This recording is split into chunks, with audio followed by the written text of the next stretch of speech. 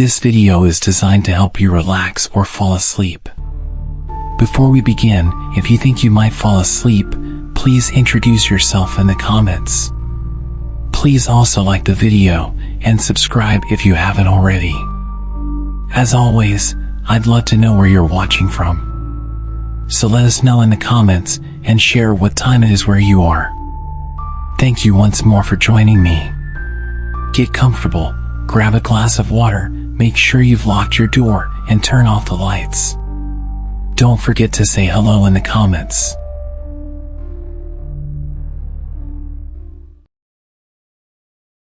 It's time to close your eyes.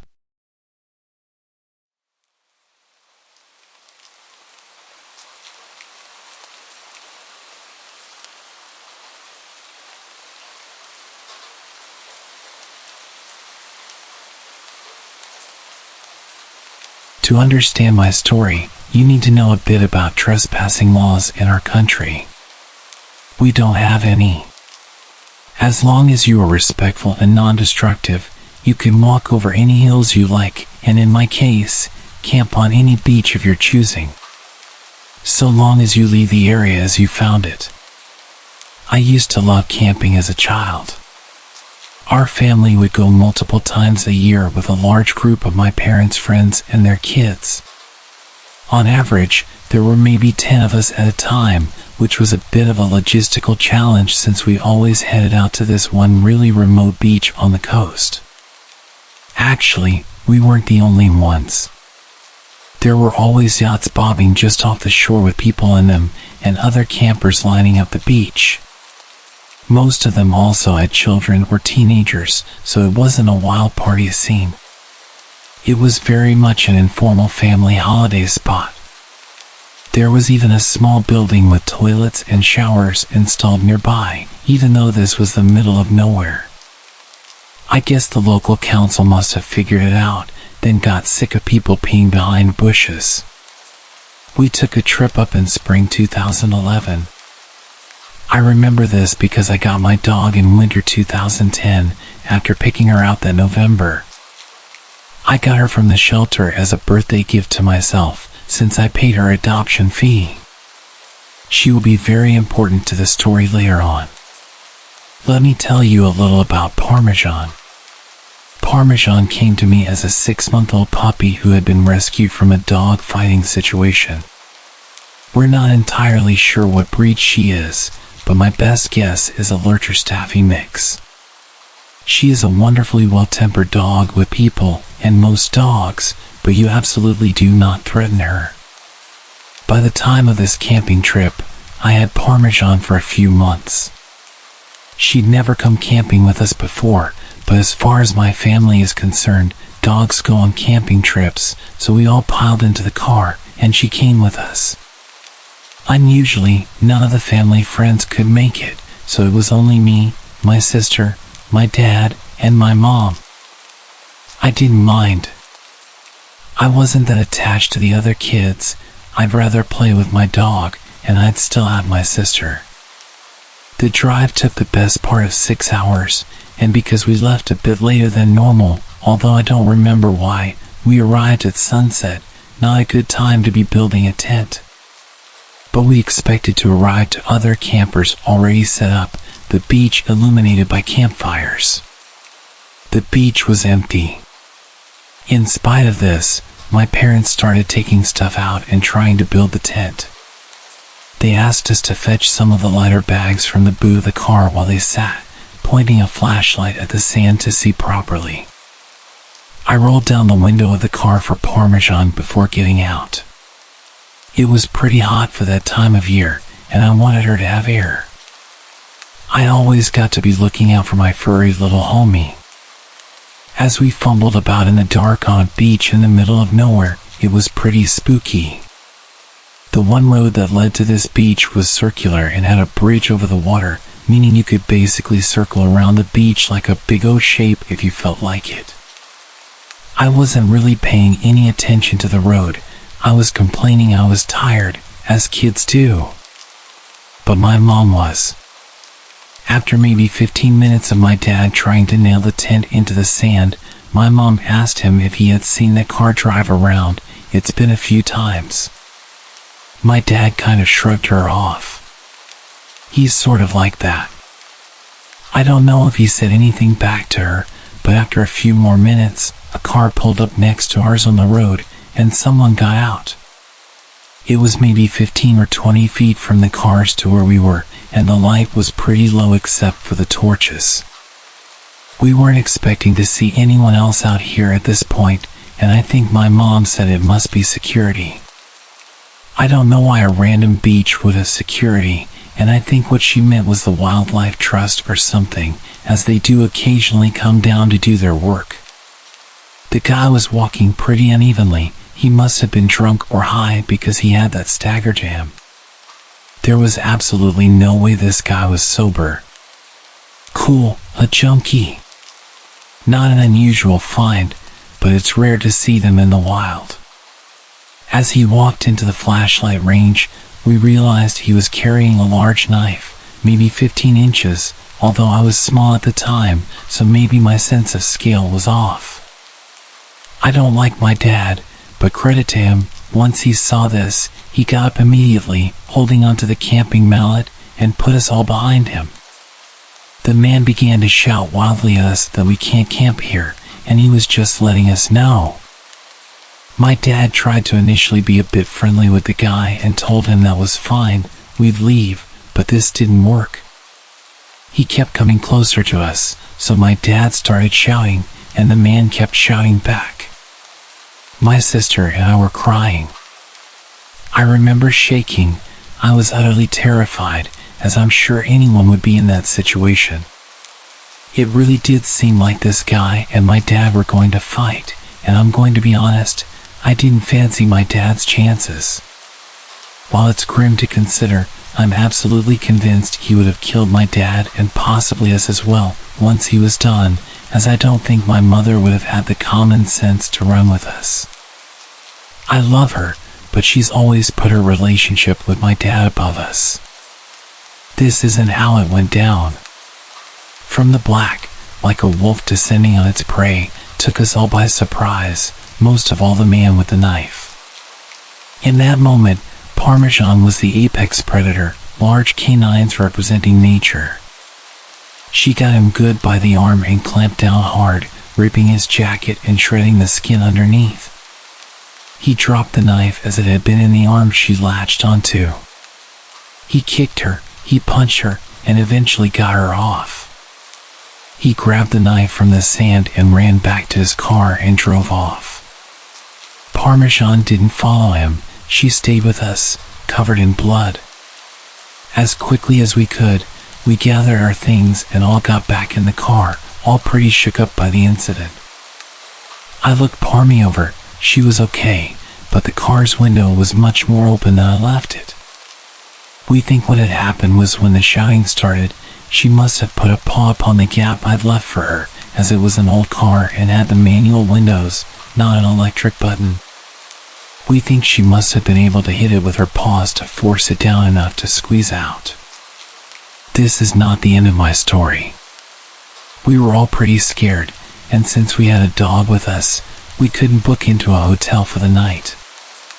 My parents decided to just drive home so we could all feel safe, but first, we had to drive into the nearest town for petrol as they were kind of low.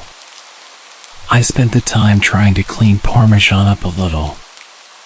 I'd always loved dogs, but what she just done for me blew my mind.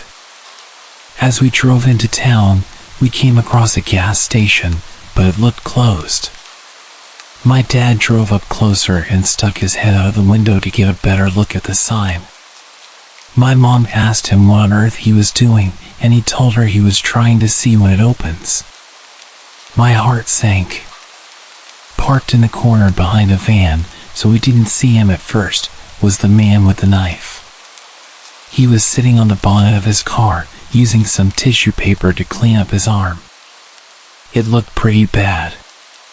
Without stopping to refuel or look anywhere else in town, my dad drove right out of there. He decided to go to the next town over, but this was too remote. The next town over was 60 miles away. He didn't have that much petrol. We realized as we began driving, we were going to break down. "That's fine," Dad said. We had a cover. They'd come to his home, or at least somewhere acceptable for the night, better than staying in the last town. After driving for maybe 5 minutes, lights flashed from behind. Another car. The same car the man had been driving. It was him, following us. He must have realized we were low on petrol. The next half hour was one of the worst half hours of my life. I had a complete and utter breakdown, as did everyone really. I could tell my parents were trying to keep it under wraps so it wouldn't upset us, but we weren't really little kids. We were both double digits. We knew how dangerous this situation was. Dad turned off the radio to conserve petrol, and the man followed us for 55 miles before he peeled away onto another road. Our fuel meter was on the big red E for empty for the last 10 miles. We were driving on fumes. I don't really believe in God, but if he does exist, that was definitely one of his miracles. Once we got there, we refilled to a full tank before driving the rest of the way home. My sister and I slept in the car after that. I only woke up once we made it all the way home, just grateful nothing worse had happened than that. After getting some sleep, my mom phoned the non-emergency line for the police and reported what had happened, and they never got back to her after that. But apparently, the woman she spoke to said they may wish to in the future, as he matched the description of a suspect wanted in relation to a murder charge. No idea if he actually was that guy or just a random psycho. As I said, they never got back to her. So what's the takeaway then, other than avoiding the crazy man on the beach? Well, for me, it's that I love Parmesan. She's still with us now, old as the hills and twice as grizzled as one of my mom's friends likes to joke. I don't know why she did what she did that day, but I couldn't tell you what her thought process was. What I do know is that this poor puppy was born into an environment where they abused and neglected her, only to be rescued and taken shelter to where her mother and siblings all found homes before her. Despite how badly people had treated her, when I took her home, she forgave but never forgot. I think the saying is, I never trust a person who doesn't like a dog, but I always trust a dog when they don't like a person. They have a very good understanding of human body language, and I think she must have understood how much danger we were in.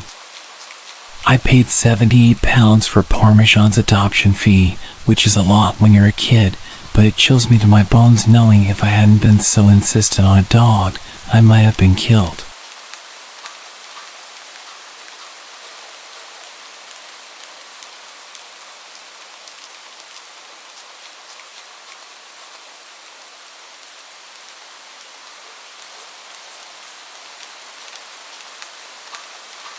I would like to state that this story might read like the plot of a 1980s horror movie and is going to be very long. However, this entire story is true. If not for being 5 miles from cell reception and the way the story ends, there would be a police report for verification. I tried to camp with my buddy twice a month, now that I have a vehicle that can be trusted to get me to some of the more remote areas of our state. We planned a camping trip for the past weekend.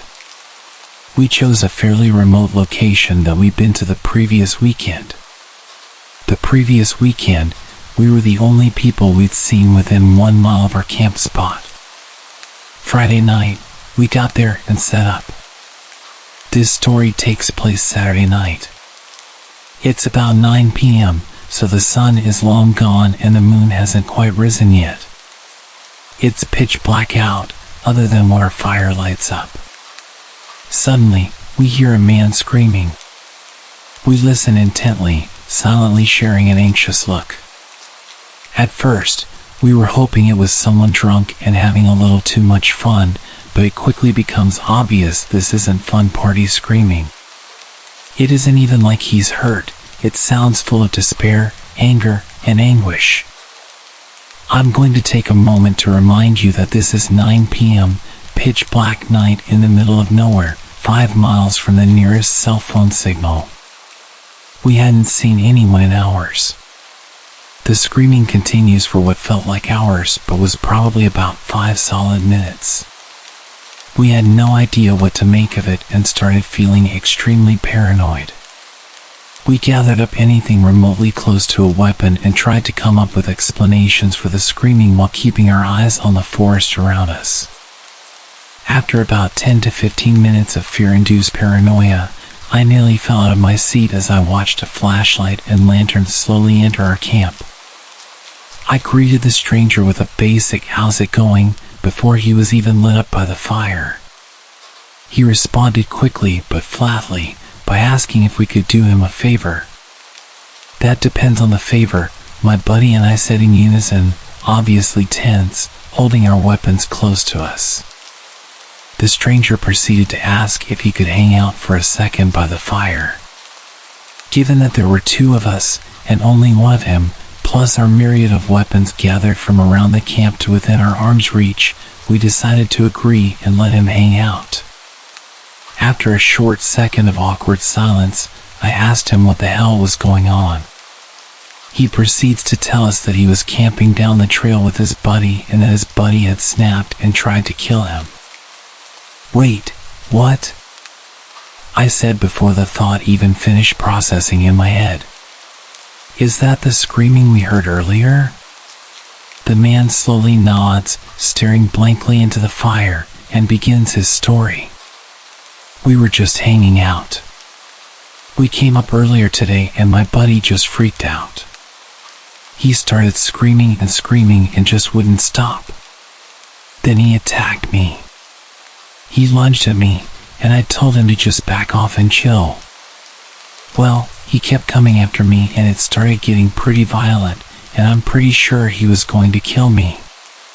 So, I grabbed my car keys, the light, and I ran. I don't know what to do. He chased me when I ran, and I don't know what to do. We don't have firearms or anything, we only have a hatchet." My buddy and I looked at each other for a second, completely astonished, then something horrible dawned on me. "Wait, he chased you? Like, he's on his way here?"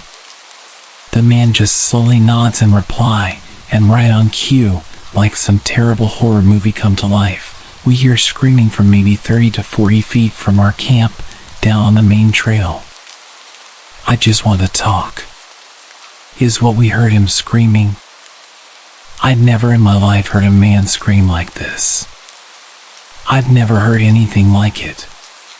It was a brutal scream that was shrill to the ears, yet deep in pitch, the sound of someone gone completely mad.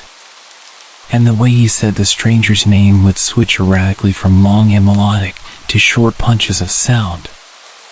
We killed our lights, became silent, and listened. By some miracle, the madman did not notice our camp and continued walking down the trail, screaming the whole way. We ended up chatting with this scary guy for hours, listening to the screaming getting further and further away. We'd come to find out they had taken 4.5 to 5 grams of mushrooms each, and Gary's buddy was a coworker of his and was fine for 3 hours, then suddenly snapped. It seemed as though he thought he could kill Gary and steal his good trip. We hear the screamings getting further and further for over 2 hours. By this time, it's 11 p.m., the moon is starting to come out, and it's below 30 degrees Fahrenheit. He had no jacket or flashlight, according to Gary. My buddy and I are way too drunk to drive out camp to get cell service, as it was snowy and icy and required 2 to 3 miles of highway driving after getting off the trail. Gary was still lightly feeling the effects of mushrooms, so he couldn't drive back either. We had to make the decision to let the guy wander, hoping he sobered up and could find his way back. And he did, right into our camp. We hear yelling after about an hour of no screams, maybe 30 to 50 feet from camp again. "Hey, help, please help me." We tell Gary to hide, just in case, and we'd greet the man, with me carrying my 12-gauge shotgun, holstered, my buddy carrying his rifle, and also with our flashlights on their brightest settings in his face. He was about 6 feet 2 inches and approximately 300 pounds. We talked to him, decided he was calm enough to talk with, and walked him back to his camp. He seemed really remorseful, said he blacked out and didn't remember anything, that he had a falling out with his buddy. We escorted him back to his camp down the trail, returned, and told Gary that he seemed cool, and if anything else happens to scream and come running, we would come out and help him out. It ended up being a happy ending. We made friends with Gary, and I got his phone number to make sure the next day that he got back into town safely, back to his wife and kid. And we're actually planning on a camping trip with him soon. But the other guy, who wandered screaming like a deranged maniac in the forest, potentially wielding a hatchet to murder his friend, was not invited.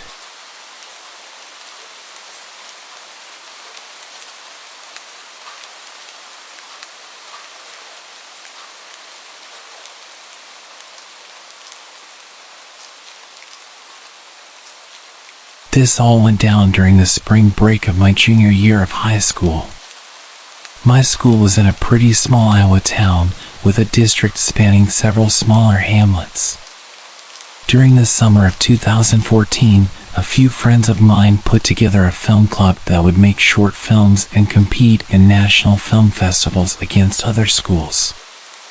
We were a pretty small group, and I found it kind of difficult to get together for any actual filming until spring break of 2015, when we made plans for a little excursion. 4 of us ended up going on the trip, myself and 3 members of the club, let's call them Jake, Bill, and Kyle. We ended up choosing to go camping at Mossy Glen Hollow, a supposedly haunted state park in northeastern Iowa. Since the 1850s, there have been several murders and suicides at Mossy Glen, including a few decapitations and a hired hitman in the 1930s. Being the edgy teens that we were, we jumped at the chance to go hiking and camping somewhere like that. It was within 15 minutes of a small town as well, so stocking up on food wouldn't be that big of an issue either. So, all lights green, we loaded up 2 of our sedans, programmed the GPS, and off we went for a spring break camping in some haunted woods. After the first hour and a half on the road, a few red flags began to fly. After the last large town before getting away into the boondocks, my phone's data signal cut out, and the GPS randomly changed directions on us.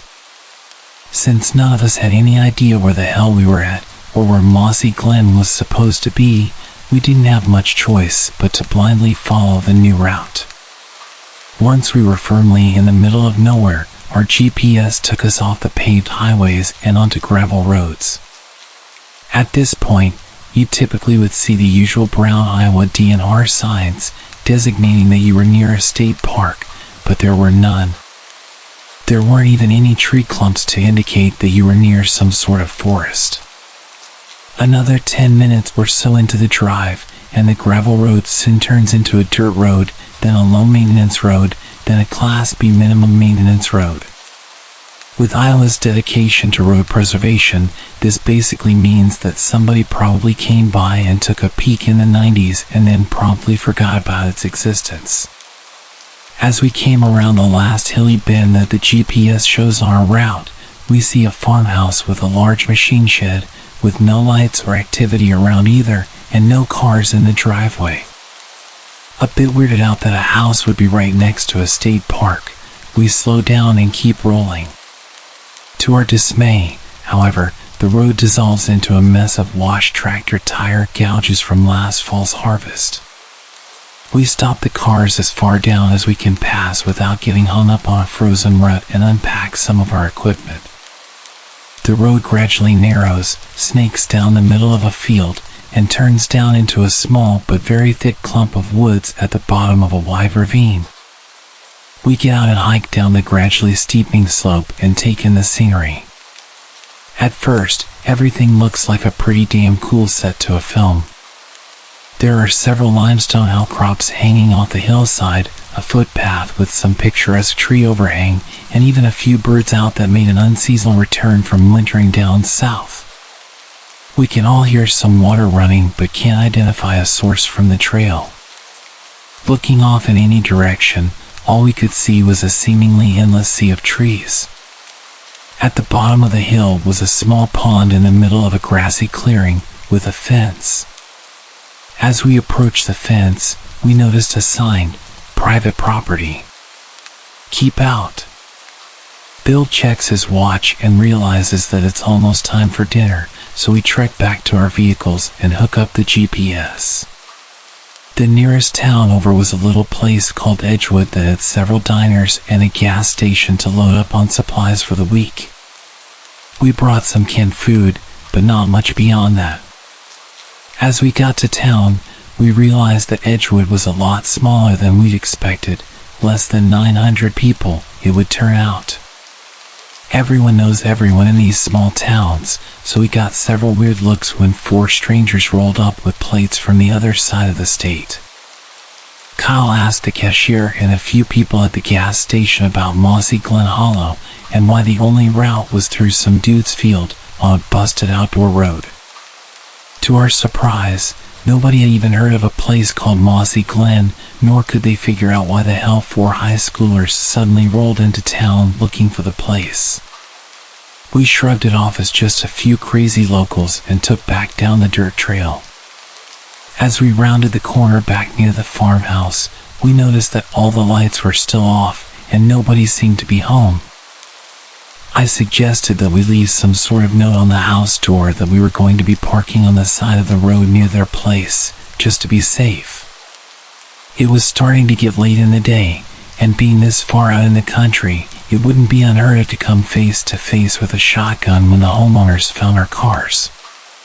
Since the road was impassable from that point on anyway, parking there wouldn't realistically block anybody off the road and would still technically be on public land.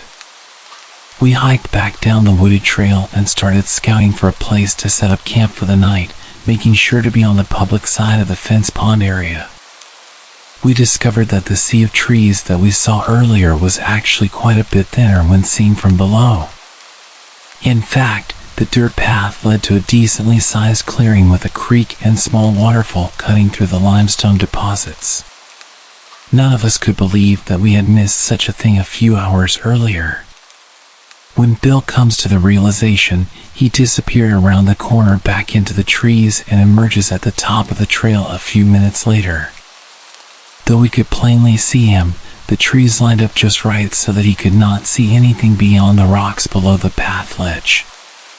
Continuing further up the creek, we noticed that there are conveniently placed rocks about the perfect distance apart to step over without disturbing the water or surrounding rocks. One could walk almost silently down the creek while the sound of the water masked the steps. Not thinking much of it, we take some pictures of the large moss-covered boulders all around and get some pretty nice scenic shots. We find a place to make camp, and everything is going great until we approach the waterfall. Just before the waterfall sat a clearing without any large boulders or rocks, and an odd arrangement of logs. One set horizontal, supported at each end by 2 piles of rocks. There was a crude stone circle with a pile of burnt logs inside, a fire pit with a bench. Although a bit surprised at first, we shrugged it off as some weekend project that the people of the house put together. After all, with such a cool place just a short walk from home, why not? I have a similar fire pit set up at home, so I'm not too concerned. "Hey, what the hell is this?" Kyle yells from a boulder a few yards ahead. There was an orange beanie, a single gardening glove, an empty can of beer, and a stick of deodorant that had seen some serious wear. Looking closer at the beer can, we realized that it must have been opened fairly recently. Foam is still fresh in the bottom of the can, and it still had a fumey smell. Bewildered by what the hell we just found, Jake starts looking around the side of the boulders upstream of the items. "There's a cave over here," he shouts back to us. Later, he told us that the cave was large enough to comfortably fit a person inside, and, more disturbingly, he saw some red fabric inside as well. Before he can get a good look around, Kyle calls all three of us back over to him with a sense of urgency. He speaks very quietly to us and indicates that we shouldn't shout back. "Shampoo," he whispers, pointing urgently down at his feet. Sure enough, in the mud and the leaves, there's a blue bottle of Suave shampoo right next to the creek. At this point, we're all adequately freaked out and ready to call our little soiree quits. Bill remains pretty sure that this is just junk left behind by the people of the house after a weekend of a few too many drinks, but things just didn't add up to me. There's one detail that I've been leading up to this point. The day before, this part of Iowa caught some heavy rain, which contributed to the mud situation on the road and on the trail. With the combination of wind and rain, the items on the rocks would have shown some signs of being wet, if not been displaced entirely. Also, the air was pretty cold, as it is every year around this time, not getting above the mid-40s for the whole week. Then, everything starts to click for me. Whoever drank the beer and left the shampoo, hat, glove, and deodorant must have done so this morning. The fire pit also had fresh char marks on the rocks, and the wood had not been wet for a while, meaning that it must have been lit last night, at the earliest. The small cave would have provided enough shelter from the rain to stay dry. With the freezing temps all throughout the day, whoever was using shampoo out here must have had little other choice to do so. If it was the homeowners, they would have had to be serious masochists, debating the shallow freezing rocky creek rather than at home. If it wasn't them, then we likely weren't alone right now. Whoever left these things out left in a hurry, and if they were here 4 hours ago, they would have been able to see us on the trail cliff long before we even knew they were down here. Remembering the arrangement of rocks on the stream, they could have even been leaving their camp just as we were coming down the dirt trail. As I processed this, I started to look around at my surroundings and realized that the small area was bordered by the thick trees on the trail side, several sets of huge boulders on the pond side, and limestone cliffs everywhere else. Due to the tree, rock, and hill cover, you could light a fire in the pit at night, and nobody around would ever know. If you were wearing brown or green, you could easily see down from the rocks on top to the camp below while blending in with the trees above. Coming to these realizations, I noticed something else, something more sinister. The birds and small animals that we previously heard were now quiet. Aside from the soft babble of the creek, the entire place was completely silent. As I started to explain this to the rest of the group, I saw the wheels turning in their heads as well. Jake starts to head back to the small cave when something rustling up on the limestone ridgeline catches our attention. Something large was shifting around up there, something that apparently didn't want Jake to see what was in the cave. We all look up, and whatever made the noise starts shuffling down the ridge toward the makeshift camp. Because of the high cliff, the only way down to us would be by going all the way back down to the pond and then doubling back up the stream. Realizing this almost by ourselves, and how open we were, we booked it back up the stream, up the dirt path, across the field, and back to our cars. On the drive back to Edgewood, we all tried to process what just happened. I take a look at the satellite map, and the only really accessible way to the cliff where we heard the noise would be to walk up there from the pond. It was too craggy to approach from the adjacent field to the east. Whatever made that noise would have had to be large too, and a deer getting up there wouldn't necessarily be out of the question. It would have had some incredible timing to have started moving just as Jake started looking at the cave and whatever red fabric was inside. Kyle found a report of an escaped convict from a local prison a few weeks ago and was convinced that it was his camp that we found, but we were all doubtful at best of this idea. To satisfy his concerns, we agreed to report the strange things we found to the police anonymously, since we all wanted to really get home at this point. None of us followed up on them, and I doubt anything came out of it. A small town police department gets a report of strange sightings from some stranger, and the same day, some high schoolers roll up and park outside a farmer's house for a few hours. Doesn't exactly spell high-threat criminal activity to me.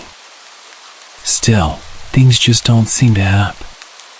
Whoever came running down that cliff, if indeed it was a who, wanted to keep whatever was inside the cave hidden, but not enough to actually fight some teenagers. We figured he just wanted to scare us off since the noises seemed to stop once we reached the dirt path. I thought it odd that someone living out in the woods with something seemingly to hide would set up shop in a state park. That is until I checked my GPS again. That little route that it took us on was an old entrance to the park that had been cut off by the purchase of the lake area. The map records used for Google's navigation were updated and we couldn't see that. The place we were at was still public land, for sure, but not quite what we pictured.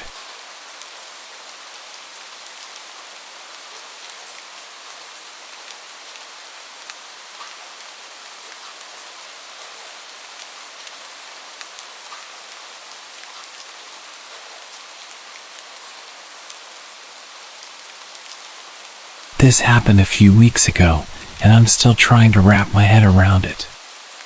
My name's Kyle, and I have rented a remote cabin in the woods for a weekend getaway. I was looking forward to some peace and quiet, but what I ended up experiencing was anything but relaxing. The cabin was deep in the forest, miles away from the nearest town. I arrived on a Friday evening and spent the night settling in, enjoying the solitude. Everything seemed perfect until around midnight when I heard strange noises coming from outside. At first, I dismissed it as branches scraping against the walls or maybe some nocturnal animals. But when I heard a loud thud, I decided to investigate. I went outside with a flashlight and checked around the cabin. The night was eerily silent, with only the occasional rustle of leaves. I inspected the locks on the doors and windows, and everything seemed secure. I went back inside, feeling a bit uneasy but hoping it was just my imagination. The next day, I spent the afternoon hiking and enjoying the scenery. When I returned, I noticed that the lock on the back door looked tampered with. My heart sank. I was certain I'd locked it before heading out. I checked the cabin thoroughly but found nothing out of place. I tried to call the rental agency, but there was no cell service. I felt increasingly uneasy but decided to stay put and make the best of it. That night, I took extra precautions. I set up makeshift alarms with cans tied to strings around the cabin and checked the locks repeatedly. I went to bed, but sleep was elusive.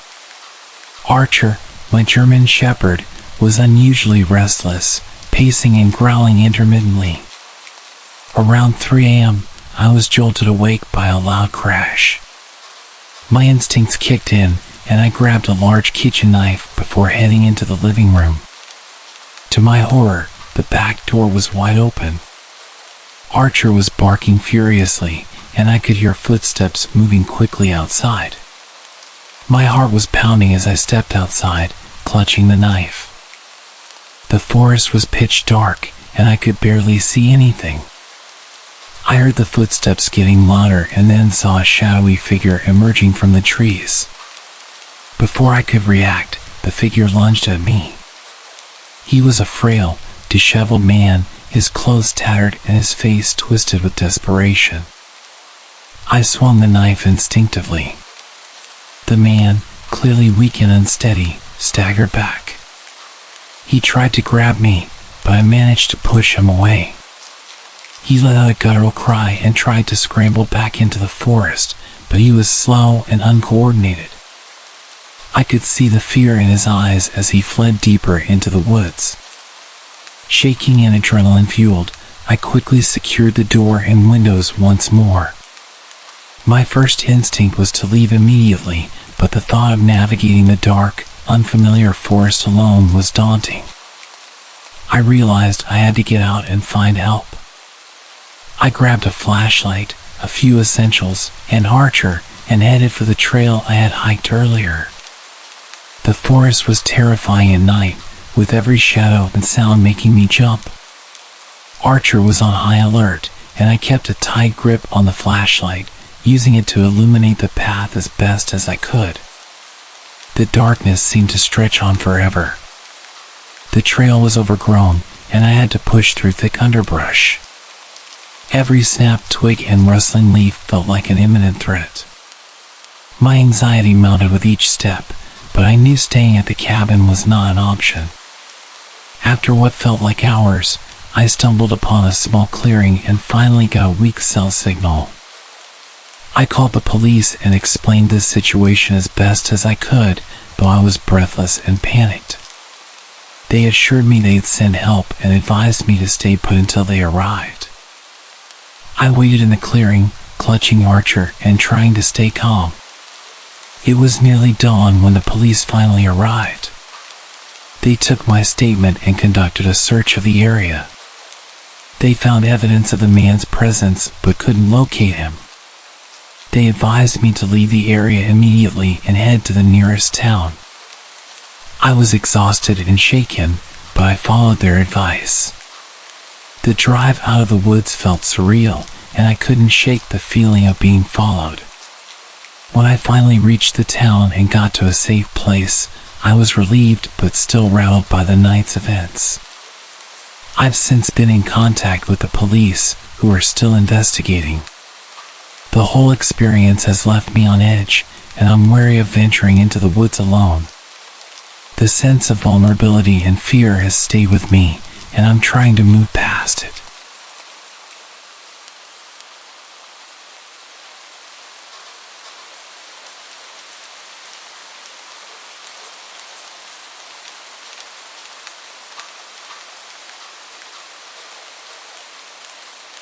This happened just a few weeks ago, and it's left me feeling very paranoid.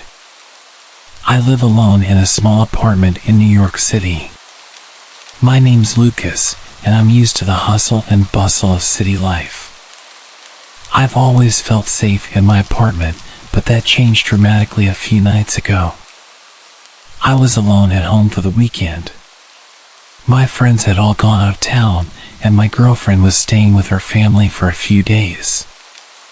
I spent Friday evening just relaxing, catching up on some TV shows, and ordering takeout. Everything seemed normal. By 11 p.m., I was ready for bed, so I locked the front door and double-checked the windows. I live on the 10th floor of a high-rise, and my apartment has a decent view of the city. The streets below are usually bustling, but at night, it's quieter. I turned off the lights and was in bed by midnight.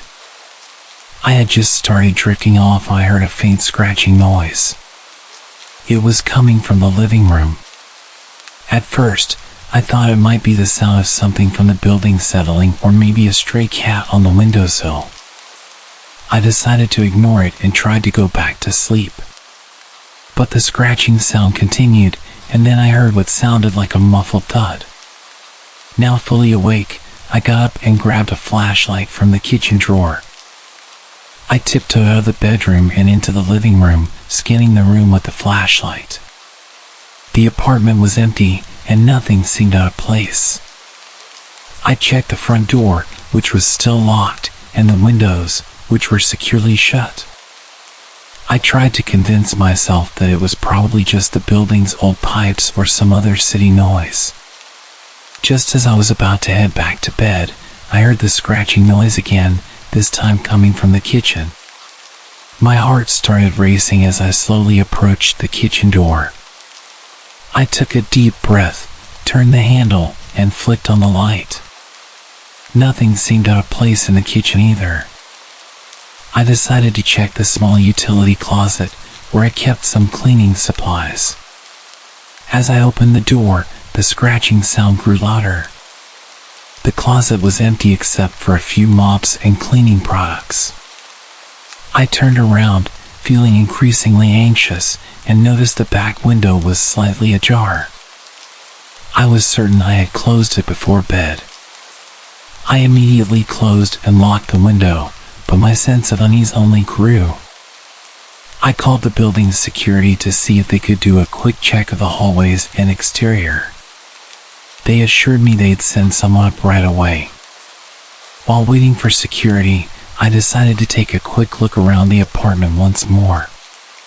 That's when I noticed something chilling. The window to the fire escape was open. I was sure it had been closed earlier, but now it was wide open. My stomach dropped as I realized that someone could have easily climbed up from the fire escape and entered my apartment. Just then, the security guard from the building arrived. He did a thorough check of the apartment and the fire escape, but he didn't find anything unusual. He assured me that the fire escape was secure now and suggested I stay alert, as there had been a few reports of petty thefts in the building recently. After the security guard left, I struggled to get back to sleep. I kept the lights on and stayed in the living room, listening for any unusual noises. I didn't hear anything else that night, but the sense of vulnerability lingered. The next day, I went to check the locks and security measures on all the windows and doors. I had a locksmith come over to install more secure locks on the windows and the escape door. I also signed up for a new security system with cameras, just to be safe. I'm still shaken by what happened. It's disconcerting to think that someone could have been trying to get into my apartment or that the building might have security issues I wasn't aware of. I've become much more cautious and check the locks on my doors and windows more frequently. One final thing I thought I should add.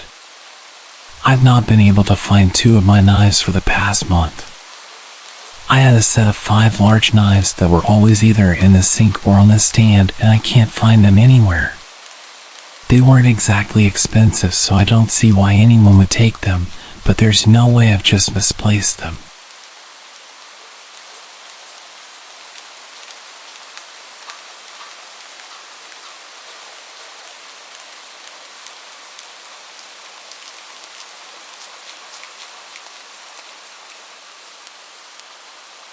This is a follow-up to the story that I sent to Mr. Chilling last week about the unsettling night I had while home alone with my dog, Charlie.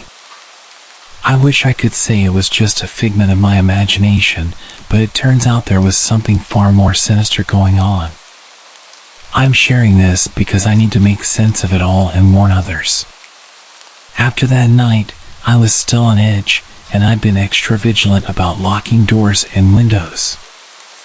I decided to have a security system installed just to be safe. The following Monday, a technician came over to set it up. While he was installing the cameras and sensors, I mentioned the strange noises and Charlie's odd behavior. He listened carefully and assured me that having a security system was a good move. A few days later, I received a notification on my phone from the security system app. It was a motion alert from a camera in the hallway. I was at work, so I opened the app to see the live feed. I nearly dropped my phone when I saw what was on the screen. A person, dressed in dark clothing, moving around my living room. They were clearly trying to be stealthy, but the camera captured their every move. I immediately called the police and told them what was going on. I was frantic, trying to get them to understand the urgency of the situation. They told me they'd send someone over right away and instructed me to stay put and not return home until they gave the all clear. It felt like hours before the police arrived at my house, though it was only about 20 minutes. They checked the footage and then went inside to investigate. I was waiting outside, pacing nervously and trying to keep my mind occupied. When the officers came back out, they had some troubling news. The intruder had indeed been inside. They had accessed several rooms, including the kitchen and the living room, where they had moved a few things around. They didn't seem to have taken anything significant, which was puzzling. The police found no signs of forced entry, and it appeared that the intruder had either entered through a window that wasn't properly locked or had found another way inside. The police collected fingerprints and took a detailed statement from me. They also checked the entire house for any potential security breaches or overlooked evidence. They advised me to review the security footage carefully to see if I could identify anything that might help them catch the person responsible. The footage showed the intruder moving through the house, but their face was obscured by a hood and mask. They seemed to be methodical, checking various rooms as if looking for something specific. The most chilling part was seeing them approach the door to my bedroom while Charlie was asleep on the other side. Fortunately, they didn't enter the bedroom, but the fact that they were so close to where I was sleeping made my skin crawl. In the days that followed, the police didn't have any new leads. They continued to investigate, but there were no further updates. I installed additional security measures, including better locks and motion sensor lights around the property. I've also made sure to keep in touch with the police regularly to check if there are any new developments. Charlie and I are still adjusting to the new normal. The sense of safety I once had in my home is gone, replaced by a constant awareness of our surroundings. I try to stay as vigilant as possible, and Charlie seems to be more on edge than before, likely sensing the residual tension. If there's any lesson I've learned, it's not to underestimate the importance of security and awareness.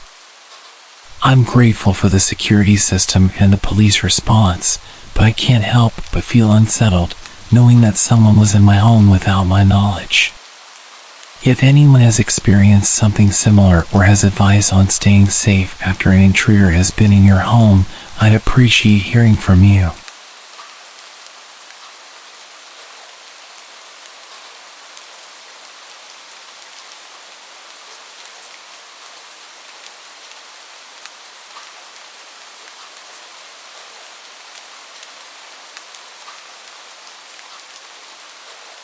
This happened just last week, and I've been uneasy ever since. I'm sharing this here because I can't shake the feeling of dread that night left me with. My name is Sarah, and I live alone with my dog, Charlie. He's a large, friendly Labrador who's usually my constant companion. Last Friday night, I was home alone and winding down after a long day. I'd spent the evening watching TV and reading a book, and around 9 p.m., I decided to get an early night. Charlie and I headed to bed, and he curled up beside me as usual. Everything seemed normal until around 11 p.m. when Charlie suddenly started growling. It was a low, angry growl, and it got louder and more intense. I tried to calm him down, but he wouldn't stop. He was staring intently at the door to the hallway. I got up and went to check, but everything seemed quiet. I assumed Charlie was just being protective, so I tried to reassure him and went back to bed. I figured it was probably just some noise outside that had startled him. But Charlie was restless. He kept pacing around the room, occasionally letting out low growls.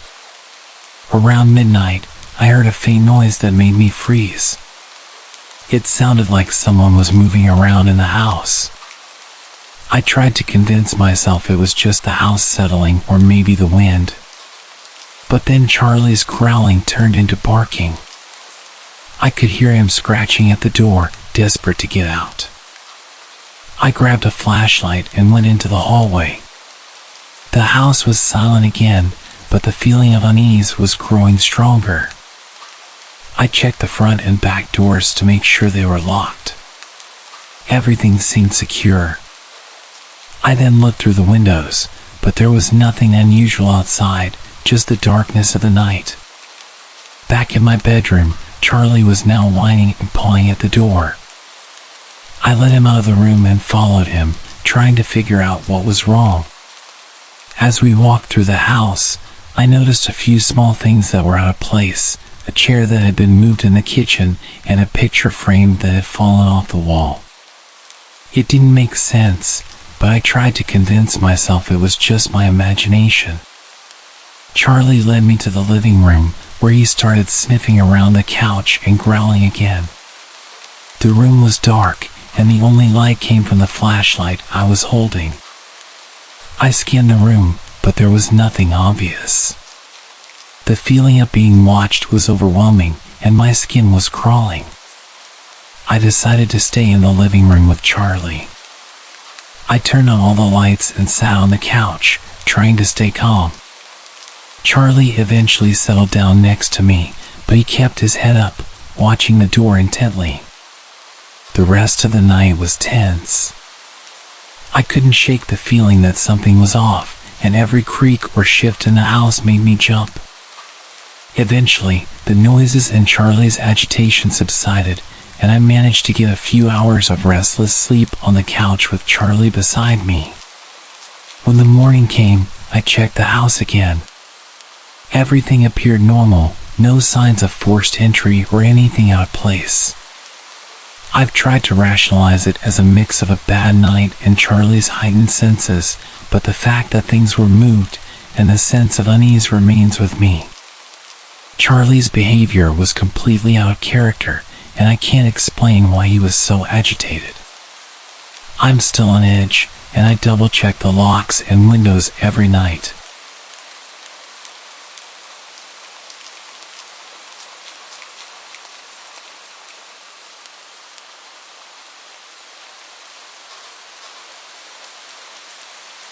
This happened just a few days ago, and I can't stop thinking about it. I'm sharing this because I need to get it out there. My name's Emily, and my older brother, Matt, and I were home alone last Friday night. My parents had gone out for dinner and a movie, and since Matt was in town for a few days, we decided to take advantage of the quiet house. It was around 7 p.m. when they left, and we were both excited to have some time to ourselves. We decided to order pizza and watch movies, something we hadn't done in a while. We set up in the living room with blankets and snacks, just enjoying the peace and quiet. The night started off perfectly. We watched a couple of action movies, joked around, and ate way too much pizza. Around 10 p.m., we heard a strange noise from the kitchen. It sounded like something metallic had fallen. We both looked at each other, confused, and Matt went to check it out. He came back a minute later, saying he found nothing and that it was probably just a pan falling from the hook or something. We laughed it off and continued our movie marathon, but the noise from earlier kept nagging at me. The feeling of being watched crept in, but I told myself I was just being paranoid. As the night went on, the atmosphere in the house started to feel different, almost oppressive. The air seemed heavier, and the usual creaks of the old house seemed louder. By 11 p.m., Matt was getting tired and decided to head to bed. I stayed up to finish the movie. It was around midnight when the TV suddenly went black. I thought it was a power outage at first, but then I noticed that all the lights in the house flickered and went out. I grabbed my phone to use the flashlight and went to check the fuse box. It was odd because the fuse box was fine, there was no sign of any problem. As I walked back to the living room, I heard the front door creak open. I froze. Our front door is always locked, and my parents had told me repeatedly to make sure it stayed locked when they weren't home. I felt my heart pound in my chest as I crept toward the door. When I reached it, I saw it was slightly ajar, but no one was outside. I pulled the door shut, locked it, and checked the back door just to be sure. Everything seemed okay. I went back to the living room and tried to call Matt to see if he was awake, but he didn't answer. I figured he was asleep and just ignored my calls. I decided to call my parents, but my phone suddenly died. It was odd because it had been fully charged earlier.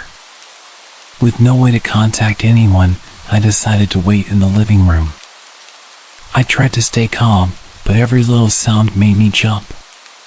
The silence was unnerving. I sat there for what felt like hours until I heard footsteps coming from upstairs. My heart raced again. I knew Matt was in bed, but these footsteps sounded heavier, like they were coming from someone else. I grabbed a flashlight and went upstairs, feeling every step as if it might be my last. The house felt colder, and the shadows seemed to stretch out in every direction. I reached Matt's room and found him asleep, completely unaware of what was going on downstairs. I shook him awake and told him about the door and the noises. He seemed groggy but agreed to check the house with me. We went through each room carefully, checking for anything out of place.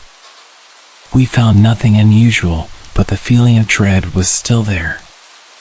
We locked all the doors and decided to stay in Matt's room until our parents came home. We set up a makeshift bed on the floor and tried to sleep, but neither of us got much rest. When my parents finally got home at 1 a.m., they were confused about why the house was so dark. We told them everything that happened, and they checked the house thoroughly. They couldn't find anything amiss and reassured us that it was probably just a series of coincidences. They suggested it might have been a faulty fuse. Since then, I've been feeling uneasy every time I'm home alone. The whole experience left me on edge, and I can't shake the feeling that something was off that night. I'm hoping it was just our minds playing tricks on us, but I can't deny how strange and unsettling it all was. If anyone has any ideas about what might have happened, I'd appreciate hearing them.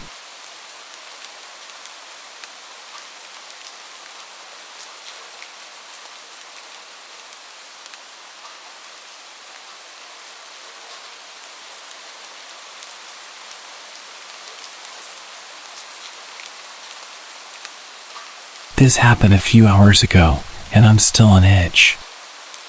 I want to share what happened because I need to get it off my chest. I was home alone with my best friend Jake. It's a common thing when he visits. We end up spending time together while my parents are out.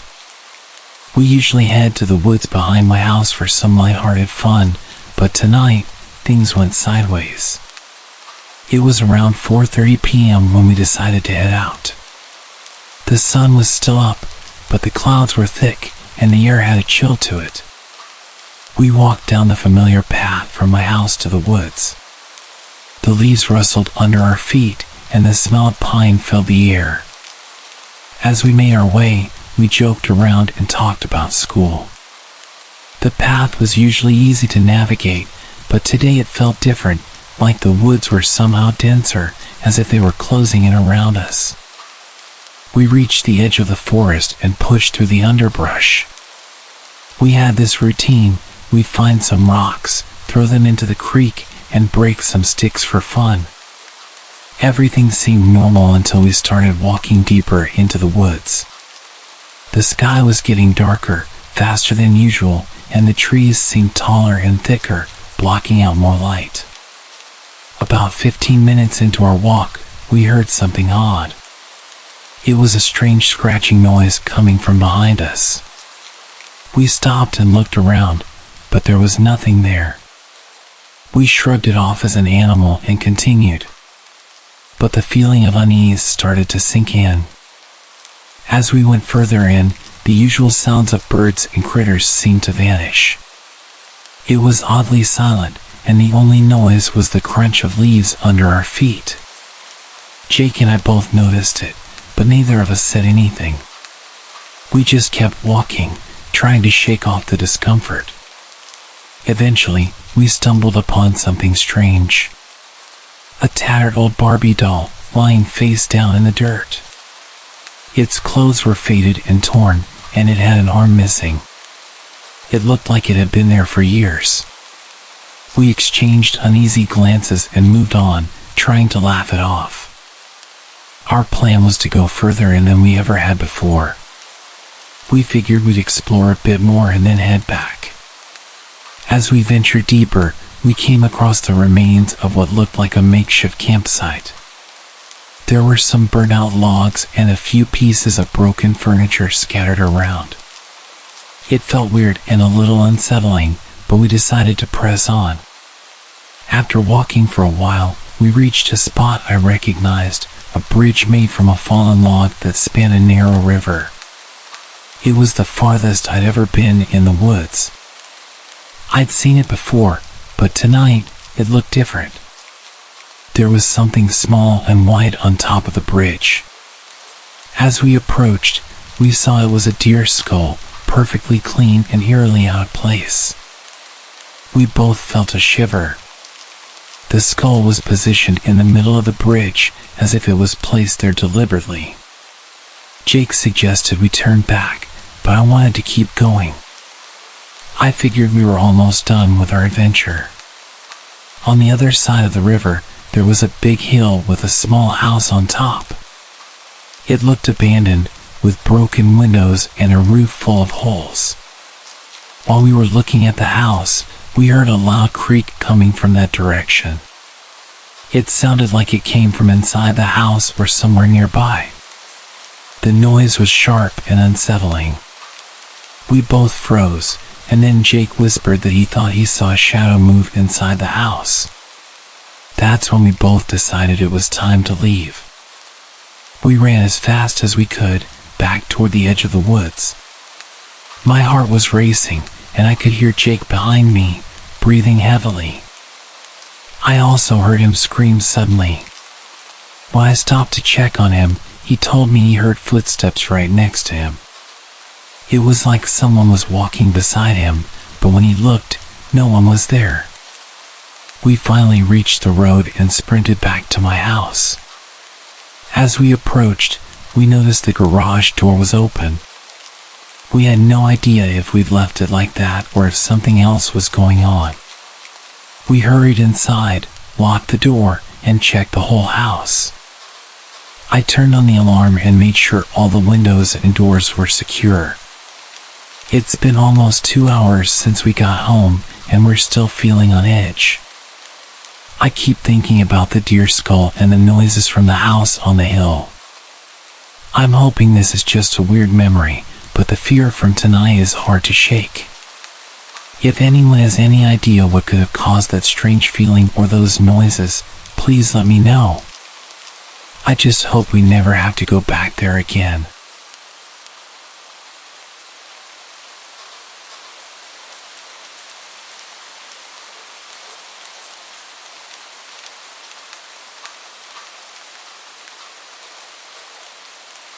I've held this story in for the last 6 years because it sounds crazy, and I got told not to talk about it. I went camping 6 years ago with a now ex-boyfriend. The campsite we picked was beautiful. We were able to drive in through some rough trails. The spot we picked was next to some hiking trails that weren't very far from some natural hot springs and a huge waterfall. We were in the middle of nowhere. Absolutely no one was around. We set up camp next to the car, went hiking, soaked in the hot springs, came back, and had dinner. It was all very normal. Until we woke up the next day. I need to give some context as to how we slept that night so you can understand my confusion. Before we went to sleep, I put our food cooler in a stereo that we brought in the car and locked it. I put the keys in the front pocket of my backpack and placed the backpack next to my sleeping bag on the far side of the tent, away from the door of the tent. My boyfriend at the time slept nearest the door of the tent with a gun next to him. When we woke up the next morning, I felt fine. I had slept hard, and from inside the tent, everything seemed normal. When we got out, our campsite was absolute chaos. The fire pit we had made was ruined.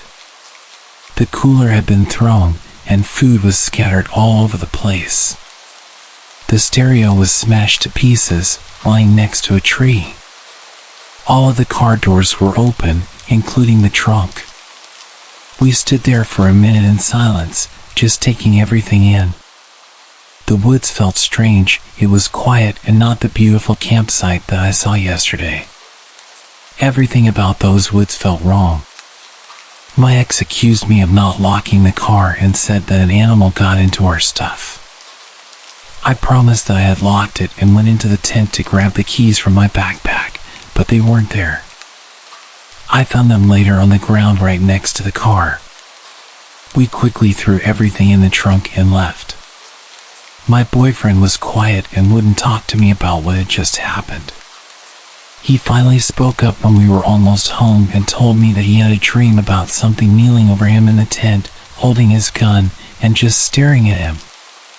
When I tried to ask him more questions, he got quiet again and said he didn't want to talk about it and that I shouldn't talk about it anymore either. I've tried to forget about it, but I just can't. Something really wrong happened to us in the woods that night.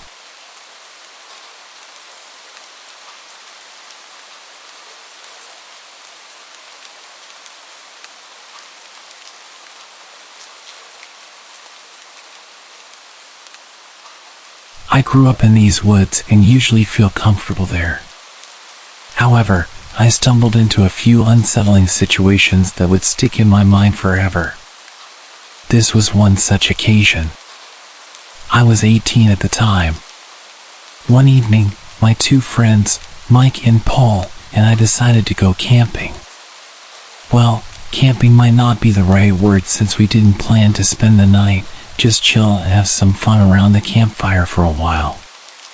The plan was simple: head out, build a campfire, drink a few bottles of wine, eat something, and head back home for a good night's sleep.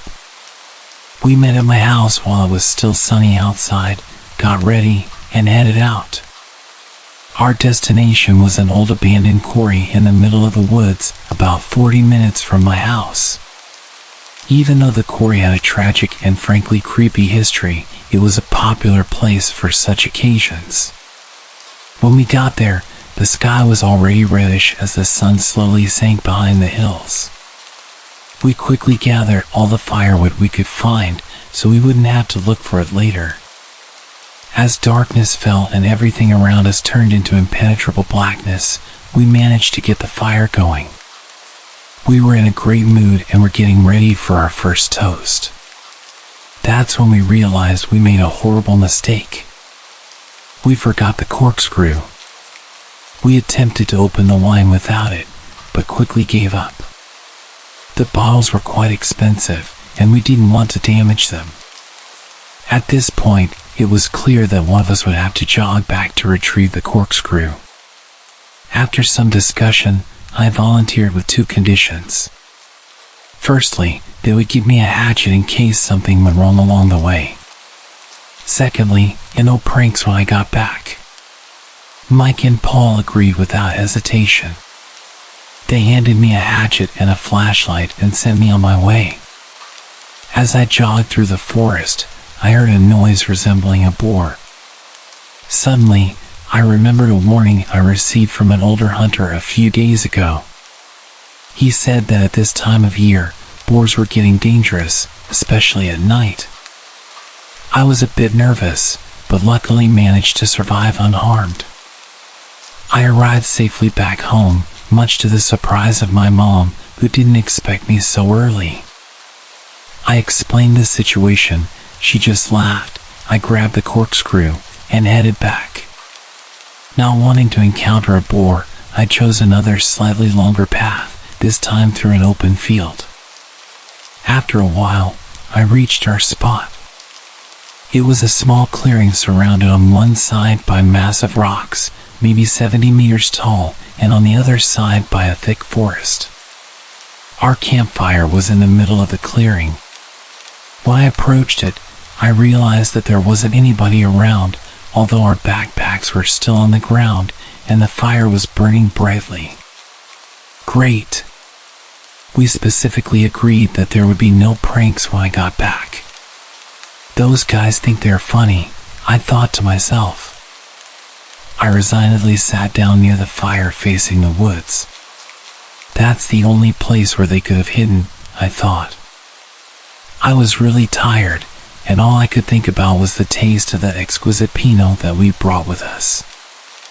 I wasn't in the mood for their games, and I was getting quite mad. That's when I heard the snapping of twigs and rustling of leaves from the edge of the forest, maybe 30 meters from where I was sitting. The sound was rhythmic and undoubtedly the sound of somebody walking. I aimed my flashlight in that direction and spotted a tall person wearing a dark hoodie. As I shined my flashlight on him, he stopped walking, turned towards me, and just kept staring motionlessly. Even though he was facing me directly, I couldn't see his face. I shouted, "Paul, you fat jerk. I know you're trying to scare me. We agreed on something, so stop messing around and come out." As I finished, the hooded figure turned and walked deeper into the woods. At that moment, my phone started ringing. I hurriedly took it out of my pocket. It was Mike. I took the call and started barking at him. "Really funny, you guys. I thought we agreed on something. What are you talking about?" "I'm talking about you trying to mess with me. I clearly saw you, so you can come out." Mike seemed frozen for a minute. For what felt like an eternity, all I could hear was his heavy breathing and Paul mumbling something in the background. When he finally snapped back to reality, he said, "Dude, we're at your house." We heard some footsteps. At first, we thought it was you messing with us. But then we got scared and decided to look for you. I forgot my phone at your house, so we couldn't even call you. Just get out of there, and we'll come back for our stuff together. Nonsense. That's just another of your stupid pranks, and I'm not buying it. Hold on a second. There was some incoherent mumbling for a while. "Hey, what's going on?" My mom's voice suddenly came from the phone. My head spun, and my heart skipped a beat as I realized they weren't kidding. Suddenly, a wave of fear ran through my body. However, I managed to convince my mom that everything was fine and that she shouldn't worry. She gave the phone back to Mike. "Just leave everything and come back. We're heading over right now. We'll meet you halfway there. I'm not going anywhere alone again. You better get here quick. I'm waiting for you." I hung up. I didn't want to make any more noise than I already did. I quickly turned off my flashlight and backed off from the light of the fire.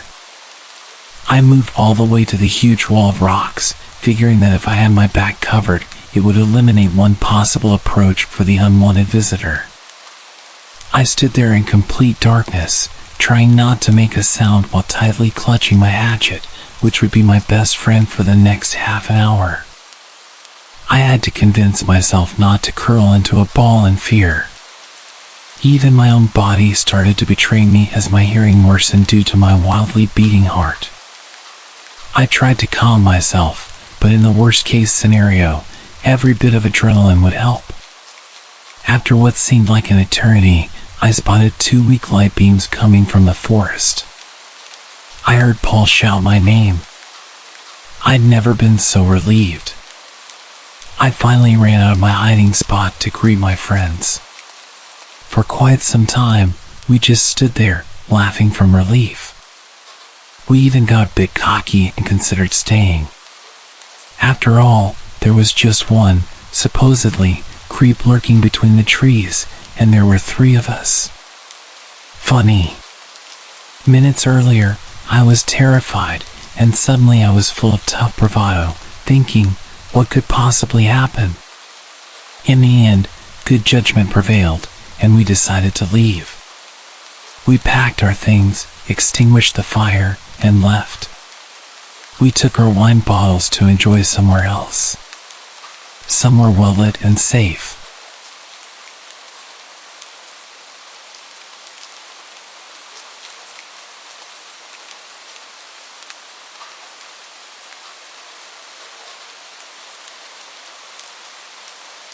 This happened about 10 years ago, in August 2013. I was camping in far north Queensland, Australia, in a place called Barren Falls. I'm a 21-year-old girl, and I was camping with my two male friends who were backpacking from Estonia, Theo and Charlie. Where we set up camp was not an official campsite. Instead, we walked along the tourist path, climbed over a railing, followed a train track for a few kilometers, and eventually veered off into the dense forest, downhill to the river. It certainly wasn't easy to get to this area, and there wasn't any mobile phone service, but Theo knew about it from friends who had shown it to him previously. The sight was beautiful. We were surrounded by a tropical forest and were only a short walk upstream from the waterfall. After setting up camp, we walked to the waterfall where both Theo and Charlie plunged from the cliff into the water below. I decided not to follow. I was, and still am, scared of heights and the possibility of hurting myself. I sat and watched them for a while before eventually deciding to return to camp and read my book. I was totally relaxed, enjoying the serenity, taking in the beauty around me. What had been an exciting, adventurous day was then interrupted by a deep, sinister laughter coming from the forest surrounding our campsite. Instantly alerted, I felt chills run through my body as I scanned the forest trying to detect where the laughter had come from. There was nothing. I tried to forget about it, convincing myself that my mind was playing tricks on me. Theo and Charlie returned and told me that they had forgotten fire lighters for the campfire. They said that they need to travel to the nearest store to buy some and that I should wait at camp. I told them that I didn't feel comfortable staying at camp, but didn't mention the laughter I'd heard before. I didn't want them to think I was stupid, and for context, at the time I had quite a large crush on Charlie. Stupidly, I wanted him to think I was cool. They told me it would be fine, that they would be back before dark. Reluctantly, I agreed and they made their way to the store. It was about 4 p.m., and I continued reading my book. I began to think about it, and I realized that the walk back to the car was about 20 to 30 minutes, so they would be gone for well over an hour. At this time of year, dusk would be at 5:30 p.m. or so, and I would therefore likely be alone in this remote area in the dark. I distracted myself with my book, but as dusk began to settle, I struggled to read the pages, and fear began to set in. After about an hour, I started to hear footsteps in the forest. My first thought was that Theo and Charlie had returned, and I was instantly relieved that I was no longer alone. I listened for their voices, but heard nothing. My heart dropped. It dawned on me that it may be someone else, and I started panicking. Then came the laughter. The same deep, sinister laughter I'd heard before, only this time, it seemed much closer. I sprung to my feet and surveyed the forest. That's when I saw him. He was standing on the other side of a stream, which was connected to the river. Standing on a log, what I saw was absolutely bizarre. He was wearing an immaculate tuxedo, with a top hat and all. I remember being puzzled as to how he was able to get to this area in such clean, formal clothes, and I at first thought he may be an apparition or that I was hallucinating. I did a double take, and I was not. I then studied the man's face. It is hard to describe, but it looked like his face was burnt, like Dwight from The Walking Dead, and he had deep scarring covering his face. His hair was shoulder length, very wiry, and unkempt. He laughed, that same laugh I'd heard from the forest. Miraculously, I heard my friends' voices approaching. The man seemed alarmed, and said that he saw somebody else camping upstream, and that he is going to check on them. He left, and minutes later, Theo and Charlie returned. I immediately told them what happened, and they laughed and thought I was making it up, that it was a lame attempt to scare them. Tears began to gather in my eyes, and Charlie realized that I was serious. Theo didn't seem fazed. He was a very stereotypical backpacker and had the carefree nature travelers tend to have. Charlie, however, assured me that I would be okay and had me sleep between him and Theo for the next 2 nights. I barely slept at all for those nights. I kept listening for the laughter, but fortunately never heard it again. For years after, I searched online for any reports of similar encounters. I never found anything, but I have always contemplated what would have happened if Theo and Charlie hadn't returned at that moment. I shudder at the thought.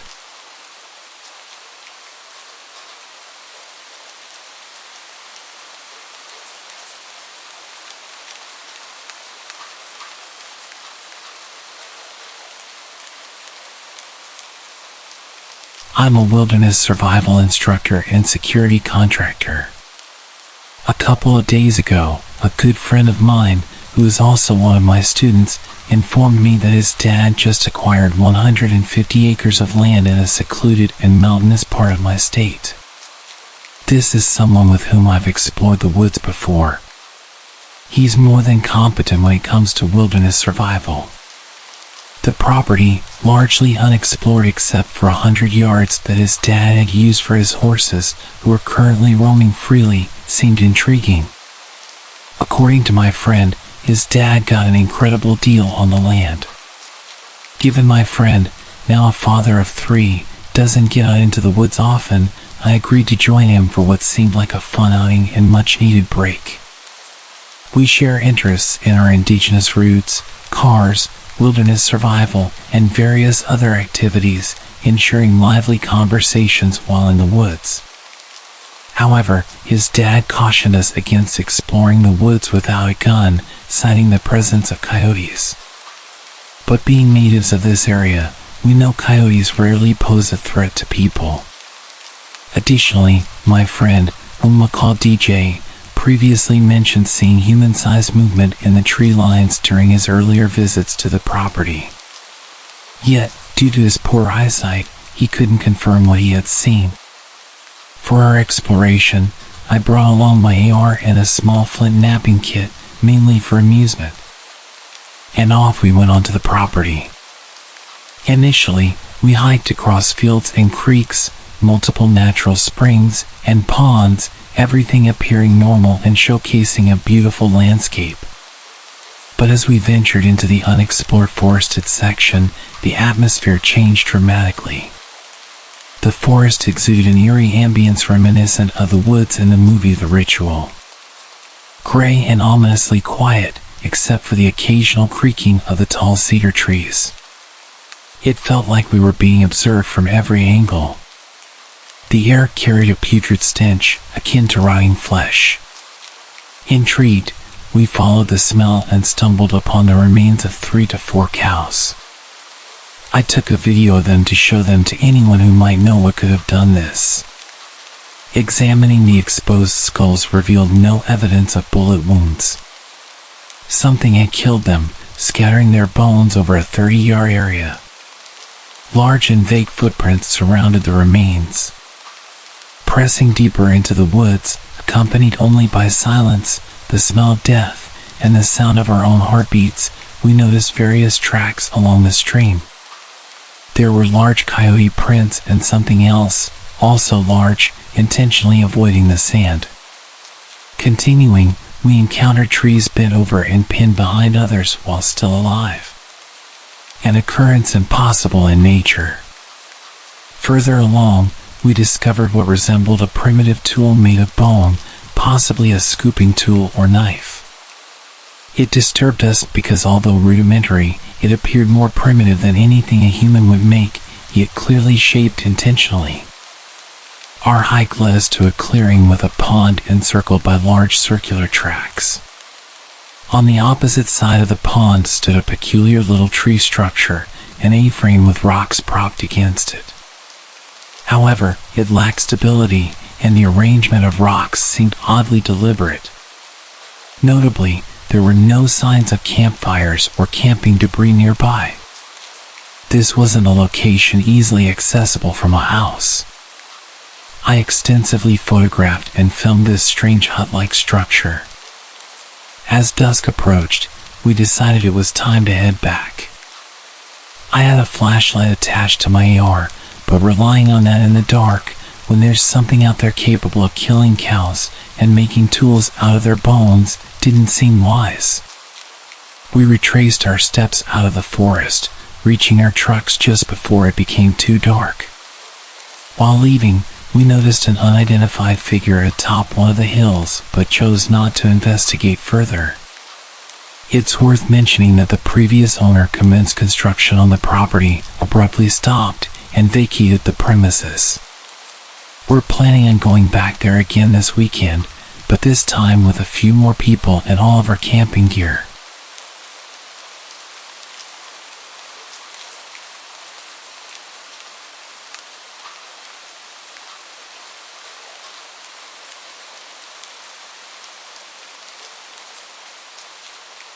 I work for a well-known university as a field biologist and have recently been contracted out to the National Forest Service.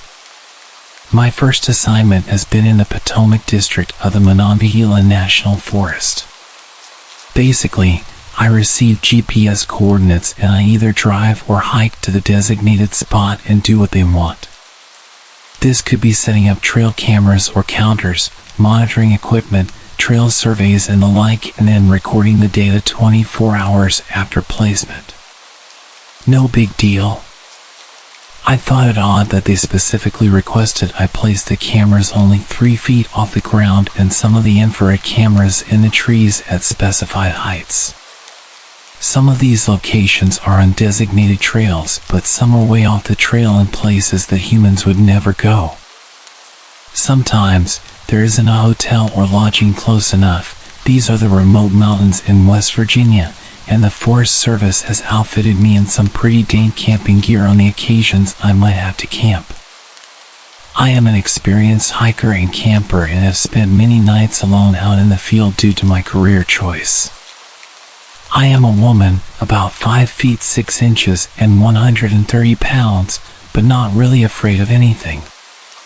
Again, the Forest Service has outfitted me well and I wear an emergency beacon that will send every law enforcement officer in the area to my location in no time. So I have been assigned to this district for a few months now and have really enjoyed my work. West Virginia is very remote and unspoiled, and that's why I enjoy my work.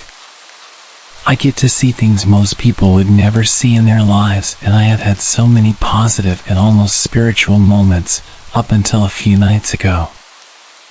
I was working up near Spruce Knob, which is the highest point in West Virginia. It's essentially a complex system of trails, wilderness areas, camping, that kind of thing. It has also been snowing with howling winds and ice storms. I was camping up there to complete my work, and while the conditions were rough, I was almost enjoying it. My first night in the woods was pretty peaceful. I made dinner, set up camp and drank some whiskey and smoked some really good bud. I snuggled down in my sleeping bag and slept like a rock. It was very cold, but I wore this turtle fur face mask thing and didn't feel the cold too much. I woke up at dawn and went about building my fire back up, and I was starting some coffee when I noticed all this churned up snow around my campsite. Not tracks, just churned up snow like someone or something had kicked it all around. Weird, but whatever. I had a 15-mile hike to set some cameras and didn't have time to really wonder about it. I set off on my hike, did what I had to do, and started back to camp. I never wear headphones or anything like that, because hearing is one of the most important senses in the wilderness. I want to be able to hear any animals, people, etc. before I see them. It was already past dark when I made it back to camp, and I was too tired to do anything except strip down to my base layer, get in my sleeping bag and pass out. Around 2 a.m., I woke up because I could hear people talking. People. I was about 30 miles up a gravel road that was locked with Forest Service gates and about 10 miles from where my truck was parked, and I could hear voices. I completely lost it. I have a firearm and I quietly retrieved it from my pack and got back in my sleeping bag and cocked it and waited. I was on high alert, all my senses going wild. Eventually the voices faded and I couldn't hear them anymore, but I never went back to sleep. At daylight, I emerged from my tent to more churned up snow and my 2 trail cameras hanging from a tree about 5 feet from my tent. These were cameras that I had placed 15 miles out from my campsite. I packed my stuff as fast as I could and practically ran back to my truck. Along the way, I saw a lot of footprints all around my site, and when I reached my truck, I discovered it had been broken into and my computer and other equipment had been stolen. I am currently in a luxury log cabin at some resort, too scared to retrieve my other equipment and too embarrassed to tell my superiors how scared I am. The Forest Service brought me a new truck while my other one is getting the window replaced, and I did make a report about the theft, but there is absolutely no way that I am ever going back to that site. I don't know if this means I will be fired or sent to work a desk, but out of all the years I have been doing this in national forests around the country, this is the most terrified I have ever been. I am not scared of the animals, and I have many stories to share about my encounters with them. I am scared of the people.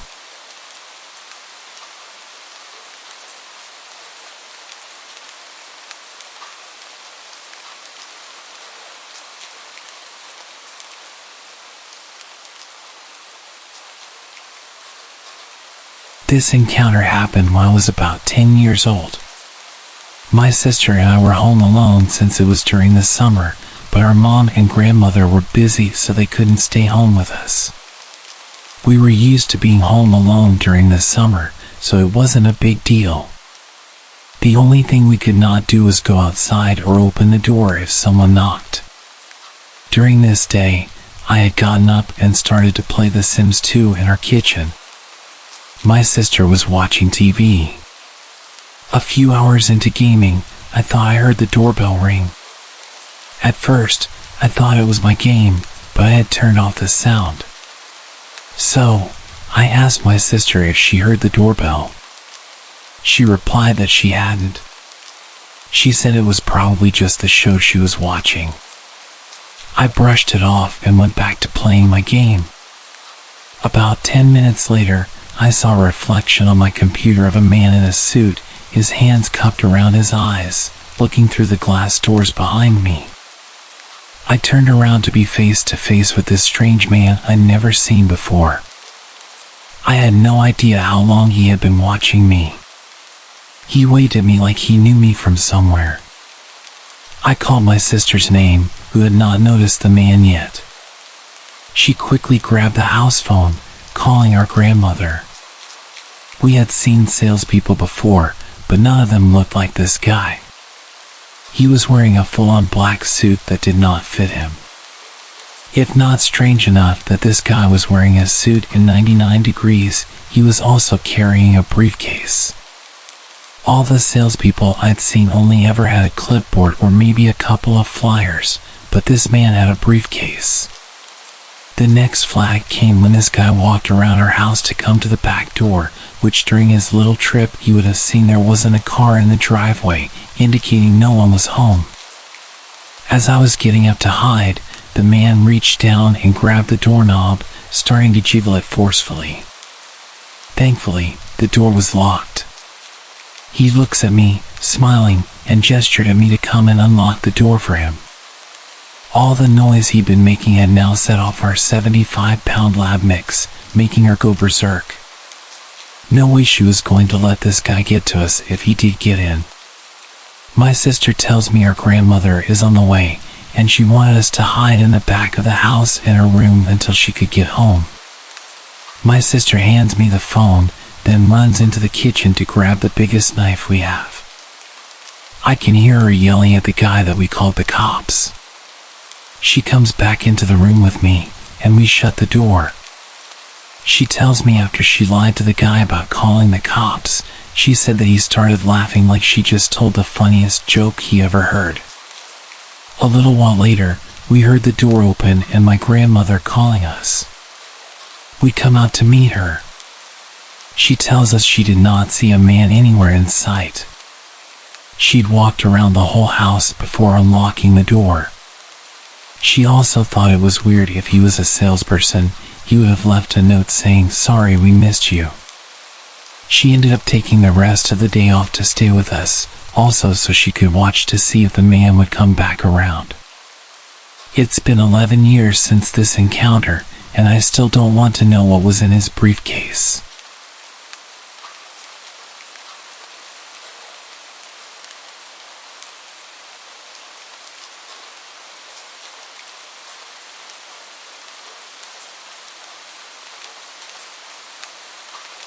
This incident occurred almost 5 years ago, shortly after I moved into my current home with my husband.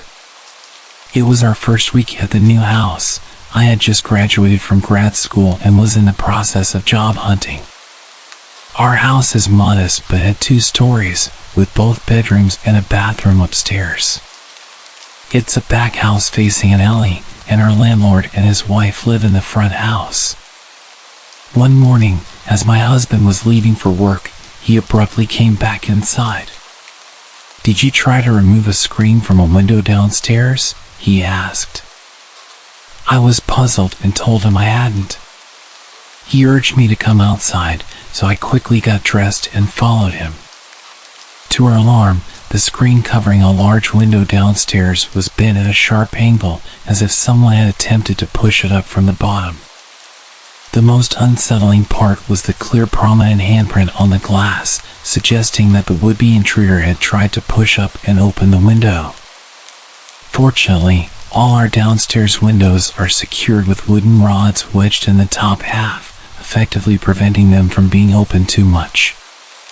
Our analog security measures had unexpectedly saved us. Additionally, we noticed another window screen slightly cut open at the corner. We immediately called the police, who came and dusted for fingerprints on the handprint, but unfortunately, it didn't lead to any developments. At the time, break-ins during the middle of the workday were not uncommon in our neighborhood, as most people would be away from their homes. However, what truly unnerved me was the realization that our would-be intruder had chosen to attempt a break-in in the middle of the night, while we were both home and asleep. My car was parked right by the tampered window, clearly indicating that someone was home. It was a bold and foolish move on the intruder's part, especially since they left behind an almost perfect handprint on the window.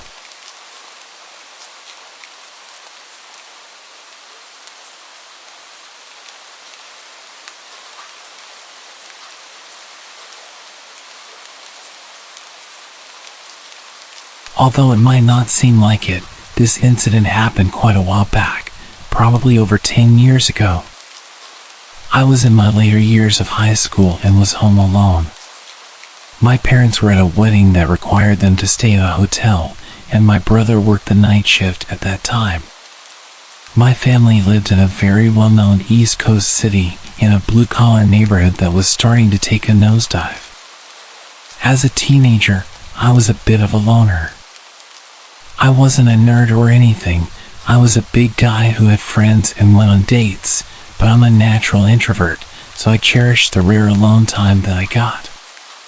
This weekend, I was looking forward to engaging in my normal empty house routine, playing PlayStation on the big screen TV, then ordering a late takeout dinner, pizza or Chinese, and pigging out while watching some Dragon Ball Z.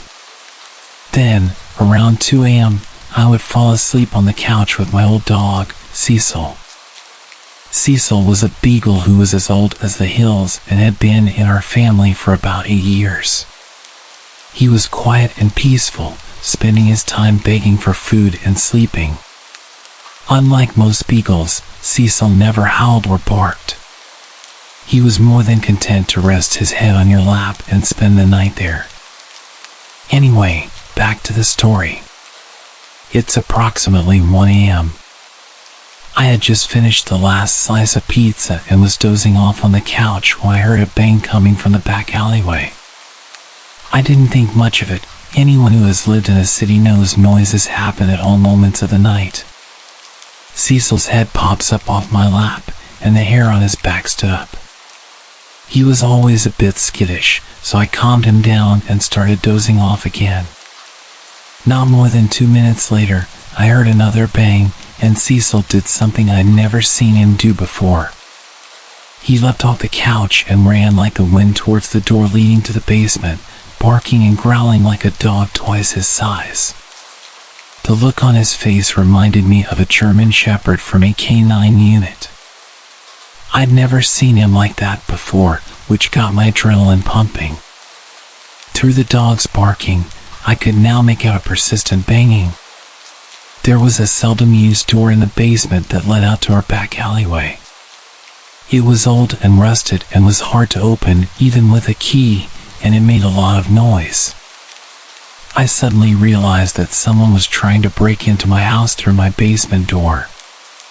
For a quick bit of context for anyone who hasn't lived in a bad neighborhood, if someone tries to get into your house and moves on after they realize the door is locked, they want your stuff. If someone is persistently trying to get into your house despite the door being locked, well, they want you. Knowing this, I rushed upstairs to grab the heavy wooden baseball bat that I kept under my bed for situations like this. Then I headed down to my basement. I probably should have run, but I was a macho teenager with a tough guy complex, and I also didn't have anywhere to go. While I was heading down the stairs to my basement, Cecil blew past me with the speed and aggression of a dog half his age. Suddenly, I heard a man's voice saying, "Oh," and the banging stopped. I didn't call the cops or anyone else, which was probably the dumbest thing I've ever done. I just sat up for the rest of the night with a bat in hand. My brother came home that morning, and I told him what had happened. We went to the basement door to take a look, and when we gave it a tug to open it, the whole door fell off. This psycho was one good shove away from getting into my house, but old Cecil scared him off. I'm pretty sure that fat, lazy old dog saved my life. When I tell people this story, they dismiss his actions as a dog doing what a dog does. But when I tell you that Cecil never barked or moved that fast in his life, you can take that to the bank. It was almost like he knew the urgency, like he knew that door was going to give. A few years back, we had to have him put down because he got too old and was in a lot of pain. Before the injection, I got a moment alone with him. I thanked him one last time for his friendship and for what he did that night. At this point, I was a grown man with a wife and kids. I'm convinced that none of that would have happened without old Cecil. Thanks, pal. I miss you.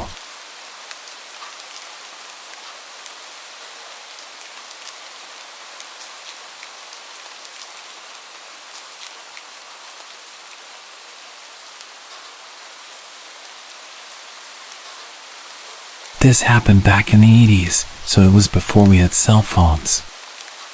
I was in high school at the time. One night after dinner, my mom suggested we take a walk around the block. My brother and dad were watching TV and opted to stay home, so it was just us girls. We lived on the fringes of the suburbs in a subdivision that was semi-rural.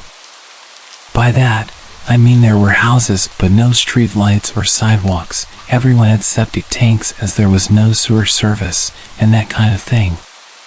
The houses were all set well back from the road, and the lots were wooded. Anyway, we were walking around the block, which is about 1.5 miles in total, and we were almost back home. It was pitch black that night, there was no moon, and we had a flashlight to use as needed. Without it, you couldn't see much past a foot around you. We mainly used it as a signal if a car went by, but there wasn't really anyone around, so we had it switched off and were just walking and chatting. Just as we turned the corner onto our street, we suddenly heard footsteps behind us. This was a bit weird as we had just come from that way and hadn't seen or heard anyone walking on that street or coming down the driveways we passed. But we just figured it was some neighbor also out for a walk, and we hadn't noticed them in the dark. So I turned around to look and switched the flashlight on to see who it was. They immediately switched a flashlight on too, so I could only see their light and not the people holding it. They said nothing. We kept walking, but the footsteps behind us sped up. Now they sounded heavy, so we thought it was a man. We sped up. He sped up. I turned the flashlight back on, and he turned his on again in silence. We were too scared to call out, and now we were approaching our driveway. As we got there, I pushed my mom in front and told her to get up the driveway, which was steep and long. Once she had a start, I sprinted up after her. As I did, the footsteps veered away to the other side of the road and kept going. Nothing was ever said by this person, and normally people here wave and speak while walking or even driving by. When we got up to the house, my dad said it was probably just a neighbor, so my brother and I got into my car and drove down the road to see who it was. No one was there. We went all around the roads, and no one was walking on them. There wasn't time for him to leave the area either. It turns out it was a nasty neighbor getting off on scaring us and then ducking into a house. He bragged about it to some other neighbors who happened to be friends with my dad. We got revenge on him, but I can't say what we did exactly.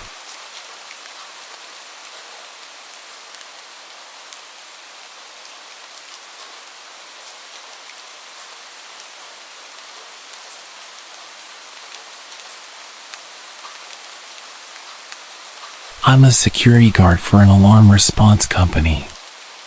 We answer alarms for businesses and private residences. 99% of the time it's a motion detector set off by a cat, or a restaurant forgot to disarm their stuff before the stock truck arrived to unload. In this case, I was called out to a house where the back door alarm was set off.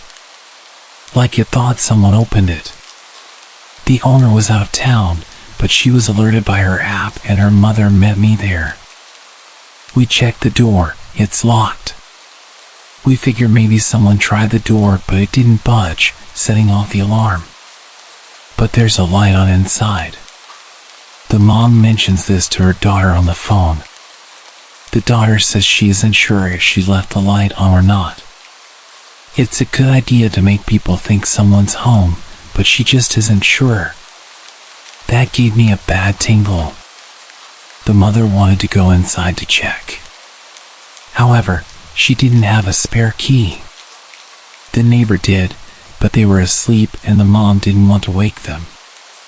So, I fill out my papers and go back to my normal patrol routes. An hour later, the same home sends an alert out. I'm the only one in my city zone, so I answer it again.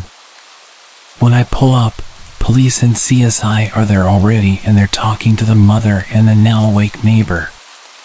They are reviewing video footage sent to them by the daughter. I look at the footage. There were 4 men that were armed wearing masks and hoodies. They came out of the bathroom a minute after the mother and I left. They proceeded to rob the place. They had broken in and locked the door behind them for appearances. They're the ones who turned on the light.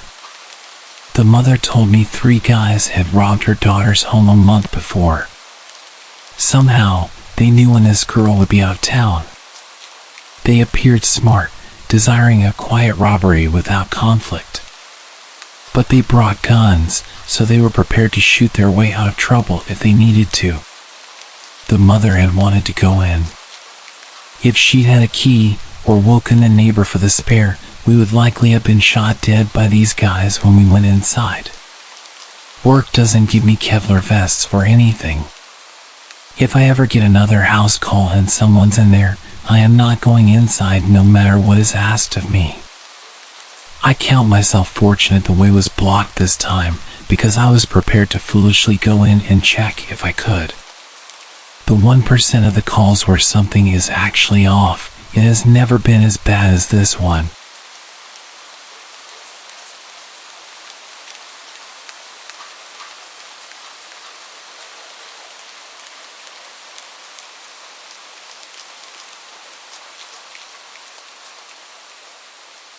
This just happened last night. I live alone with 2 cats, like a typical Redditor. This incident might sound mundane, but it was genuinely creepy in real life. I don't scare easily, for what it's worth. Anyway, there's a cat door on the rear slider which faces the woods behind my condo. The cats get supervised outside time, and I use a little nanny cam to check that they're checking in regularly, among other things. I can watch it from my computer or phone while doing stuff.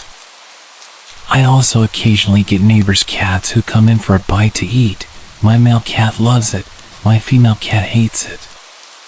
Anyway, this one gray cat comes around every few days, comes in, has a snack, I scoot him out, and it's no big deal. Well, he'd been coming around really late at night and pawing at the locked cat door. It scared me at first because it was a terrifying sound to hear in the middle of the night. I was able to figure this one out pretty easily just by listening. My cats would run to the rear slider, my female cat would hiss, the male would meow, and then I would hear something scamper away. I told myself it was just the neighbor cat coming for a midnight visit and probably just couldn't get in.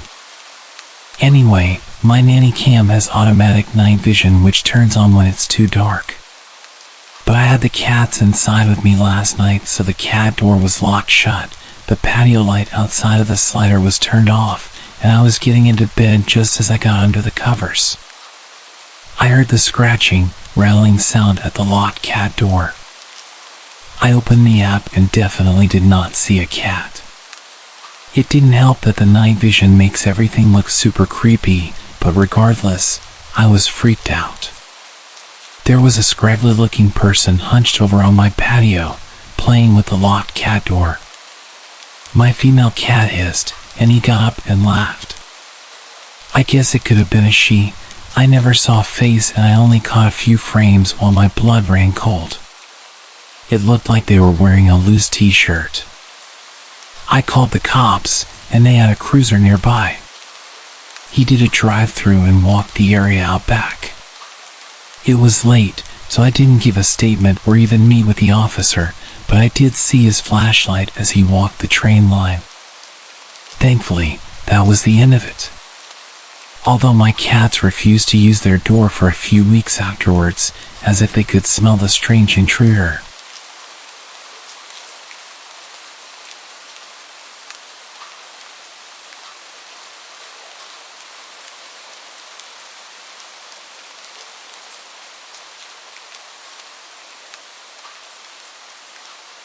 I'm a female, and this incident occurred in 2008 when I was 13 years old.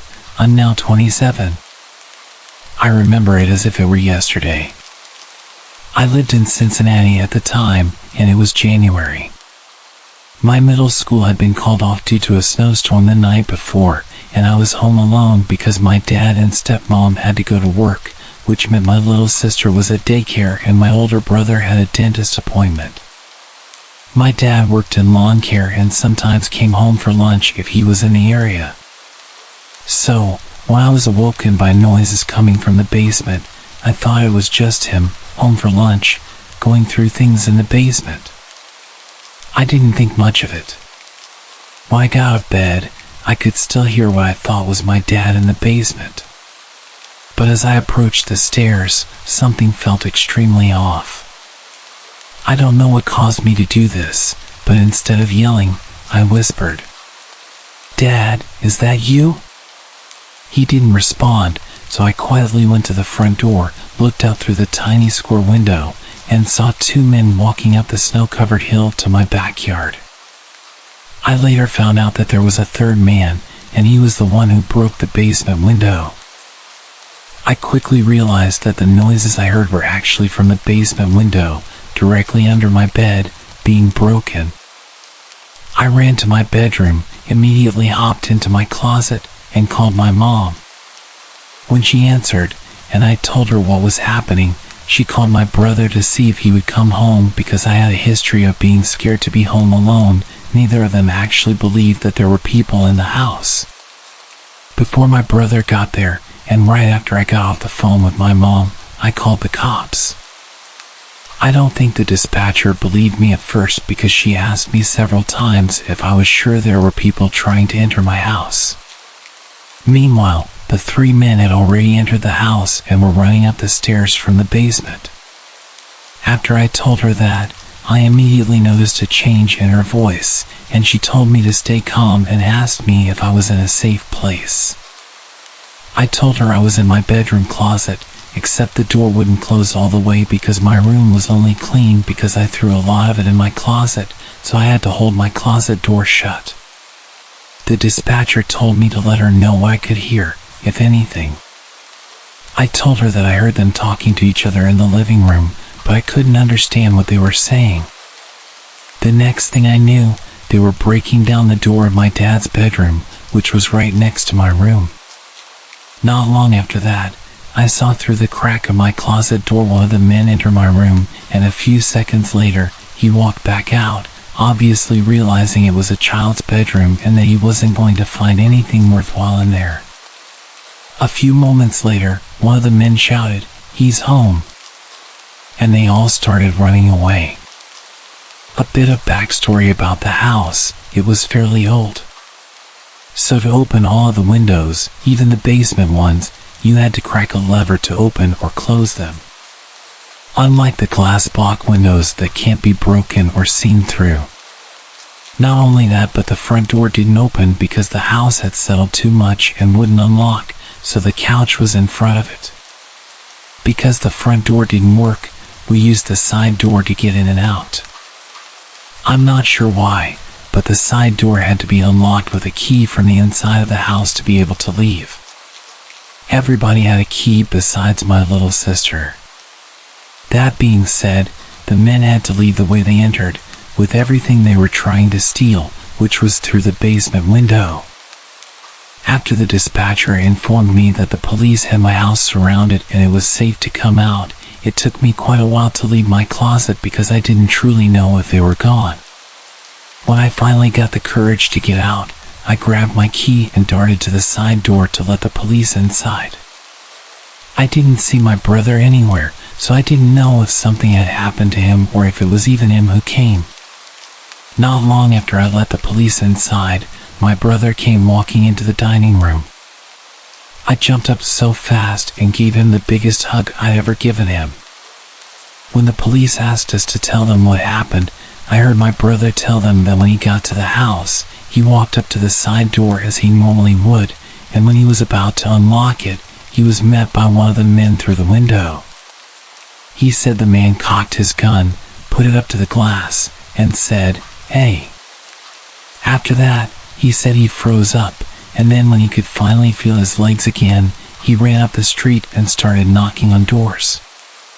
After about 3 houses, he knocked on the 4th, and a little girl answered. He asked her to go get her mom.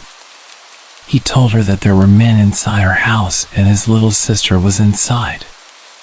She called the police, and my brother then called our grandparents to let them know that I was telling the truth.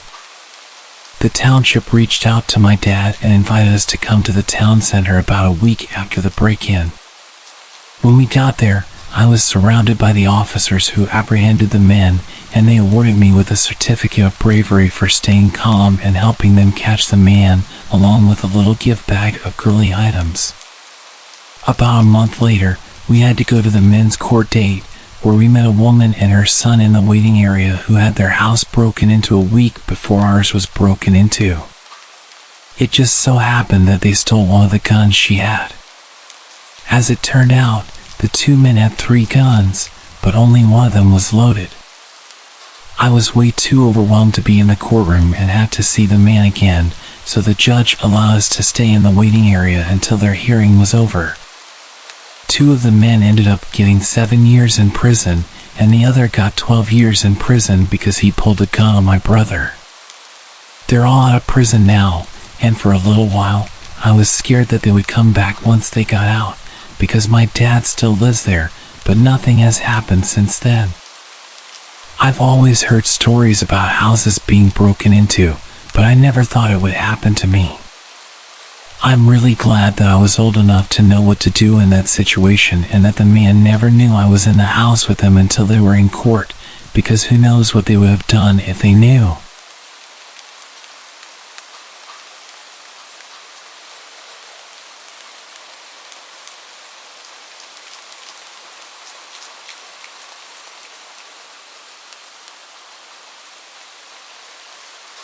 This story happened about 2 years ago when I was 19 and my foster sister was 16. It was the summer before I was going to college, and I mostly lived with my mom and my sister except for every other weekend when I'd stay with my dad. Summers where I live can get really hot and humid, so we had a habit of walking the dogs around 7 p.m. when it would be cooler but still light outside. On this particular evening, Mom wasn't going to be home until late. She often participated in choirs, Bible studies, youth group events, and more, so it wasn't uncommon for my sister and I to be left home alone until 8 or 9 p.m. Therefore, it was up to us to walk the dogs by ourselves. Even though we lived in the countryside, we decided to drive 20 minutes to a park for a change of scenery. Let me explain the layout of the park for clarity. The park isn't very big, but it's popular because of its mile-long looping road with attractions like playgrounds, ponds, and a small country hall spaced out on the inner side. The outer side features just grass and trees with one playground at its end.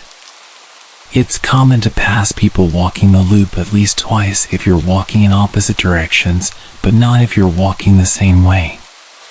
Any cars on this road can only drive in one direction because it's a one-way road.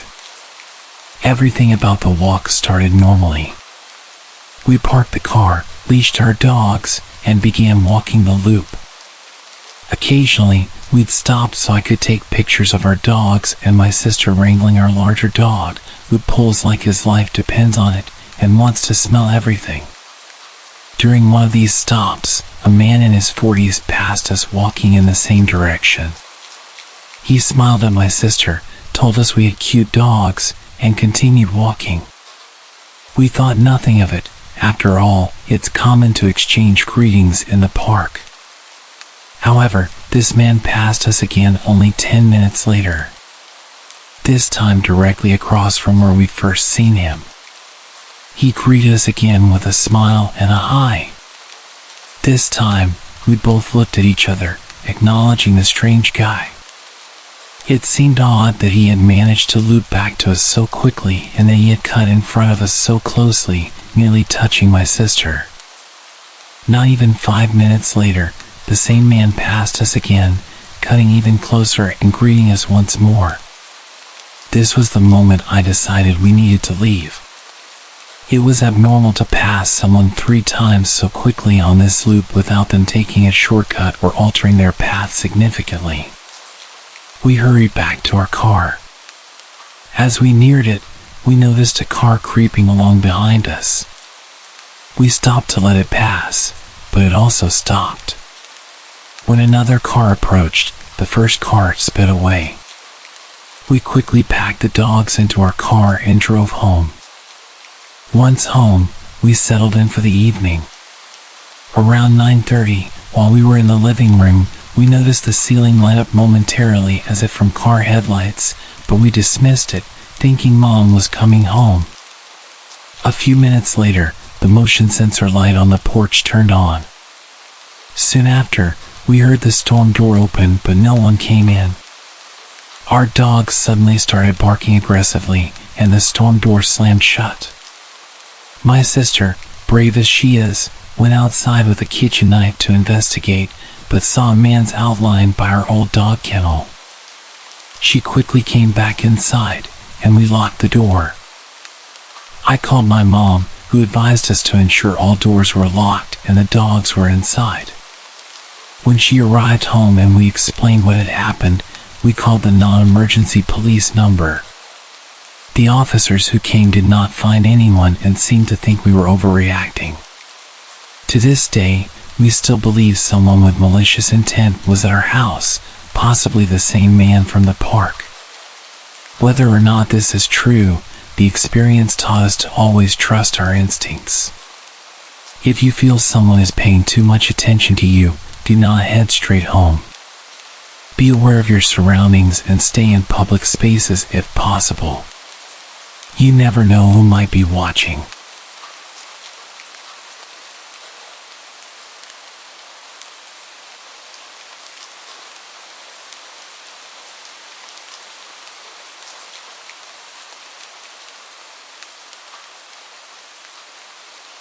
About 12 years ago, when I was 9 years old, I was home alone with my 12-year-old brother. We were supposed to go to my aunt's house to have lunch and wait for my mother there. We got up at 10:30 a.m., I took a shower, and then my brother took one after I was done. After that, we were both in the bathroom brushing our teeth and finishing up when we heard someone knock on our door. Since every time someone knocked at our door they turned out to be a salesman or a Jehovah's Witness, we kind of waited for them to go away. After a couple of minutes, I went to see if they were still outside through the window, and no one was there. What a relief! We continued getting ready when we saw a shadow pass by through the bathroom window, which was kind of like a small square of frosted glass. We waited and watched just in case it was a bird flying by, when suddenly a hand hit it. We got scared. We didn't know what to do. My brother had his cell phone, so we immediately called the police. While it was ringing, we heard a loud bang at the door. Someone was trying to break it down. I don't know if they were kicking or ramming it, but it was one of the most frightening things I've ever heard. My brother told me to lock the bathroom door, so I did. They took 5 bangs before the perpetrator finally bashed the door open. The police answered. I remember the exact thing my brother said. He was whispering, his voice barely audible. "Hello, there's someone in our house, and I think they're stealing. We're at 1249 Maple Street. I'm with my little brother locked in our bathroom. Please hurry." While all this was happening, I was sitting against the wall, hugging my knees. It was one of the most nerve-wracking experiences ever. I could hear the man going through all of our stuff, emptying drawers, going up and down the stairs, opening cabinets. He even broke a few cups and plates. Then I heard the sound my cell phone makes when it turns off, and I remembered leaving it on the kitchen table. I felt so stupid for leaving it there. Things continued for a couple of minutes when we heard him trying to open the door to the bathroom. My brother got a hold of a big metal rod we had lying around there. The man started kicking the door, shouting, "Who's there?" We said nothing. Another kick, then another. I felt I was about to have an anxiety attack. My chest started to ache, I had chills, and it was really hot. I tried to remain calm, but it was just too much. After that, he stopped. We heard the door opening and then silence. We waited for almost 10 minutes before going out of the bathroom. The living room was a total mess, lots of papers and books on the floor, cabinets open, cups and plates scattered on the floor. In our mother's bedroom, the nightstand and the closet were open, and everything inside them was all over the place. Upstairs in our room, it was the same thing. In about 5 minutes, the man had gone through everything we had and left a total mess. After that, my brother called my mom, and she ordered us to go to my aunt's house as soon as possible, so we did. When we got there, I was a little more relaxed. My aunt was waiting with us with ice cream, probably because my mom had told her everything, and she wanted to calm us down a bit. We got back home at about 5 o'clock. My mom told her boss she had a home emergency, so she left early. She tidied up the house, cleaned up, and left everything the way it was before so we could be relaxed. I really appreciate her effort and my aunt's attempt to calm us down and do everything so we didn't have to think about it. According to my mom, the police got to our house after she arrived, about 3 to 4 hours after the incident. She explained everything, but because of a lack of evidence, nothing could be done. The man was never caught, and honestly, I don't think they even tried to search for him. The next few days, my mom was home with us. Now I tell the story as a funny anecdote. Luckily, no one was hurt, and he only took useless stuff, but at the time, I was really scared. To a 9-year-old, an experience like that can have serious repercussions. I'm lucky it never came to that, and I got over it after a couple of weeks.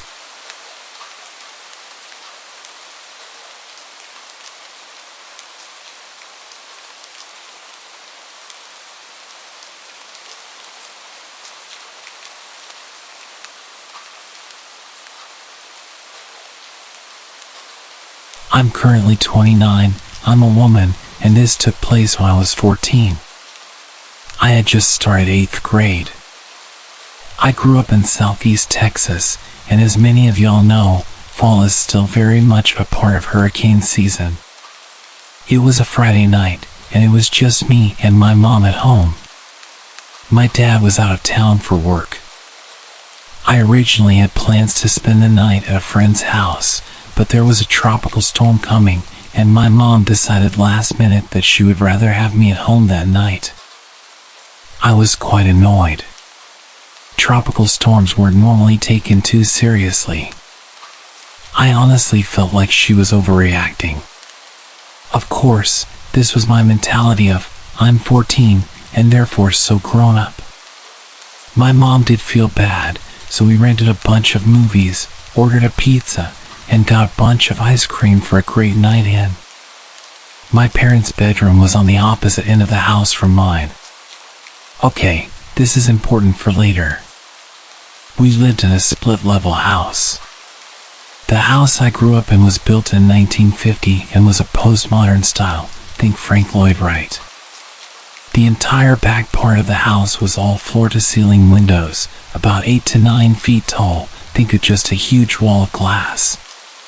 The whole house was an open floor plan, so the kitchen was the first defined room with walls on the first floor, and my bedroom was directly off of the kitchen, while my parents' room was at the top of the stairs. I apologize if this is difficult to visualize. This was a modern-style house, and it's difficult to describe. She had gone to bed around 10 p.m., and I went to my room to watch 2 movies that I had rented just for myself. The storm was really starting to get rough, the wind was picking up, and it was raining sideways. I was in the middle of watching The New Guy, and I still remember looking at my clock and it said 12:53 a.m. I was getting tired and could feel my eyes getting heavy. With the weather so bad, I remember thinking that maybe it wasn't so bad I had to miss the sleepover. I must have dozed off because the next thing I remember is a huge crash. It was one of the big windows in either the dining room or living room.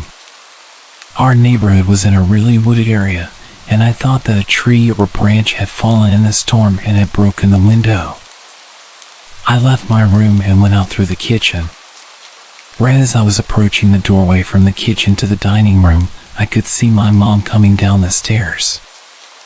I saw a man standing in our dining room covered in blood. Due to where he was standing, I couldn't get to my mom. He was young, early 20s, and was soaking wet and didn't have any shoes.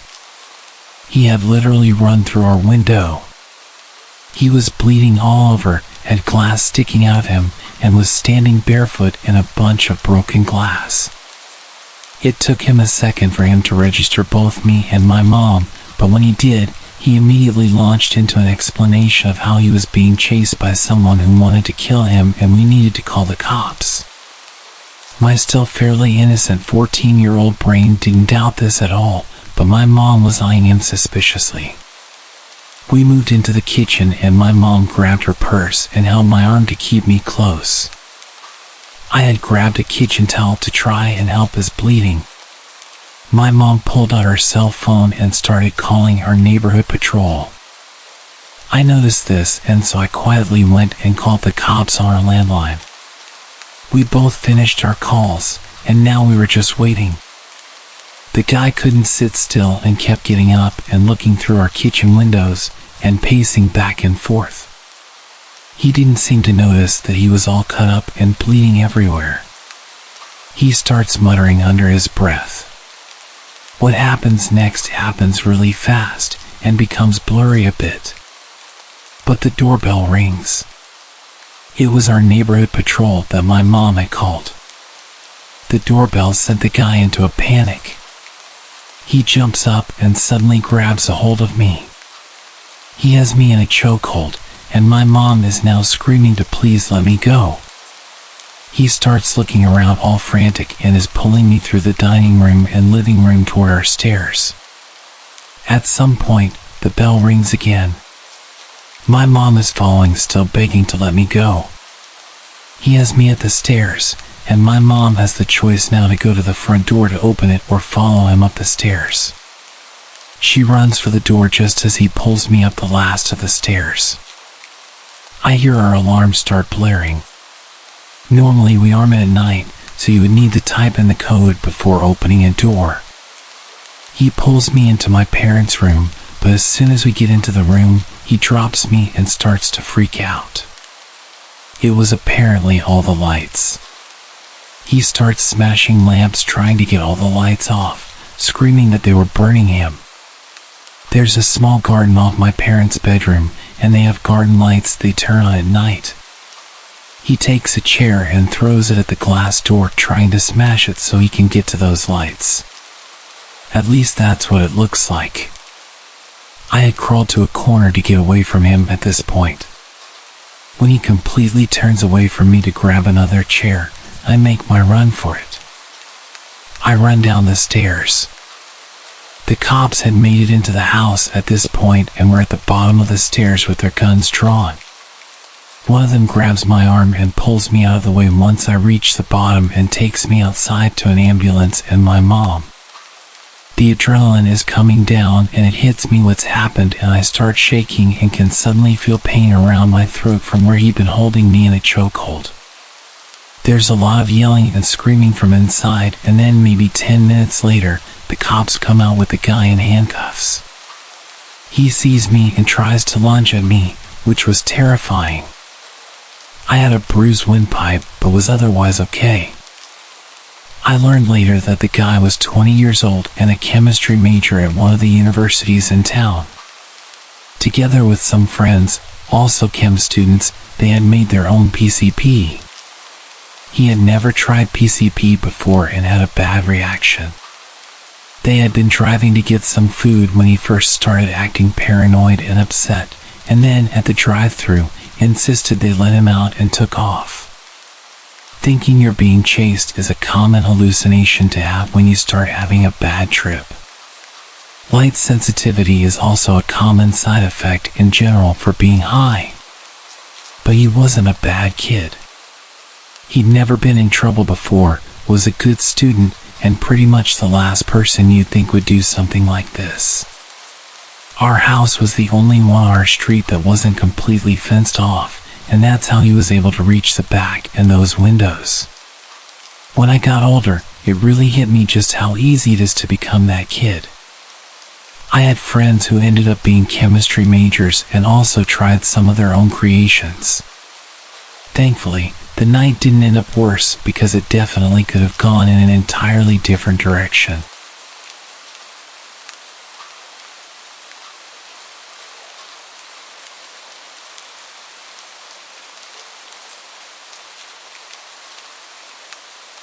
My wife, my dog, and myself were on our second day of an 80 kilometers hike in northern Ontario, Killarney Provincial Park. We set up camp on a point about 750 meters into a lake. One way onto the point and one way off the point. We were hearing wolves since about 9 p.m. We went to bed by about 10 and the howls were getting closer and closer. Then, one out from right behind us on the trail down to the point. I got out of the tent and started making lots of noise trying to scare it off. This usually works for bears whom we have had lots of encounters with. I didn't see anything there and didn't hear anything either. I went back to bed and lay down, trying to act confident as to not upset my wife. Then when we both heard something outside of the tent, my dog was crazy quiet but shaking. I opened the tent to find a wolf staring at me from about 15 feet away. I grabbed the bear spray and took aim. I didn't use it, but I again started screaming at the wolf and took a few charges towards it. Again, this usually works when faced with a black bear if you have no escape. The wolf didn't really care that I was there yelling at it. It kind of hung out for a few seconds, then kind of very casually walked into the tree line just far enough that I couldn't see it anymore. I built a fire between the tent and the bush, sat up all night, and kept my headlamp on all night. Had to listen to 3 or 4 wolves howl to each other the whole time, about every 20 minutes. They were very close. One, I would estimate to be within 50 yards. I was sure they were going to come and grab my dog. At about 6 a.m., a bunch of them started howling all together, way more than during the night, but it sounded like 8 to 10 wolves. We waited until about 8 a.m., then packed up and got the hell out of there. We were 36 kilometers deep. Took us 2 days to hike in, but we hiked out in 6.5 hours. About 1.5 hours into our hike out, the wolves started howling behind us again. They were following us out. On the way back, we saw a bear with 2 cubs. This would usually concern us a bit, but we were just like, get the hell out of my way. My wife lost all her toenails from the hike. And my poor dog got some serious anxiety about being in the tent.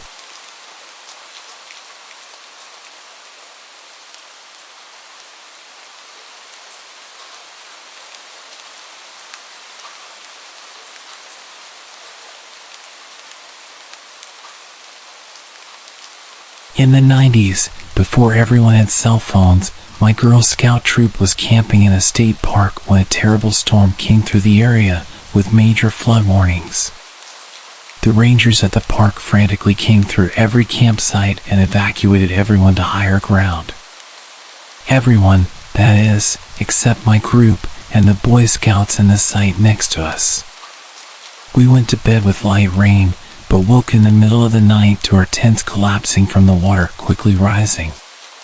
The Boy Scouts, they were 12 to 16 years old, we were between 7 and 9, helped us quickly pack our site into our cars. Unfortunately, the roads were too dangerous to drive because we couldn't see how deep the water was.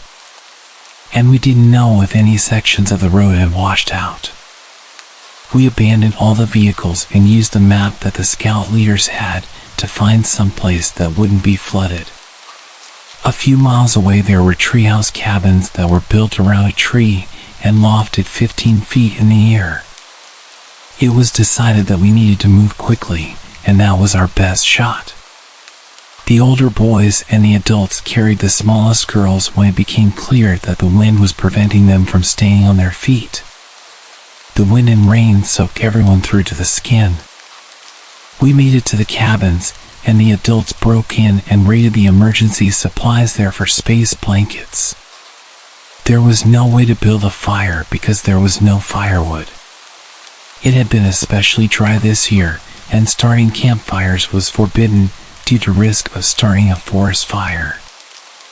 I remember shivering for hours, all of us girls in the middle of a huddle on the floor with the boys on the outside trying their best to keep us warm. One of the boys asked us if we knew any Girl Scout songs. We sang every song we knew, and the leaders taught us a few more that they had learned. At some point we convinced the boys to sing in rounds with us. The storm lasted through the night. Some girls started crying, and I remember one had a panic attack. The sound of the storm battering away at the cabin would send creaks all along throughout the space. The fact that we were essentially in a treehouse made the whole thing even more scary. I was convinced that we were going to be blown over and either fly away or all be crushed when we hit the ground. It was impossible to even see what was happening outside. You could just hear the sound of the water, the rustling of the trees, and the creaking of the cabin. If we didn't die from the cold, we'd definitely die in the rushing water. The storm continued battering the cabin long throughout the night. Eventually, once we were a bit more dry, a bunch of us managed to fall asleep. I'd been lying there for what felt like hours, struggling to doze off due to the loud banging. I'd constantly jump up when I was half asleep and couldn't quite get there. In the early hours of the morning, I was lying down staring at the ceiling when I started to finally not be able to keep my eyes open anymore. I closed them and felt myself slipping away. A branch flew through one of the windows in the cabin, throwing glass everywhere and waking up everyone. The room was full of screams, and the camp leaders were frantically trying to calm us down whilst figuring out what had happened. The place was still really dark, and a few kids had been cut with the glass. The older boys and the camp leaders helped patch everyone up and dealt with the glass situation. If there was any night to earn some medals, it was definitely this one. We all really came together, and I felt safe with those people, even though the situation was so dangerous. Morning came, the rain slowed down to a light drizzle, and a ranger showed up assessing damage to the park. He discovered us and immediately drove to get help. They returned with a bunch of trucks and all-terrain vehicles and drove us to a location where doctors were on site to evaluate us. It was sheer luck that none of us had anything worse than the chills and a few cuts from the glass. It could have gone worse than it did, and we were unbelievably lucky to have survived at all. We could have easily died in our sleep if the flood had come through all at once instead of slowly rising. If the Boy Scouts hadn't been there, then us small girls could not have made the hike to safety. If we had tried to drive, we would have been washed away.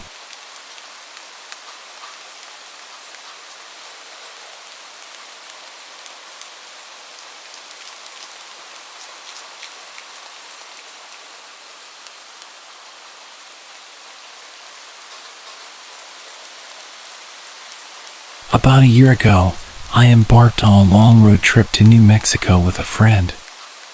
We mostly camped along the way, and our first night of camping happened in the Jefferson National Forest at a campsite in West Virginia.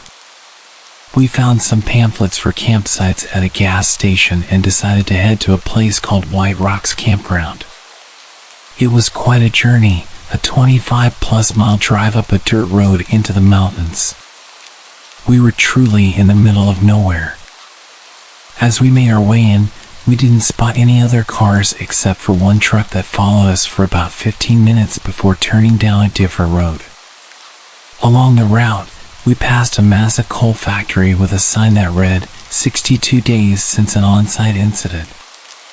The only people we encountered on our drive were a group standing on the side of the dirt road, huddled around a plastic bin that was on fire. It was all quite unusual, but our excitement about camping and the road trip had us laughing off the weirdness rather than worrying, despite having no cell phone reception and being deep in the mountains. Upon arriving at the campground, we found it completely deserted. Not a single car or person in sight, and this campground had about 30 sites. We drove around, hoping to spot someone, but when it became clear we were alone, we randomly picked a site and decided to stay.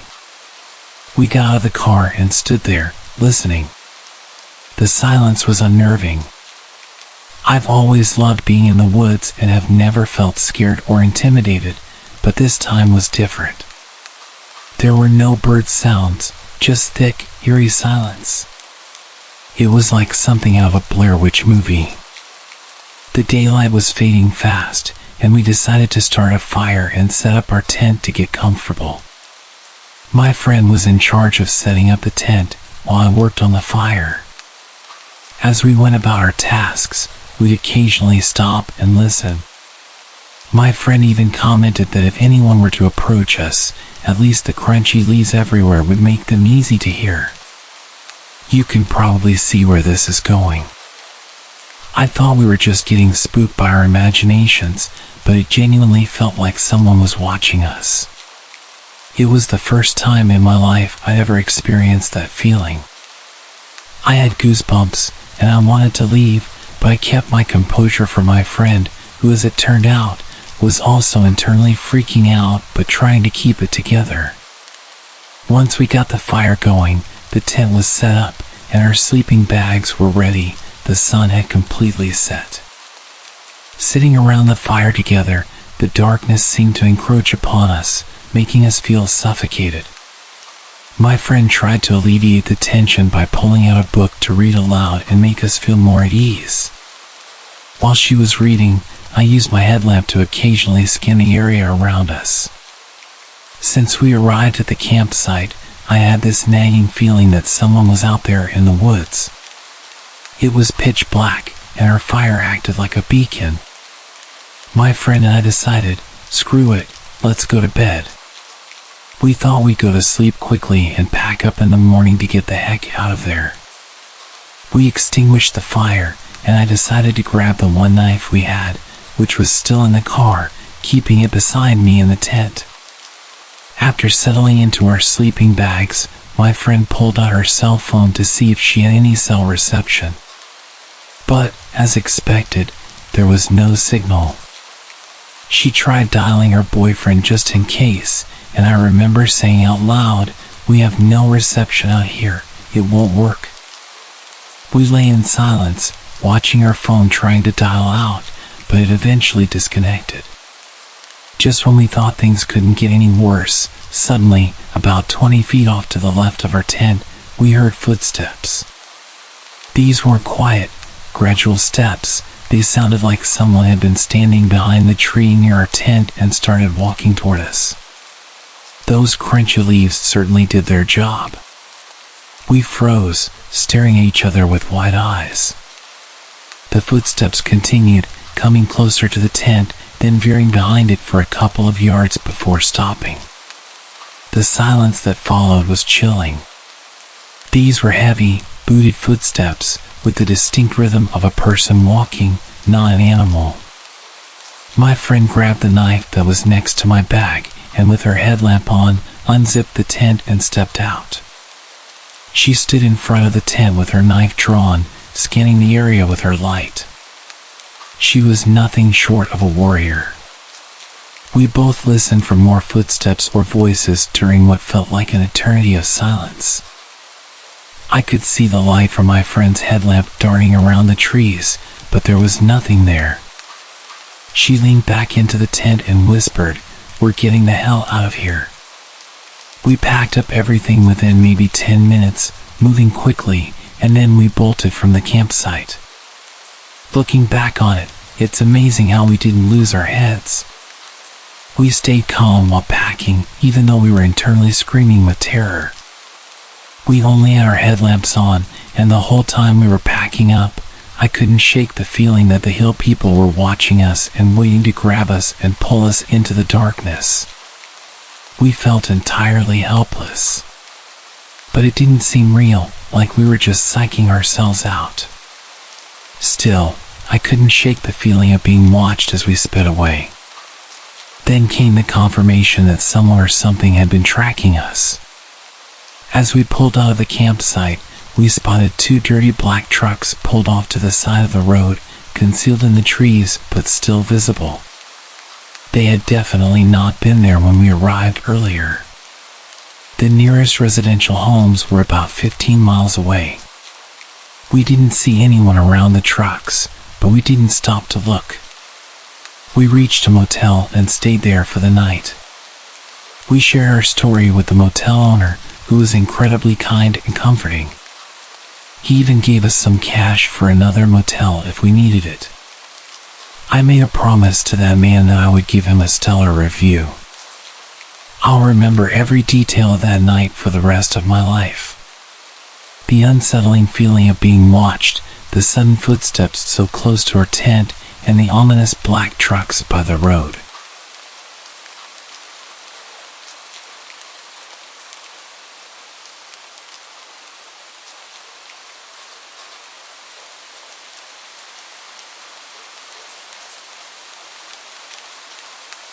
When I was 20 years old, I came back home for summer break from college. My good friend Becky and her boyfriend had just found new jobs. They had a house all to themselves, sitting at the top of a very steep hill. A bit about Becky: she gets really nervous and anxious all the time. I get anxious too, but I've gotten used to living by myself and dealing with my worries. But she wasn't used to it at all. Their house had a back door in the kitchen. If you were sitting on the sofa in the living room, you could see straight into the kitchen. Right outside the kitchen door, about as high as your shoulder, there was a light that turned on when there was any movement. It's important to mention that Becky's backyard was pretty high up. To get into the yard from the low walkway in front of the door, you had to go up a few steps. The yard was made this way so it wrapped around to the front of the house. Becky was by herself because her boyfriend was working his first or second night shift and she couldn't fall asleep. They were trying to save money, so all the lights were off. Then, she saw a light come through the kitchen window. It was the motion-sensing light. This really scared her, but she tried to just ignore it. However, the light kept turning itself on at different times. So, this motion-sensing light would only turn on if something moved on the walkway, not for any animals in the yard. The yard itself was tiny, with thick wood stretching down from the end of it. She called me early at about 3 a.m. until I finally picked up. I talked to her on the phone, trying to calm her down until her boyfriend came back in the morning. He had the next 3 days off, and nothing happened with the light during that time. Her dad warned her to be careful, suggesting it might have been thieves checking out the house, especially since there had been some break-ins recently on a street close to hers. The next time her boyfriend had to work at night, Becky asked if I could stay over. I said yes.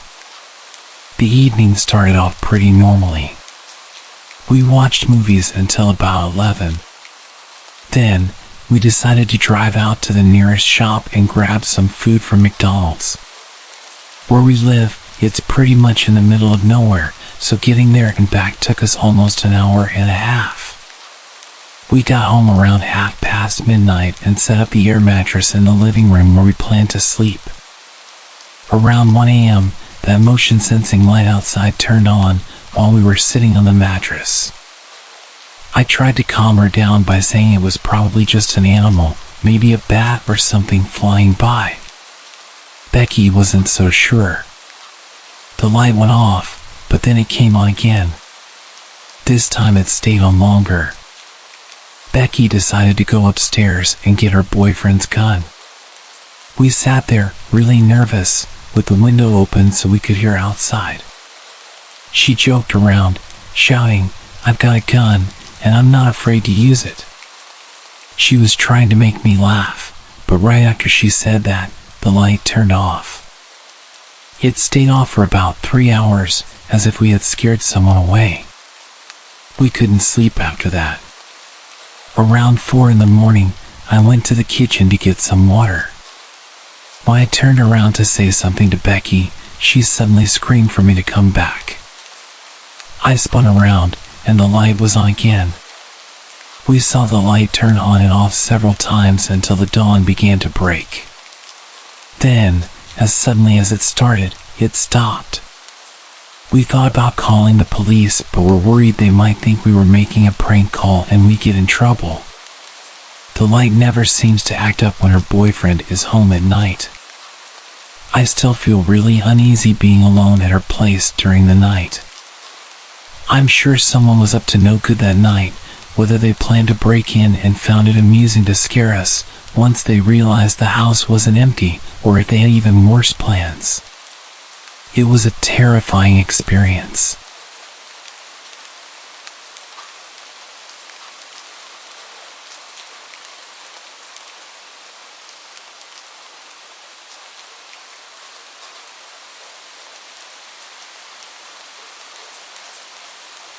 Back in 2012, I sat down with my girlfriend, and after 18 months of dating, I told her my family's deepest, darkest secret. 3 weeks later, I came home from work to find all of her stuff gone and a breakup letter sitting on the kitchen table. I learned not to talk to anyone but my sister about it, but I also feel like if I don't get this stuff off my chest from time to time, it'll just eat me alive from the inside out. I've survived this long by talking to therapists, but at this point, I view therapy like atheists view confessional booths, a nice novelty but inconsequential. The internet, on the other hand, is an altogether different beast. I can remain anonymous, and strangers online can give their opinions. And just like it allows me to say things I'd never tell a person face to face, it allows you to give me your full and unfettered opinions, as brutal as they may be. But I'm okay with that, and that's why I'm writing this. Because I don't want absolution, I want judgment. I was 12 years old at the time of my discovery, and all summer I had this one all-consuming obsession, Pokemon Red. I put hours into catching and training all the original 150 Pokemon. Then, when I beat the Elite Four and completed my Pokédex, I just deleted my save and started all over again. By showing that I loved playing Pokemon so much, I gave my parents a way of punishing me whenever I misbehaved. They were great parents to me for the most part, and my frequent misdeeds were mostly harmless. But whenever I failed to do my chores, or was rude to my sister, their go-to confiscation item was my Game Boy. It'd go like this: they'd hide my Game Boy somewhere, but I'd always find it, then get caught playing it and have it taken away again. This meant that I spent a lot of time snooping around their bedroom and my dad's office. Since it was still summer vacation, I had plenty of time to do it. It was during one of my little searching sessions that I discovered my dad had a secret space hidden away in his office. He normally kept it locked, but during one afternoon snooping, I found the key in his office. My dad had this big old antique cabinet that he kept all kinds of junk in, and I knew he sometimes hid my Game Boy in it. So after having no luck elsewhere, I began to search it. I remember sticking my hand into one of the bottom cabinets, leaning in just a little too hard, and then I heard a dull crunch of wood as the rear wall of the cabinet suddenly gave way. When I looked, hoping I hadn't broken it, I saw that there was a small hidden compartment. Due to the dim light, the only thing I recognized at first was the gun. But there was also something that looked like a letter and, more importantly, something shaped like my Game Boy. I reached out to grab it, but as soon as I touched it, I realized it wasn't what I was looking for. It felt leathery, not the plastic I was used to, and as curiosity got the better of me, I pulled it out of the hidey hole to see what it was. It was a journal, this old-looking leather-bound journal. When I opened it up, I recognized my dad's handwriting. I might have recognized his handwriting, but I definitely didn't understand most of what was written. The entries were clearly dated, but what followed was an unintelligible mess of abbreviations, words, and phrases. There were also these little hand-drawn diagrams of what looked like beds along with stick men that had their limbs contorted into unnatural positions. I didn't understand what I was looking at, but I just knew from the fact that it was hidden that it was some secret side of Dad that he didn't show us. I was so filled with grim curiosity that I felt compelled to check out the other stuff. First came the gun. It was much heavier than they looked in the movies, and it was much scarier.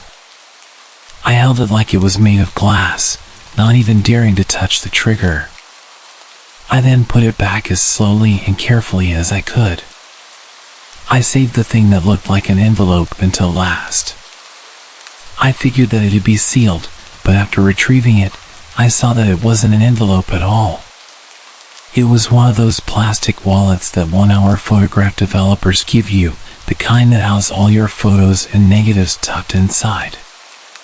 I figured that it might be pictures of my family since those are the only kind I've ever seen come out of a wallet like that. But the only member of my family present in the pictures was my dad, and this version of him was unlike any I'd ever known. The first few pictures were of a bed, somewhere I didn't recognize. It didn't look all that remarkable at first, but then I noticed the rope tied around the bedposts, and that bad feeling I had started to intensify. The next few pictures were of a bunch of tools all laid out on a wooden table, but I noticed a few other things mixed in with them. There was a hammer, a hand drill, a pair of metal pliers, all home improvement stuff, but there was also a scalpel and other surgical-looking tools that looked so sharp they made me wince.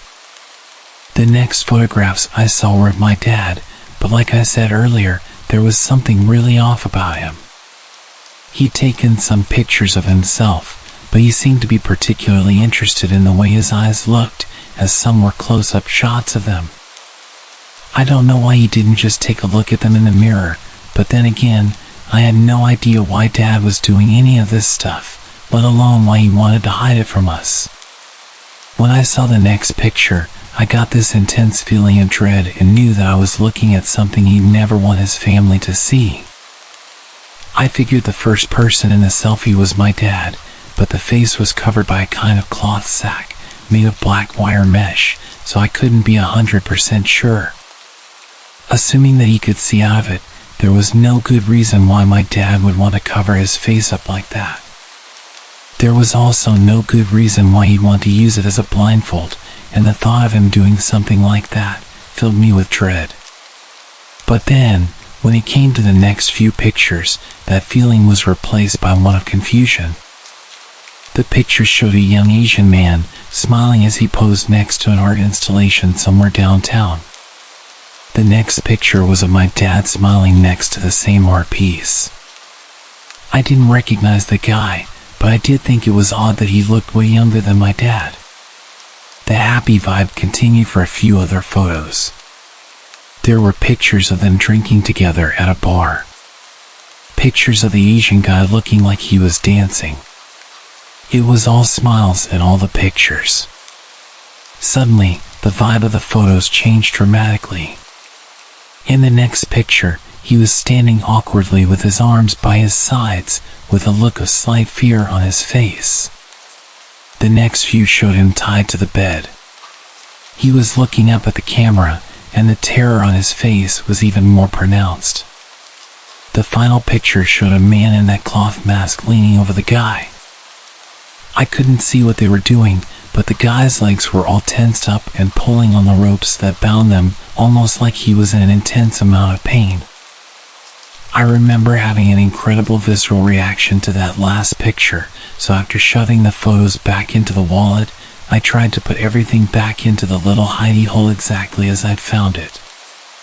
After that, I abandoned the search for my Game Boy, locked up my dad's office, and spent the rest of the afternoon in my bedroom, swinging back and forth between thinking about what I'd seen and trying to forget about it altogether.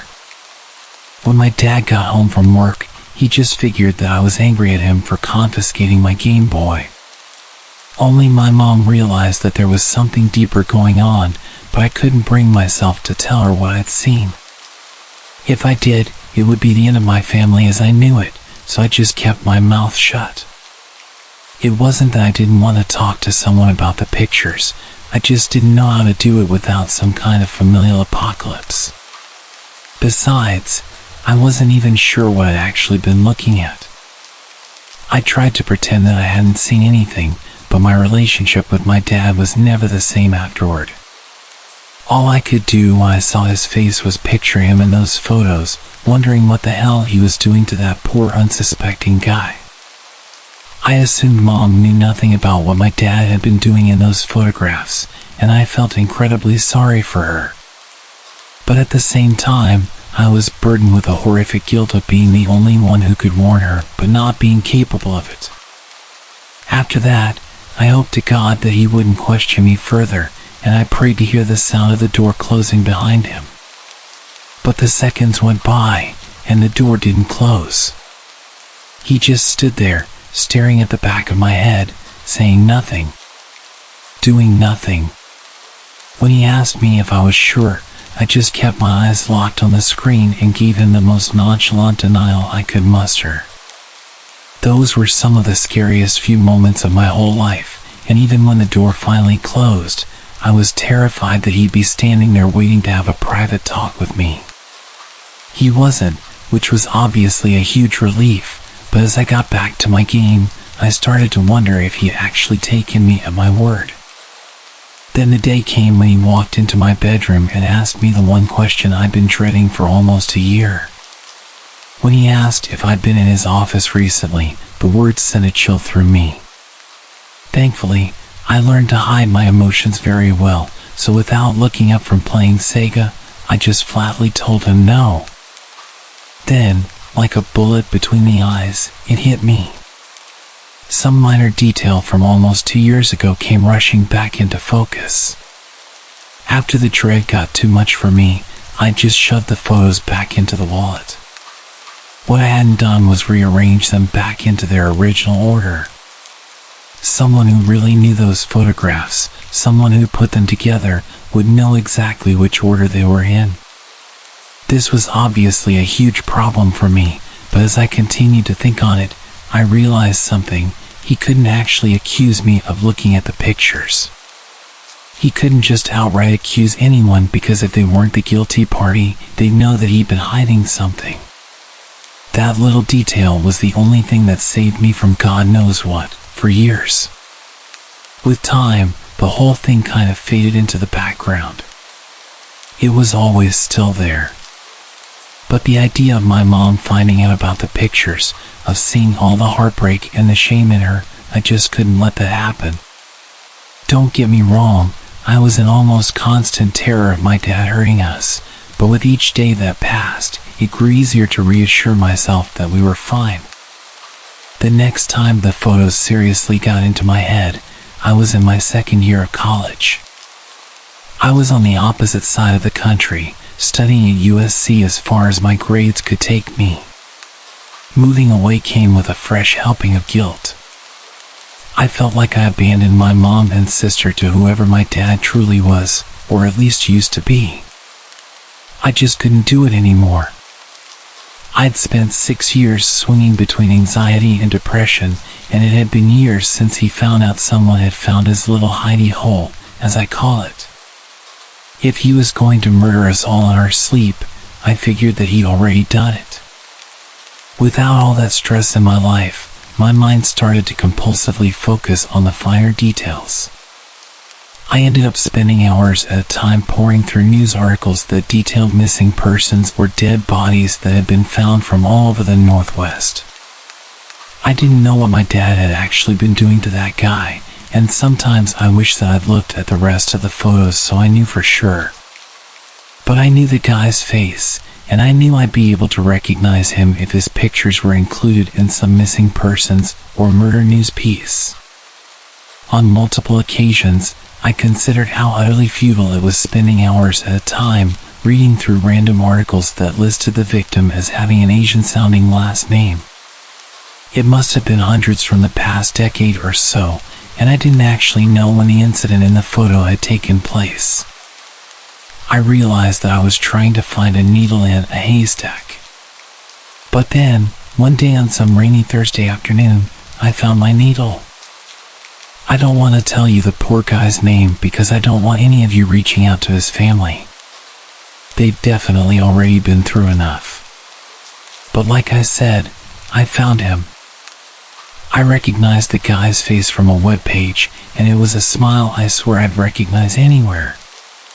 It was burned into my brain after having stared at those secret photos. The article gave a few details regarding his last known whereabouts, but mentioned that the guy had talked about visiting a friend in the weeks before his disappearance. They went on to plead for any information, basically saying that the police had no idea what had happened to the poor guy. I'd known for years. I just didn't quite realize it. Incidentally, the answer to my fixation brought up a whole new question. What was I going to do with this information? The answer was simple: nothing. There was nothing I could do that wouldn't have a devastating effect on my mom and sister. My sister wasn't very old, definitely not the age to process the fact that her father was at the very minimum involved in the disappearance of another human being. There was nothing I could do right then. Nothing I was okay with. But now that I had my answer, I could at least plan to do something in the future. I didn't quite know when that might be, and I wasn't quite sure how I'd go about it, but I knew I was going to confront him about it at least before he died. Yet, as it turned out, it wasn't my dad's impending death that prompted me to put my plan into action. It was my mom's. 2 years after I graduated college, I was living in Charlotte, North Carolina, when I got a phone call from my little sister. Mom had cancer. It was terminal, and it was aggressive. She had a few months tops. That's what the doctor said anyway. I plan on spending as much time as possible with her during that time. When she finally passed and the truth of what my dad had done could no longer hurt her, I made my move and did something I should have done more than 10 years prior. I called my dad for the first time in what felt like forever, and I gave him an ultimatum. I told him that I knew what he'd done, that it was me who had found the pictures all those years ago. I told him the only thing that stopped me from saying anything was not wanting to destroy our family, and that I wanted Mom to live a life of blissful ignorance before I finally tore apart his legacy. I gave him 2 choices. He could turn himself into the police and do the right thing, or I'd tell them everything I'd seen and how I could link it to the missing persons case from the late 90s that I'd found. The next day, I got another call from my sister, marking the second time she'd been the bearer of bad news in less than 6 months. My dad had taken his own life. It came as a shock. I considered the possibility that he might take his own life before I put my plan into action, but decided that he just wasn't the type. I figured he'd go on the run, try to move up to Alaska and change his name or something, maybe even leave the country. I guess it showed how little I really knew him, even up until the day he died. The only thing was, the whole thing didn't die with my dad. There was still more work to be done. I went back home to check his office for the pictures, intent on handing them to the police, but they were gone. I turned the house upside down, even checked the trash for ashes or things of that nature, but I found nothing. He must have destroyed them or disposed of them somewhere. But that wasn't good enough. He must have known that sooner or later, the cops would get him for whatever he'd been a part of, so he just decided to end it all and rob his victim's family of the justice they deserved. I went to the cops anyway, told them everything, and eventually received a call back from 2 homicide detectives. They called a handful of times over the course of the next few weeks, a few questions here and there. Eventually, I realized how difficult a task they were faced with. After DNA swabs of his office yielded no matches for their victim, there was very little they could really prove. Even if I did manage to turn over the photographs, the only person they showed committing a crime was a man in a mask. All they could do was speculate. Yet, I know it was my dad under there. In my mind, there's no reason why he'd take his own life. He cultivated such a wholesome facade over the years, having successfully concealed a past blackened by death, that no one thought him capable of such things. He was far too proud to watch it all crumble in front of him. But even now, it's still not over. My dad has since been considered a suspect in the disappearances of multiple young men throughout the 90s and early 2000s. I've still yet to hear anything from the police or FBI regarding it, but it's still something that's being actively considered. All these years later, I'm faced with the possibility that my father was an actual serial killer and that my silence following the discovery of the photographs enabled him to continue killing. I could be responsible for an untold number of unsolved murders all over the Northwest. But I tell people that it's not enough to hear platitudes anymore. So judge me. Pour your scorn upon me. I promise you I can take it. As far as I'm concerned, I deserve far worse.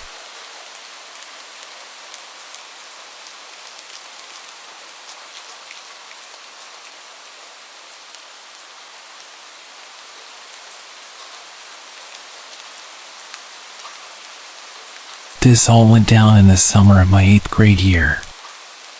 I was on my way to finally becoming a high schooler, and it was legitimately one of the best summers of my life. I had 3 weeks of no school until I was officially in high school.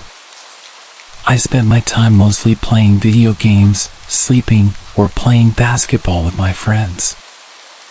I was actually home alone for an entire week, and my parents thought I could hold down the fort. I was a relatively good kid, and they trusted me. So it wasn't really that big of a deal. Besides, I had a cell phone, so if anything were to go wrong, I would have a way of calling someone for help. My dad also gave me access to one of his credit cards for when I got hungry and didn't want to eat what we had at the house.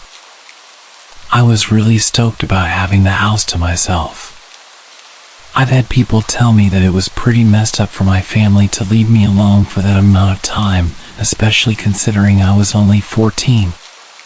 They didn't expect anything bad to happen, and neither did I. It was a rare occasion that they were gone for so long. This wasn't something they did often. As a matter of fact, I still live with my parents now, and I've just turned 19. Ever since that day when everything went down, I haven't been home on my own for more than 24 hours at a time. It was a Friday night around 11 p.m. when I heard my phone go off. I received a text message from an unknown number, and all it said was, "Hey." I messaged them back and asked who they were, and they immediately became passive-aggressive, upset with me for not knowing who it was. I apologized to them, thinking it was someone I was close with. I had just gotten a new phone a few months prior and lost all my contacts, so I explained that to them, and they still seemed pretty upset. They started harassing me, and I ended up thinking they were just pranking me, so I turned my phone on silent and continued playing my PlayStation. I'm not sure how long later, probably around 10 minutes or so, I heard a knock on my bedroom window. I thought I was just hearing things at first, but I still decided to check and see who was out there just in case. I moved my blinds to the side and looked out the window, but I didn't see anyone. I wasn't convinced. I knew I heard a knock and was starting to become very paranoid. I looked through some of the windows throughout my house to see if I could spot anyone, but again, there was nobody. I can't deny the eeriness I felt. It was like something was about to happen, something really, really bad. I took my phone out to call my mom, and I had a bunch of notifications from that person who had texted me earlier. The most recent message said, "I'm outside." I couldn't believe what I was reading, and it made my nightmares and everything I was feeling come to life. I went to call my mom, and very quickly, I realized my phone wasn't picking up any service, which was extremely unusual. We have really good cell phone reception, especially at home. We never run into issues with that. At this point, I was literally terrified and had no clue what was happening. I had no way of contacting anyone, and I knew I was absolutely screwed. I wanted to message that person back and tell them to leave me alone, but obviously I couldn't because I had no service. If you're wondering why I didn't use my Wi-Fi to send an iMessage, it's because the person texted me wasn't on an iOS device. I was pacing around my living room when all of a sudden, I heard some noises coming from outside. I went in the direction of the noise, which was toward the back patio, and I listened. Someone was screaming for help at the top of their lungs. My heart began thumping out of my chest, and my initial reaction was that it was a setup. However, being brave in the moment and considering I took boxing classes for years and knew how to fight, I wanted to stick up for myself and whoever was potentially being hurt. I'm not going to lie, I was really wanting to beat the crap out of whoever was harassing me. Plus, I knew if I didn't do something now, something bad was likely to happen anyway. So I did the unthinkable. I walked outside to my back patio, and it was silent. The only thing I could hear was the crickets chirping. I waited for a second until I yelled out to whoever was there. I told them I was going to mess them up and acted a lot tougher than I felt. Almost right after that, there was an extremely bright light flashing at me from afar. Our house sits on quite a bit of land, and we have a huge backyard with tons of trees. Whoever it was pointed the light at me, clearly trying to piss me off. The light then began moving all around toward the house for a minute, then it turned off. Within an instant, the screaming picked back up again. It was the same voice pleading for help. I knew it was now or never. I ran back inside, into the garage, grabbed my old baseball bat as a weapon, and made my way back outside toward the woods, heading directly where I first saw the flashlight.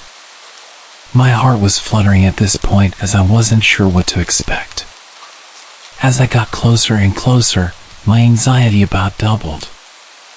I couldn't believe that I was in this situation, and I had a sudden realization that what I was doing was pretty stupid. Right while I was about to turn around to go back inside, somebody from the woods that I couldn't see said something to me. It was so dark that I couldn't see anything. All I could see were the dark silhouettes of all the trees around me. I shouted loudly into the darkness, asking who was there. That was when the voice ahead of me whispered and told me to quiet down. He asked me to help him and said he was tied up to a tree and that someone had kidnapped him. Obviously, this alarmed me to the extreme. Despite me thinking it was possibly a setup, I went with my instincts and wanted to help him. It's going to be okay. Just calm down. I'm going to call the police for you. Just hang tight. That's when he started yelling at me. No, help me now. You don't understand. He's going to come back in a few minutes and kill me, he said. I was in a really bad situation as I just wanted to do the right thing. Okay, I'm coming. I'm right ahead. Just keep walking straight. I can already see you. My heart was beating at an incomprehensible rate now, so much so that I'm surprised I didn't pass out. All the thoughts crossing my mind set me into a panic, and I was fully into the woods at this point. I looked ahead after walking for maybe 20 or 30 seconds and saw a dark shadow that looked like a person about 30 feet away. Hey man, is that you? I asked, but he didn't reply. I sat in silence for a moment while I tried to piece together what the hell was happening. If that was him, or even if it wasn't, I was in some deep trouble because the man I was looking at definitely wasn't tied up to a tree. He was standing up straight and very much alive. In only a moment's time, the person started running at me. It was at that exact moment I started backing up. Slowly, I eventually snapped out of it and booked it all the way to my house. Somehow, I made it inside before he caught up to me. I shut and locked the sliding glass door behind me, and he was standing right there, pulling on the door, trying to get it open. He was a very tall but slender-looking man with a wolf mask and a big-ass hammer. I barely hesitated and ran to my room. I know what you're thinking right now too. Why didn't I just defend myself with the bat? Well, originally, that was my plan, but things happen. I don't know. I was absolutely terrified, and you would be too if you were in that same situation. I was pacing back and forth in my living room, trying my luck with my phone again, but still, I had no service. I started having some sort of manic episode and began screaming and punching my couch. I was extremely angry and sick of being the victim. I almost ran out there and beat him myself, but I chose a different approach. I waited patiently, and sure enough, after only a minute, he was knocking on my front door. I ran over to the door and told him to see what happens if he stepped even a single foot in my house. He wouldn't be walking out if he did, that's for sure. He then started laughing. I just kept quiet and went back to my room. The knocking grew louder and louder, and eventually, he started screaming. I had no idea what he was saying, but I think he was mocking me.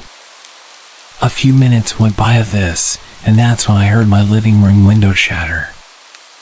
I got myself ready and hid behind my open bedroom door, just waiting for him to walk in. The footsteps got closer and closer as he walked into a few different rooms. Now he was heading to mine. I gripped the bat tighter and said a little prayer. He walked in, and I was able to hit him in the head with the bat. He fell straight to the ground. I hit him a few times while he was down as well, to make sure he wasn't getting back up anytime soon, and I ran. I ran down the road about 5 or 6 miles to my friend's house, and when I finally got them to answer the door, I briefly explained what happened, and they let me use their phone to call the police.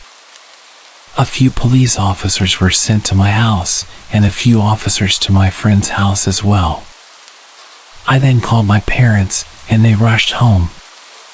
They were over 2 hours away, so it was going to be a while before they made it back. I told the police exactly what happened, and it turned out I had killed the intruder. I didn't know if he was dead until the police officer told me. I was worried I was going to be in trouble, even though I didn't do anything illegal. It was self-defense. The police took me in for questioning, and since I was a minor at the time, they had to bring my parents in as well. Yes, I killed a man as a teenager, and everything about it has completely changed my life. I've been numb, I've been scared, and I've been anxious. I can't tell you how many nightmares I've had about this whole thing. It's all over, and this was years ago. Sometimes it feels like it only happened yesterday, and I relive the whole thing, the blood, the screaming, and more importantly, my lost innocence.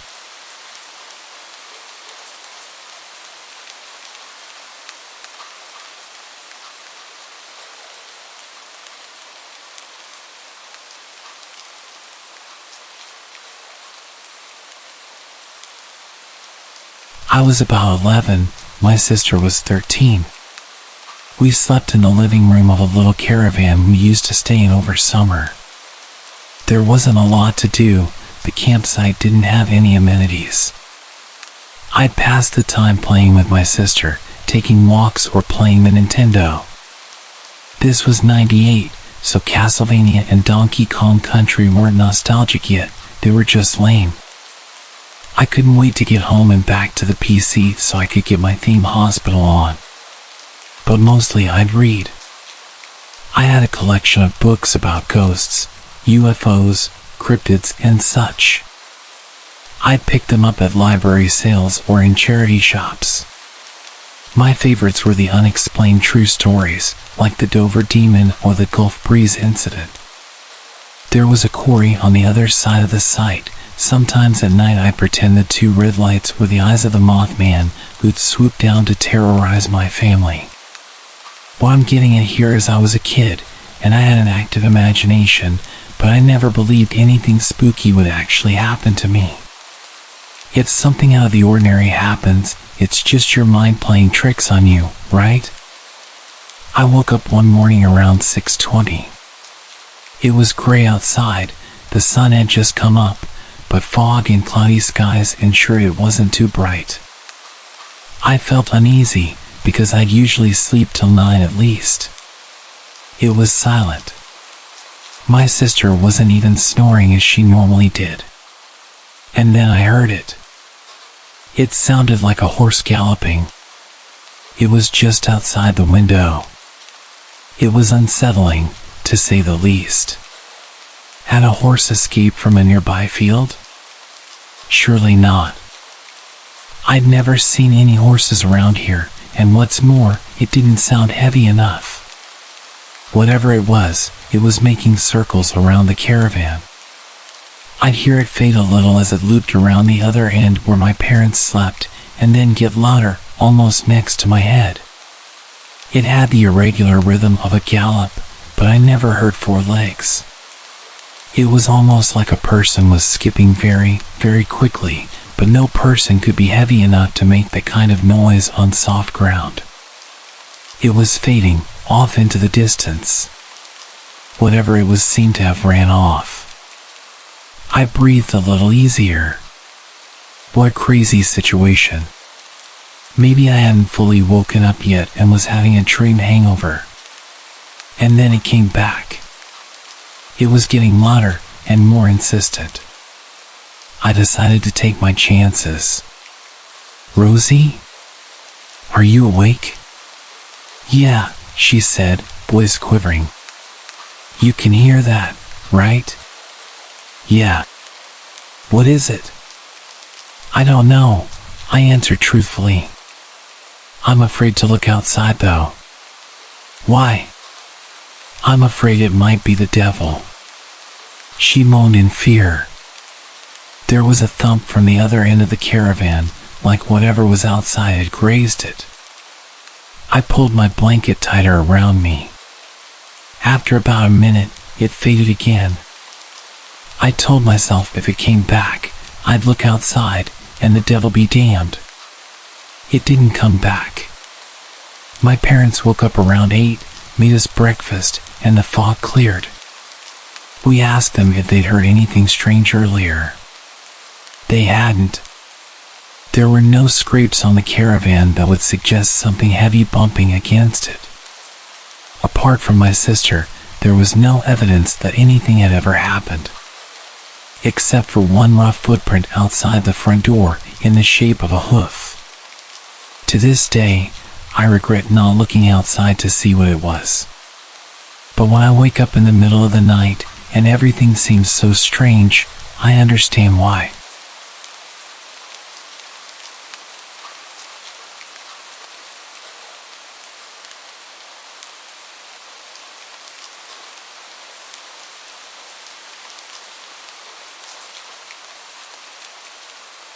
I love to go camping. Been doing it my whole life. Never had a scary experience until this past summer. My boyfriend and I decided to go out to the gorge for some quality time camping. We had always gone with several other people, but this was the first time it was just the 2 of us. When we got out of the car to prepare our gear for the hike back to the camping spot, 2 sketchy-looking dudes came out of the trailhead, looked us up and down, and got into their old-school VW camper van.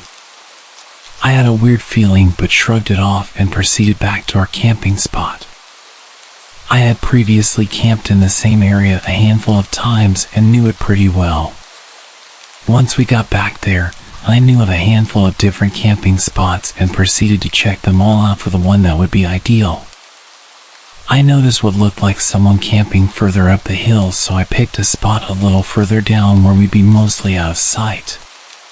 Not out of earshot though, as I heard yelling over on the trail. It was starting to get dark by the time we got everything set up, so I figured I'd start looking for firewood. Suddenly this guy appears out of nowhere and asks us if we'd like any help and offered to sell us a bundle of firewood for $10.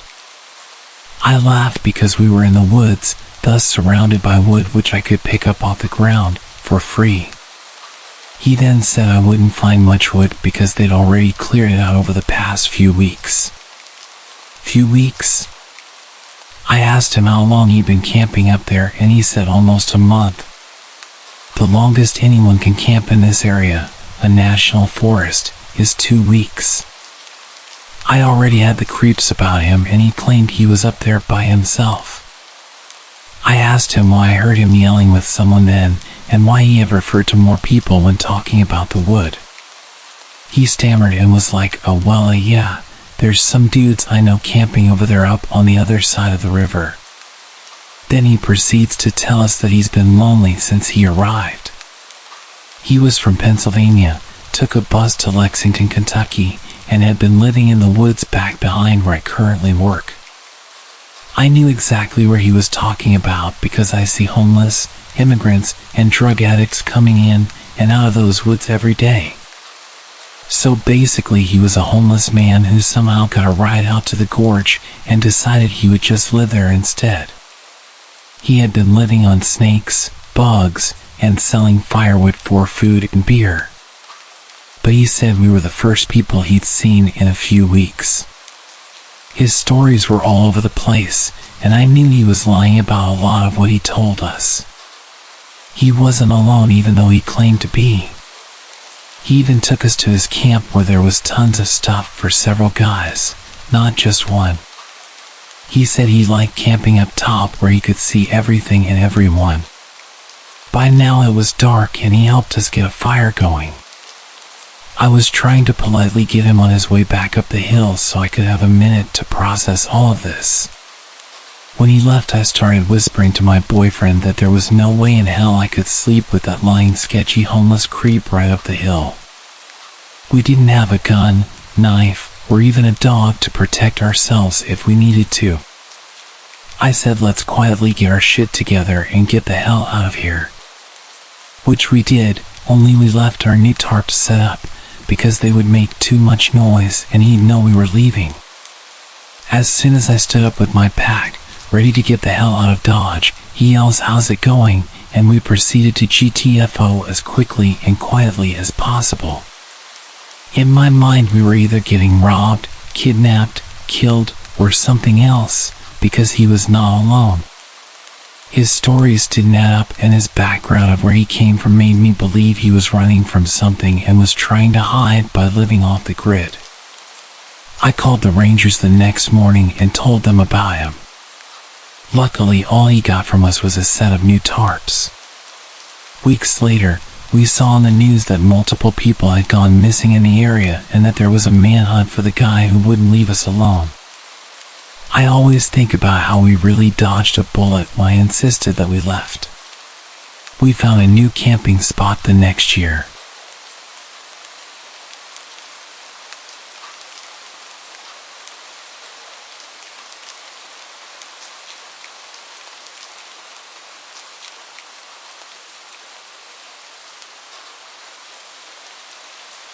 I remember that summer vividly. I was about 15, and my family decided to spend a few weeks camping near the lake. It was the perfect escape from the sweltering heat of the city. We set up our campsite, complete with a cozy tent and a small bonfire pit. Days were filled with swimming, hiking, and enjoying the company of my parents and younger brother. One evening, the sun dipped below the horizon, casting a warm orange glow over the tranquil waters. The crackling of the campfire filled the air, and we all huddled close, sharing stories and roasting marshmallows. My little brother was captivated by the stars that dotted the night sky, and my parents laughed and reminisced about their own childhood camping trips.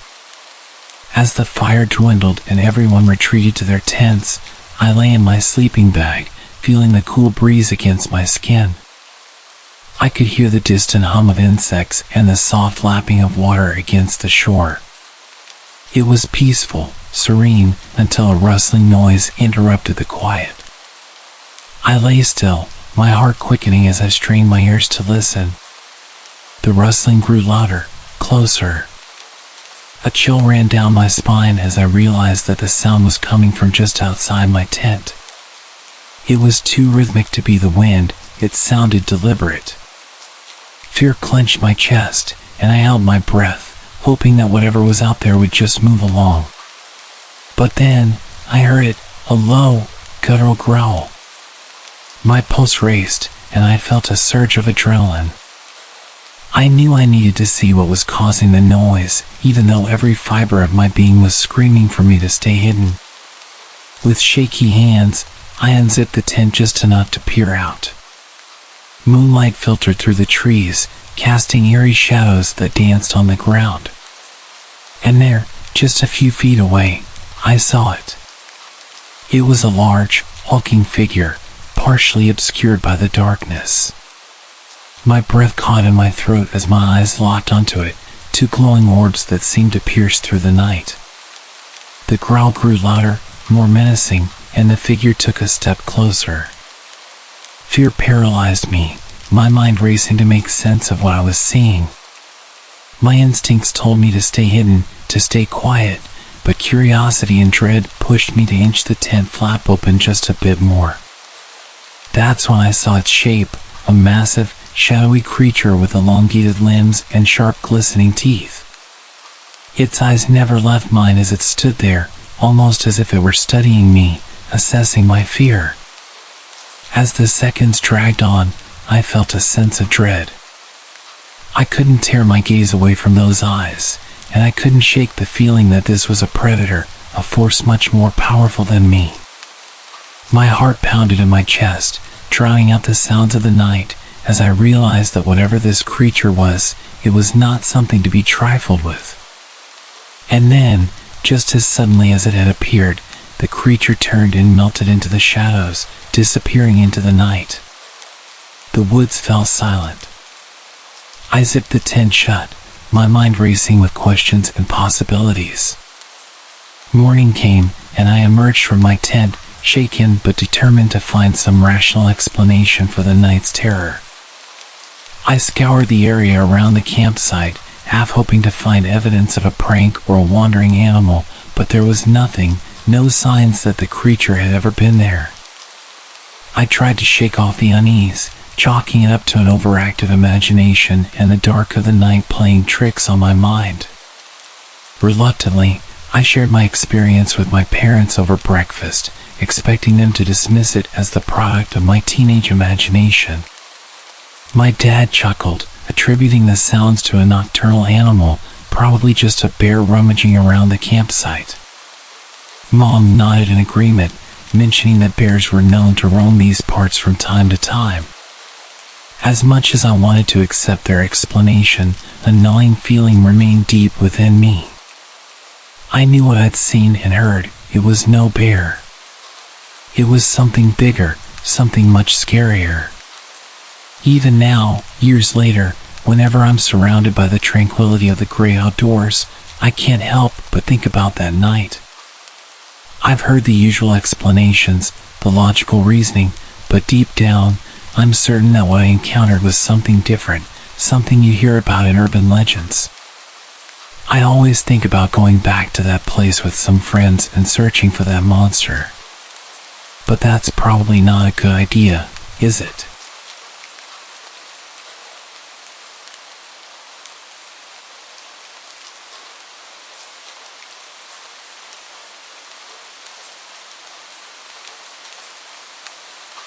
When I was 19, I was a Marine and had stupidly used my military perks to get a home loan and bought my first house. I moved a barracks room worth of stuff into this place that seemed to me like a palace.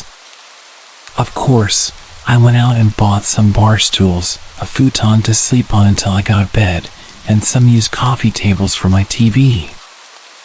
I also had my dog with me.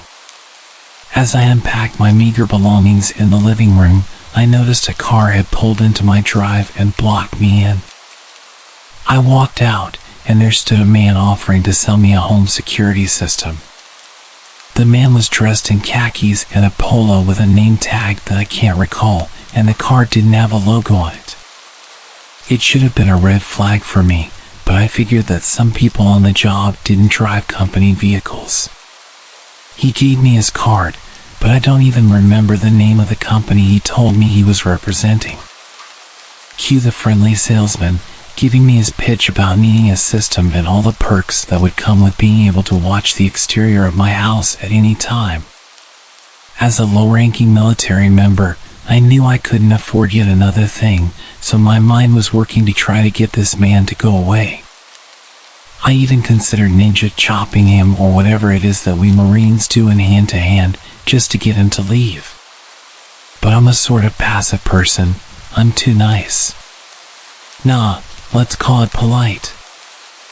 I won't be rude to someone doing their job. I've been in customer service. I can relate. I tried politely declining his offer after he had tried to show me some stuff on his iPad, but you know how persistent these types are. I'll admit to my own stupidity when answering his questions, like giving out too much information. Do you live alone? No, I live here with my wife and our 3 large dogs. At least I had it in the large part. Her and her dogs hadn't actually moved in yet, and hers were just fat, though they were more vicious than my own good boy. But 2 women living together probably seemed like easier targets. I also mentioned being a Marine when he asked. He seemed a bit shocked, but wouldn't be deterred. What kind of security system do you have? My dogs and me. Not the best answer I could have given. I wasn't exactly intimidating. I mean, I would be terrifying if I had a gun or something. I've been using them all my life, and I've never missed a target, alive or inanimate. If you would invite me in, I can show you the best places to set up cameras, he mentioned more than a few times. Each time made me more and more creeped out, thinking that he was wanting to potentially rob me, not that there was much to take.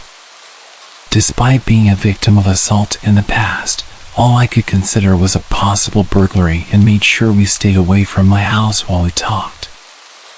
We were outside for about 15 minutes total, me spending most of that time trying to politely get away from him and retreat inside. I was losing my mind with the social niceties and just walked away, leaving him standing alone in my front yard. I walked into my house and locked the door. He got into his car and left. I thought nothing more of it. After some unpacking, I couldn't do much. I had nowhere to put most of it. I ate some junk food and put together the futon. I got it all decked out with my fluffiest blankets, made sure the doors and windows were locked, and went to lay down in the living room. Looking back, I'm not sure why I didn't put it in a bedroom. They all have blinds, and the rooms take a bit of getting to. Perhaps I wanted to be near an exit. For some context, my back door is a double glass pane door. At the time, I didn't have curtains on it, but I did have blinds on the kitchen window.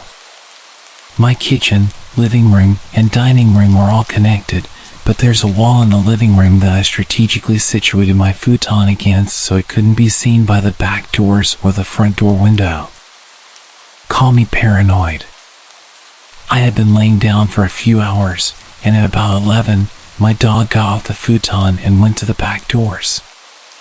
My dog is large and looks like a Rottweiler, but he's never hurt anything in his life. He'll greet strangers at the door with a tail wag and hardly barks. He stood back there for a bit and whined a few times. I ignored him, it was probably a squirrel. But then he started growling, a sound that I'll never forget. It sent terror straight through me as I sat alone in the dark. I had only ever felt that fear once, when a mountain lion screamed, and I realized I was powerless against nature. The point is, these sounds are designed to scare you. And it petrified me. I was frozen and wanted to wimp out, to hide, to call the cops, but I realized if someone was out there, they'd for sure see my phone light and know where I was. So while my dog stayed stationed at the back door, I talked myself up just enough to move off the couch and investigate, still scared out of my mind. I slunk to the kitchen and grabbed a kitchen knife, one of the only utensils I had, and crept to the kitchen window. I was squatting amongst the cabinets so that I couldn't be seen from any windows, trying to gear up to peel back the blinds. My brain was telling me irrational things, horror stories that I had read come to life. To be real, I was ready to punk out. I'm not a brave person. I was in communications for God's sake. Pretty far from any life-threatening situation, while not one that involves people at my house. In the one space that I should consider safe. My hideout, my protection from anything outside wanting in.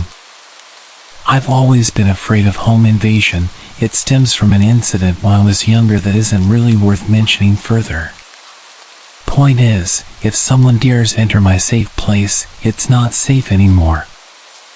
I thought I couldn't get more scared in that moment, but then I saw a male figure in my backyard, and my heart jumped out of my chest. He wasn't very far from the window I was looking out of. He was bold enough to not wear anything over his head, and I saw the blonde hair in the moonlight. It only took me a few seconds to recognize the security salesman in the dark. He was on the edge of my porch, watching my back door, watching my dog. I jumped up quickly, climbed over the bar counter, and turned on the lights as I went towards the back door to let my still growling dog out in hopes that he'd at least get rid of the man, if not injure him. No dice. As soon as the lights came on, he had just enough time to go jump the low part of the fence to safety before my dog even got off the porch. I didn't sleep that night. My dog sat on the futon with me, calm as could be, having done his job. The next morning, I filed a police report, but I couldn't tell them his name or what company he was with, having lost the car he gave me. They sent some patrols through the area, and I found out that all legit salesmen should have an ID upon request. That night, I had 2 friends stay with me, ready for him to come back. We thought he might have set the whole thing up to scare me into buying home security. He didn't come back, and I haven't seen him since.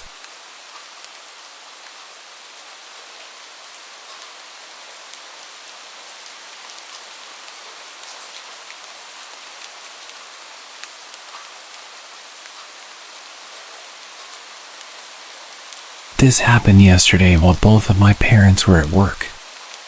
For context, my dad's a mailman and my mom is an RV saleswoman. They're always on their feet, so neither can pick up their phone very quickly. I do have an older brother, but he's at college 2 hours away, so he doesn't matter in this story. I was sitting in the living room with my dog when I heard people talking in the hallway. This isn't unusual because I live in a 3rd-floor apartment and there's a noisy family next door that brings over friends a lot.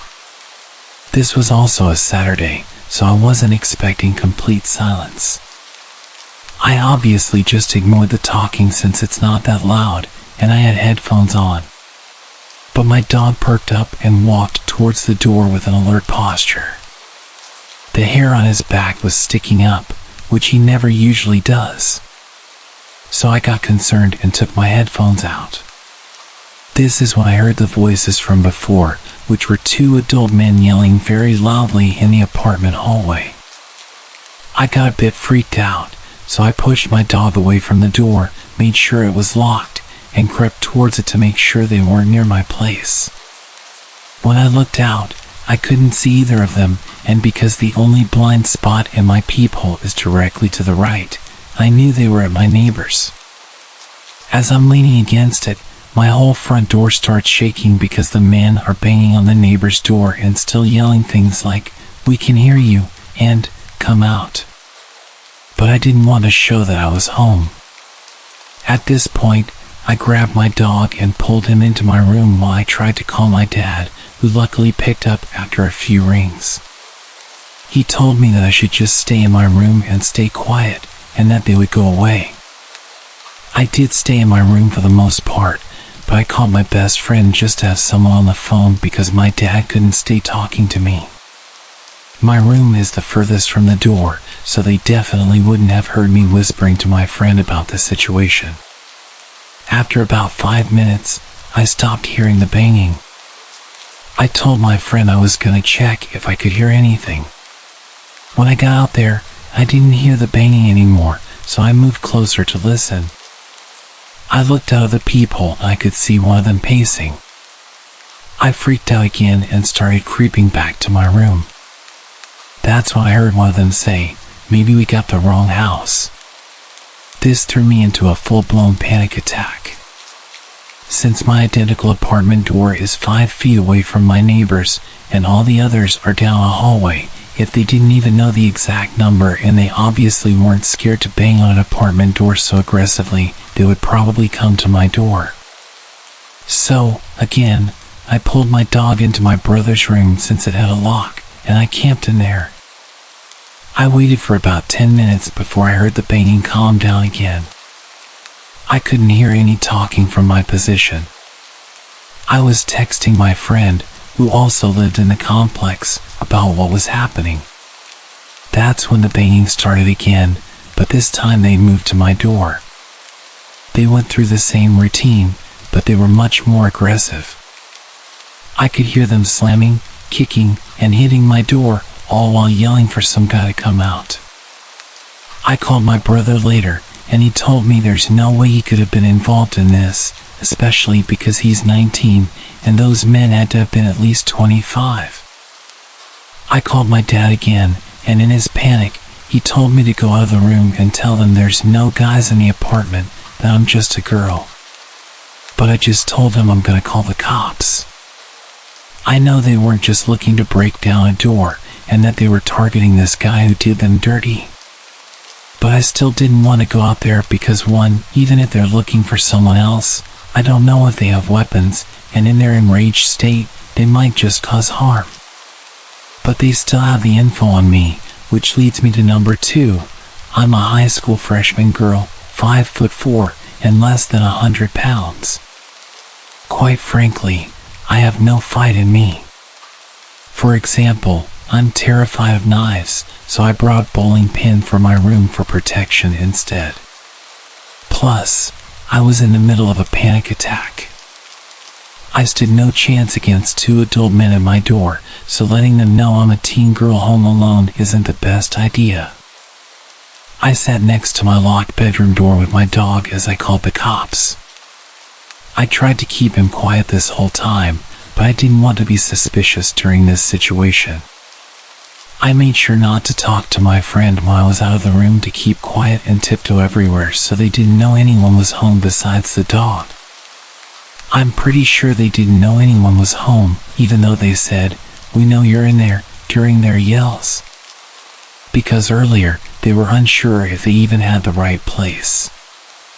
I was on the phone with the cops for a few minutes before I heard light knocking at my door, making me realize I wasn't so much in shock that I didn't even know the banging had stopped. The operator said it was the cops, so I ended the call and answered the door. The officers told me the guys took off just before they got there, and they asked me a few questions about male family members and if they could have any correlation with this.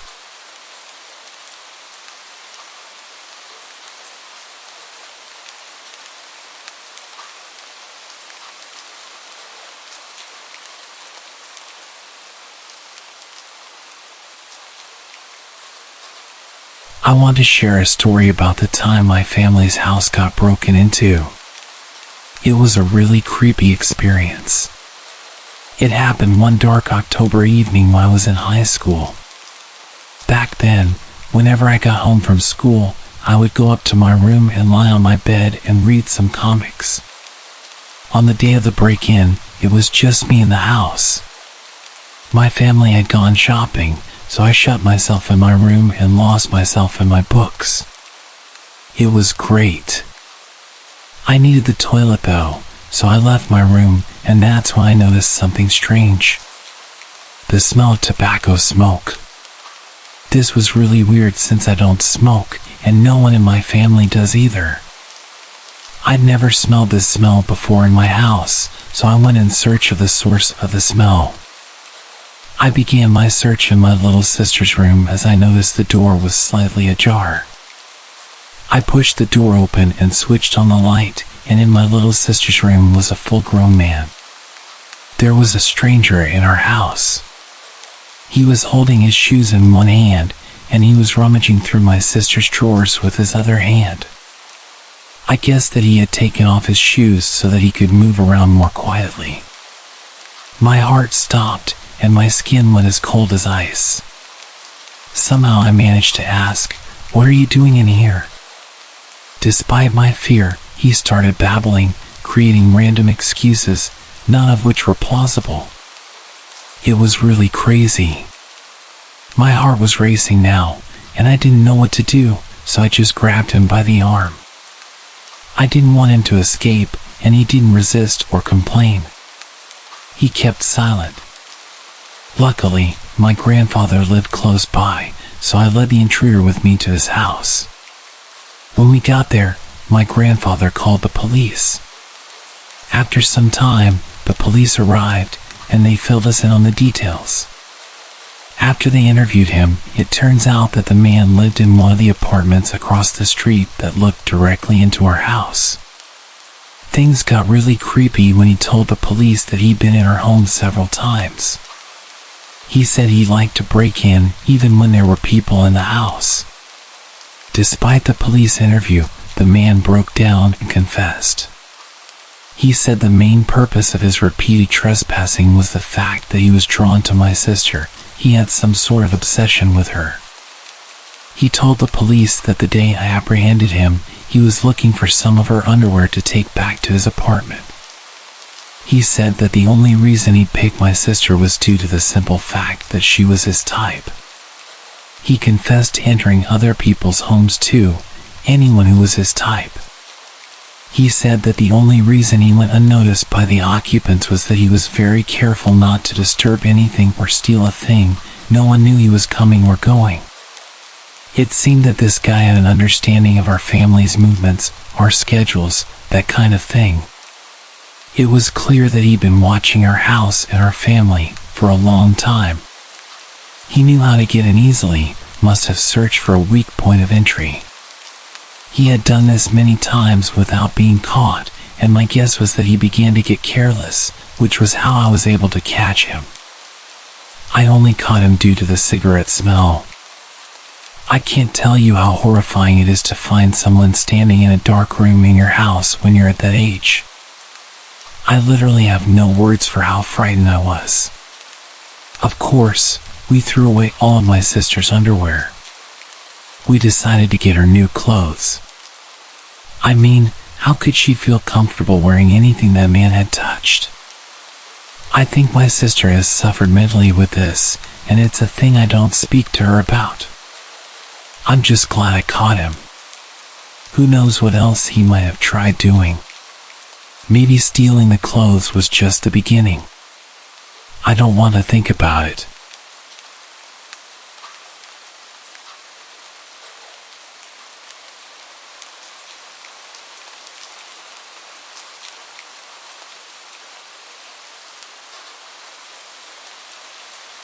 My roommate was out of the house for the week, so I had the place to myself. It was spring break, so my college classes were out. I had no plans and really nothing I needed to do. On Monday, I was basically trapped inside due to a huge storm blowing through our city. This was common around this time of year, but it still always seemed worse every time. The trees looked like they were going to blow away, and the house would shake and creak nonstop. Knowing I wouldn't be able to sleep, I decided to just stay up. I turned on the Xbox and started up one of my video games and played for well over an hour, probably until 11 o'clock when the doorbell rang.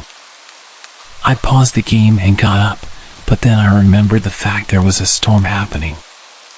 Who would be outside right now? I went over to the front door and looked through the peephole, but nothing. I opened the door. The wind and rain hit me right away, but when I looked around, I didn't see anyone. I closed the door and thought maybe the wind had somehow rung the doorbell. I don't know, it sounds dumb now, but what was I supposed to think? I went back to my game, but only a couple minutes later, I heard a huge crash in the backyard. It sounded like stuff tumbling over and breaking. I immediately knew it was our patio furniture and ran over to the back door. Everything was scattered around the yard, blowing around in the wind. I quickly put on my shoes and went outside, pushing each piece of furniture up against the back of the house. The wind was so heavy it would even hurt sometimes when the water would hit my face. I was rushing, going as fast as I could until I saw someone. They were standing at the edge of the backyard, watching me. I looked back at them for a moment, but then grabbed the last piece of furniture and ran inside to escape the rain. I looked at the back door as I dried off, but the person was gone. Between that and the doorbell ringing, I was a little bit nervous. I sat in the living room this time, just scrolling on my phone because I was tired of being interrupted. After a while, I struggled to keep my eyes open. I got a blanket and laid down on the couch. I didn't feel like going upstairs, and the storm was much louder up there. It took a while, but eventually, I drifted off to sleep. A few hours later, still well into the night, I woke up from a sudden burst of heavy wind outside shaking the house. I pulled the blanket to the side and sat up, moving my feet to the floor as I prepared to go check if the furniture outside was still there. But just when my feet touched the floor, they were soaked. It woke me up immediately. I looked down and saw a puddle on the ground right next to the couch. Then I saw another and another, leading in a line across the floor. Inside the puddles were faint muddy shoe prints. I stood up and ran to the corner of the room, heart beating rapidly in my chest. After a minute of hearing nothing but the wind outside, I slowly followed the shoe prints. They led all throughout the house, upstairs and downstairs, but I could clearly tell that they entered through the back door, which I had stupidly forgotten to lock in the rush of getting out of the rain. I locked it and pulled my phone out to call 911, but then the thought crept into my mind, what if they're still inside? I stayed quiet and moved into the corner of the house where I felt the most hidden and called. I waited in silence for them to arrive. When they did, they took a look around, seeing everything I saw, but nothing more. They told me it seems like a personal attack because nothing was missing, and they were clearly focused on my house in particular. However, they walked right up to me while I was sleeping and seemingly did nothing but watch me, which is super creepy but doesn't make much sense. If they wanted to do something to me, they would have at that moment. After some thought, this had led me to believe that whoever it was had actually come from my roommates. They saw me, then looked around the whole house, and then left, doing absolutely nothing. So if this was a personal attack and my roommate was there, I think things may have gone a lot worse than they had.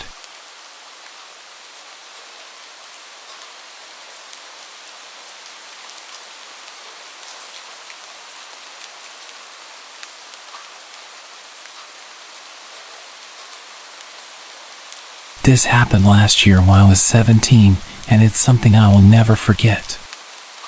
I was home alone one weekend while my parents were at a work convention out of state. I was upstairs in my room playing Rocket League with two of my friends, talking to them on my headset when I heard a thump from downstairs. This wasn't unusual because I have two cats who often make a lot of noise while wrestling with each other. So, I resumed my game while turning down the TV slightly to check if the noise persisted. About 2 minutes later, I heard another thump, followed by what sounded like a grunt. I told my friends about the thumps, and they urged me to check it out, so I did. I began my walk downstairs, thinking my cats were wrestling rougher than usual. But as I got halfway down the stairs, I froze. I could hear what sounded like men whispering to each other coming from the living room. Crouching down to get a small peek into the living room, I saw 3 large men covered in all black, walking around. I can't describe the feeling in my chest when I saw this. Slowly crawling up the stairs from my crouched position, in typical horror movie fashion, the very last step made a very loud creak. The entire house was silent now, and I knew they heard it. Thinking on my feet, I ran quietly to my room, threw on my headset, and told my friends to call the cops and send them to my house. They sounded confused and asked what was going on, but I just urged them to hurry and threw my headset on my bed. As I got to my door to close it, I heard 2 sets of footsteps coming up the stairs. I knew if I locked myself in my room, they would know where I was. So I closed my door and snuck over to my parents' room, purposely leaving the door open so they wouldn't think to check it. About 5 seconds later, I heard a pair of heavy boots hit the wooden upstairs floor, accompanied by another set of footsteps. They got louder as they came down the hall and stopped by my door. I heard pounding on my bedroom door, followed by a deep voice saying, "Open up," before I ran this door down. I got chills hearing this. I made a break for my parents' bedroom window and slid it open quietly, but I must not have been quiet enough because I heard heavy boots go further down the hallway. As I was halfway through the window, a man came into view from the doorway and yelled as he ran towards me. At this point, I jumped out the window, and the man grabbed my ankles, trying to lift me back up. Luckily, I wiggled my feet enough to slip out of my shoes and onto the small roof above my back door. The man followed me out the window as the other man came to the window. I panicked and jumped off the roof, landing awkwardly on my left ankle. The commotion upstairs caused the third man, still downstairs, to spot me through the porch window and run outside to chase me down. I made it to the backyard gate, limping on one foot, before the man grabbed me and pulled me back into the yard. I tried to yell, but the man covered my mouth as the other two men climbed down from the window. All three of the men grabbed me and tried pulling me back into the house. As they got me in the house, I heard the relieving sound of police sirens pulling up. The men looked at each other and said, "Shit," before pushing me to the ground and fleeing out the back door. Limping on my one leg to the front door, I yanked it open and yelled that the men were in the backyard. 3 officers ran into the backyard while one officer helped me over to one of the police cars. They only caught one of the men, while the other 2 escaped over the fence. They threw the man into the other car as the officers came to question me. Shortly after, my 2 friends, whom I was playing with, pulled into the driveway on their bikes and rushed over to me to see if I was all right. I told them I was okay and thanked them for calling the police, potentially saving my life. The man that was caught was charged with burglary and attempted kidnapping. It turns out the men broke in through the basement window. I was thankful to escape with my life and only a sprained ankle that night.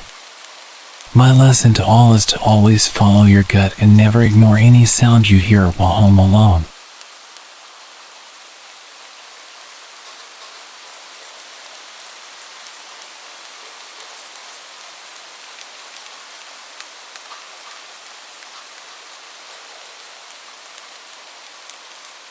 This all happened roughly around 4 years ago, but the experience has haunted me almost every single day since it happened. I'll start off by saying that at the time I was pretty young. I was single and very keen to have my first experience with someone.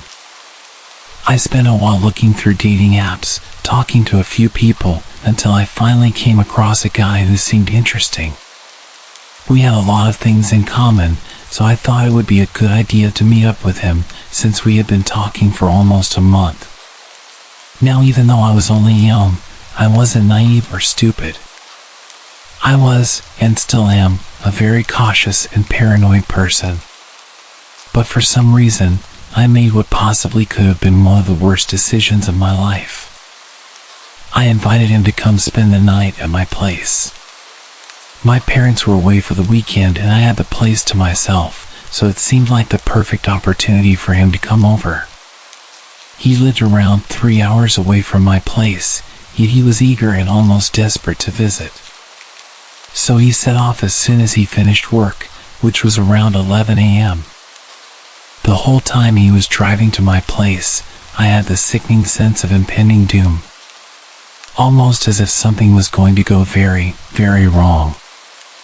I almost texted him multiple times to tell him that I wasn't interested anymore, but I hesitated as he was only 10 minutes away by this point. I jumped up as I heard his car pull up, and I expected to be greeted by a smile once I opened the door. But he pushed his way through, and continued to stare at me blankly, all whilst my 2 French bulldogs snarled and growled at him, which they never do to anyone. Things instantly seemed extremely odd. He followed me quickly to my bedroom and didn't waste any time in aggressively undressing me. I hesitantly went along with it, as this was my first experience with someone. He was almost 6 years older than me, so I was pretty tense. Fast forward to a couple of hours later, he suddenly asked me if he could sleep in my room, which confused me as it was only 5 p.m. But I told him it was fine, and I would continue to watch movies by myself downstairs. After about an hour, I heard what sounded like furniture being moved around, and the sound of him talking. So I made my way upstairs and opened my door, only to find him crouching in the middle of my room and breathing extremely heavily. When I asked if he was okay, he motioned for me to get on the bed. He sat me on his lap and proceeded to place a blindfold over my eyes, putting his hands around my neck lightly. I was already feeling extremely uncomfortable, and it worsened as he tightened his grip around my throat. He asked, "Does anyone know I'm here? Do your friends know who I am and what I look like?" I instantly answered, saying that my sister and friends knew he was here. This was a complete lie because I don't have a sister, and my friends were unaware, but something inside of me forced me to say it. After minutes of awkward silence, he stood up to gather his things.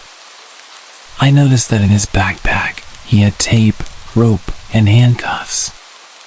At first, it didn't concern me as I knew he was into that stuff, but looking back, I think it was intended for something much worse. All of a sudden he said, "I think I'm going to head home. I have a long drive, and I'm rather tired." I didn't hesitate to let him out of my door because I was already extremely uncomfortable. As he left, he failed to even look at me or say goodbye. He raced off down the street as soon as he got into his car.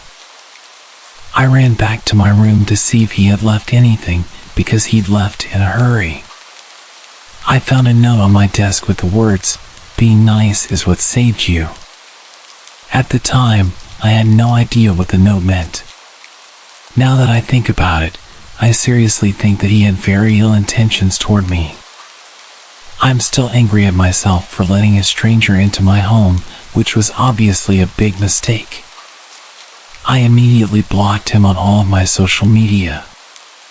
I am just so lucky that I made it out alive. All I know is that he is now somewhere back in America. I don't really know why he was living in the UK at the time that I met him, but all I can say now is that I am glad that he is many miles away from me.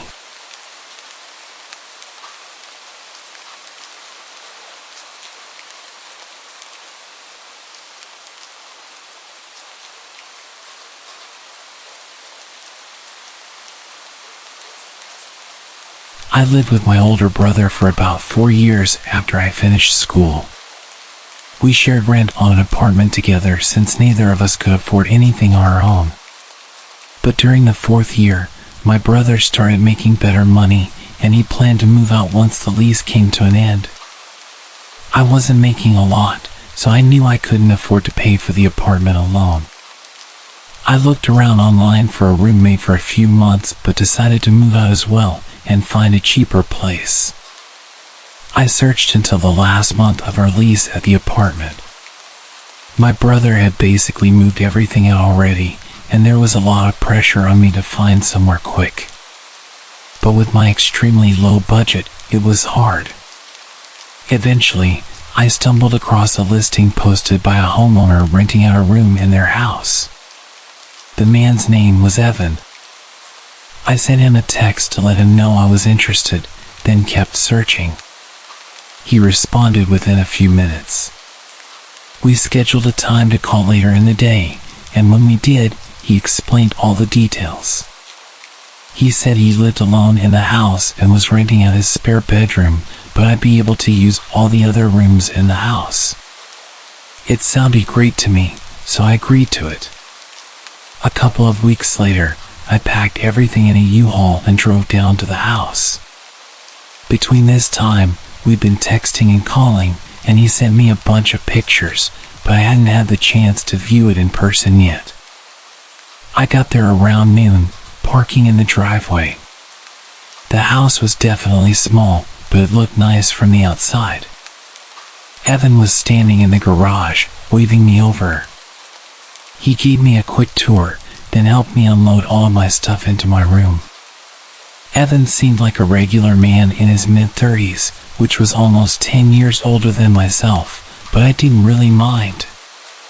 He didn't hold conversations very well, and was somewhat shy. Anyway, we finished moving everything inside, and I dropped the U-Haul off. I Ubered back to the house, and by then, it was almost 8 p.m., and I was really tired. Evan was on the couch, watching TV, so I told him I was going to bed early, and I went to my room. All in all, it seemed like a decent place, and I was happy with it.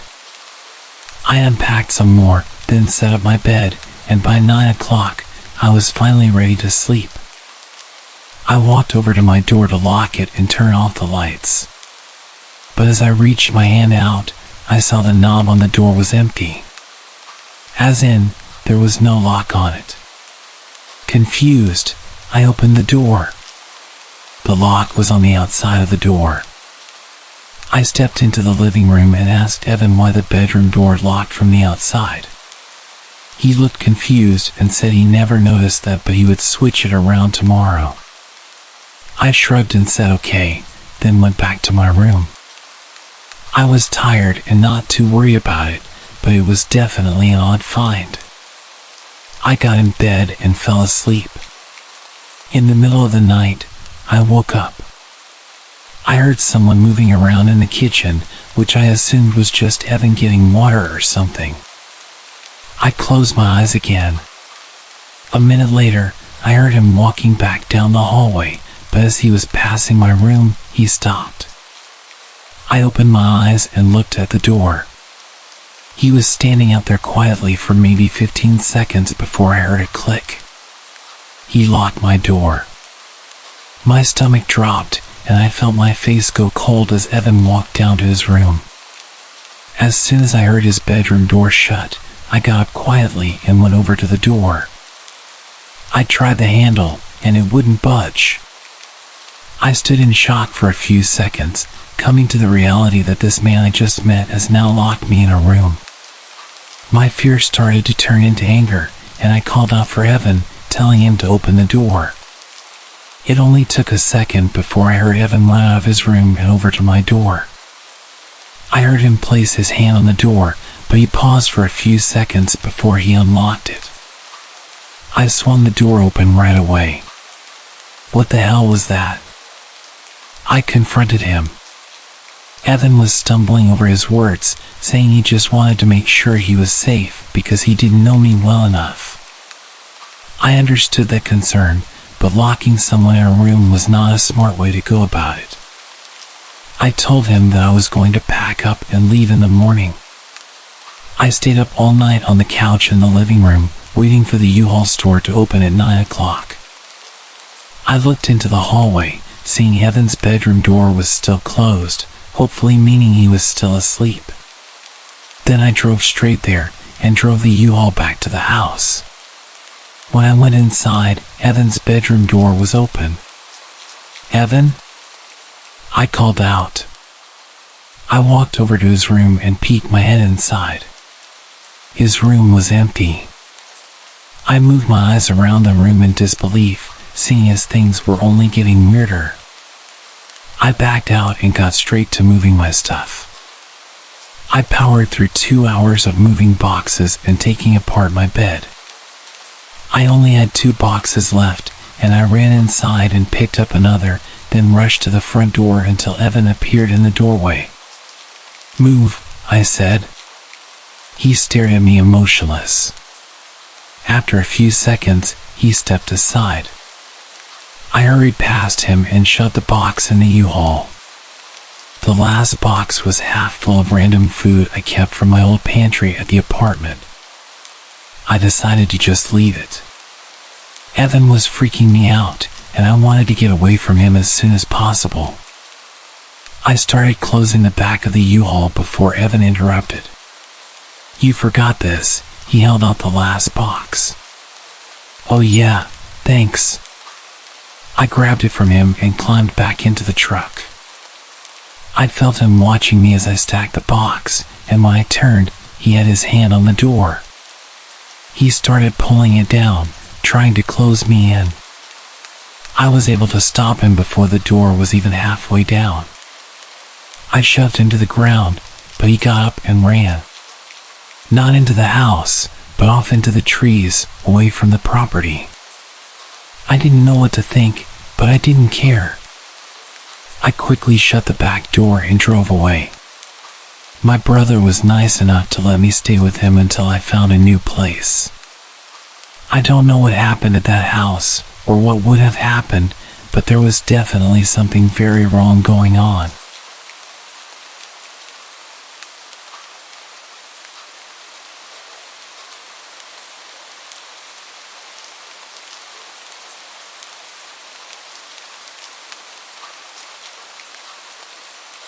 My roommate was out of the house for the week, so I had the place to myself.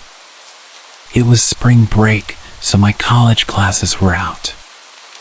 I had no plans and really nothing I needed to do. On Monday, I was basically trapped inside due to a huge storm blowing through our city. This was common around this time of year, but it still always seemed worse every time. The trees always looked like they were gonna blow away, and the house would shake and creak non-stop. Knowing I wouldn't be able to sleep, I decided to just stay up. I turned on the Xbox and started up one of my video games and played for well over an hour, probably until 11 o'clock when the doorbell rang. I paused the game and got up, but then I remembered the whole storm situation. Who would be outside right now? I went over to the front door and looked through the peephole, but nothing. I opened the door. The wind and water hit me right away, but when I looked around, I didn't see anyone. I closed the door and thought maybe the wind had somehow rung the doorbell. I don't know, it sounds dumb now, but what was I supposed to think? I went back to my game, but only a couple minutes later, I heard a huge crash in the backyard, stuff tumbling over and breaking. I immediately knew it was our patio furniture and ran over to the back door. Everything was scattered around the yard, blowing around in the wind. I quickly put on my shoes and went outside, pushing each piece of furniture up against the back of the house. The wind was so heavy it would even hurt sometimes when the water would hit my face. I was rushing, going as fast as I could until I saw someone.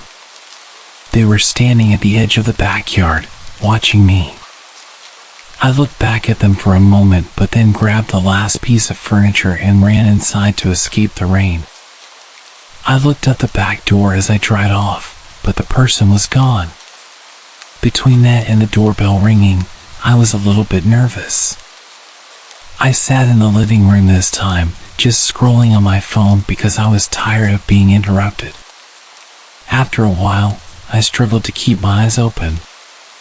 I got a blanket and laid down on the couch. I didn't feel like going upstairs, and the storm was much louder up there. It took a while, but eventually, I drifted off and fell asleep. A few hours later, still well into the night, I woke up from a sudden burst of heavy wind outside, shaking the house. I pulled the blanket to the side and sat up, moving my feet to the floor as I prepared to go check if the furniture outside was still there. But just when my feet touched the floor, they were soaked. It woke me up immediately. I looked down and saw a puddle on the ground right next to the couch. Then I saw another, leading in a line across the floor. Inside the puddles were faint muddy shoe prints. I stood up and ran to the corner of the room, heart beating rapidly in my chest. After a minute of hearing nothing but the wind outside, I slowly followed the shoe prints. They led all throughout the house, upstairs and down, but I could clearly tell that they entered through the back door, which I had stupidly forgotten to lock in the rush of getting out of the rain. I locked it and pulled my phone out to call 911, but then the thought crept into my mind, what if they're still inside? I stayed quiet and moved into the corner of the house where I felt the most hidden. I waited in silence for them to arrive. When they did, they took a look around, seeing everything I saw, but nothing more. They told me it seems like a personal attack because nothing was missing, and they were clearly focused on my house in particular.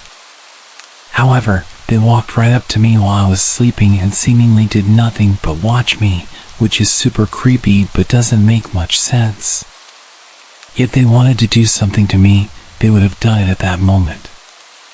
After some thought, this had led me to believe that whoever it was had actually come from my roommates. They saw me, then looked around the whole house, and then left, doing absolutely nothing. So if this was a personal attack and my roommate was there, I think things may have gone a lot worse than they had.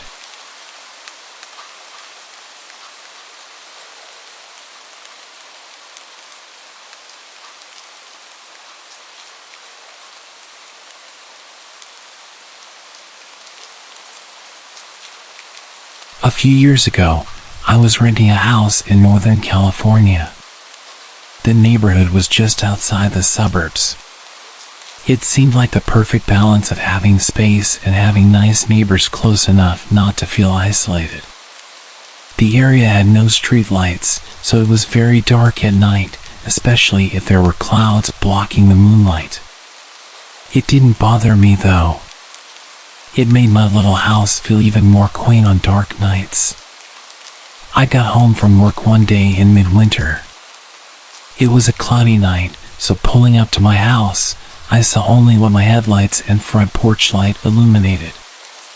When I got out of my car, I caught a whiff of cigarette smoke. That was odd, as I had never smelled that before around that house. I didn't see anyone nearby, so I ignored it and went inside. I had just got off a shift with a few hours of overtime, so I felt pretty tired. Even though it wasn't even 7 yet, I decided to take a shower and call it a night.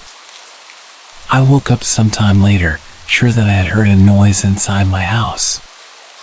I wasn't worried right away because my friend would sometimes stop by to use my shower after work on his way to his night classes. I even gave him a spare key so he could stop by even if I wasn't home. He would always text me to let me know beforehand though, and I hadn't heard my phone go off. I reached over to my bedside table and picked up my cell phone to see if my friend had sent me a text. The bright light from my phone's screen blinded me. These were the days before phones had a light sensor that would dim the screen in the dark, and this particular phone was so bright, I could use it as a flashlight. Through squinted eyes, I could make out that it was 9-something, but I couldn't tell if I had an unread text or not. I set my phone aside and called out my friend's name. There were a couple of seconds of silence before I heard loud footsteps as someone started running through the bottom floor of my house. I leapt out of bed and ran to the closet. They were already up the stairs by the time I had opened the door and stepped inside. That house had 3 rooms upstairs, 2 bedrooms on either side of the hallway, the one I was in and a spare, and a bathroom at the end. The bedroom doors were both closed, but the bathroom door was cracked open. I heard whoever was in my house thunder down the hallway past my door and into the bathroom. Thank God he did. That gave me enough time to open the attic access in the ceiling of my closet and hoist myself up.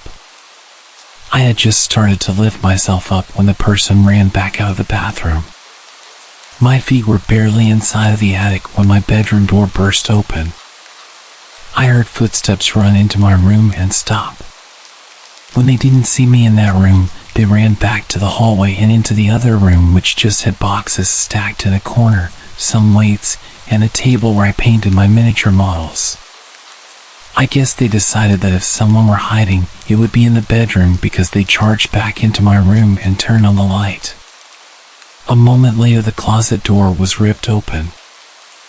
I was crouched in my attic just a foot or so away from the access, so I could try to stop them if they started to climb up. From my vantage point, all I could see was from about their knee down. They were wearing dirty blue jeans with frayed cuffs and work boots. After a few seconds of looking in the closet, they stepped away and I heard a loud crash come from my room, followed by a scream of frustration and anger. That scream was the most unnerving part of the incident for me.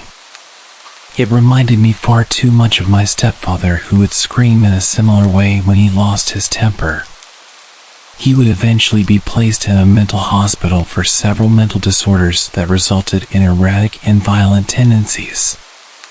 The man in my house ran back down the stairs. I heard crashes and clatters as things were thrown around and furniture was knocked over. I stayed crouched in the attic. I had left my cell phone when I ran for the closet, and I wasn't certain I could climb down without him hearing. After some time, the noises stopped. I started counting slowly. When I reached 1,000, I decided it was safe enough to climb down and call the police. The first thing I noticed when I exited the closet was the intruder had flipped my bed over. I assumed in an attempt to find me.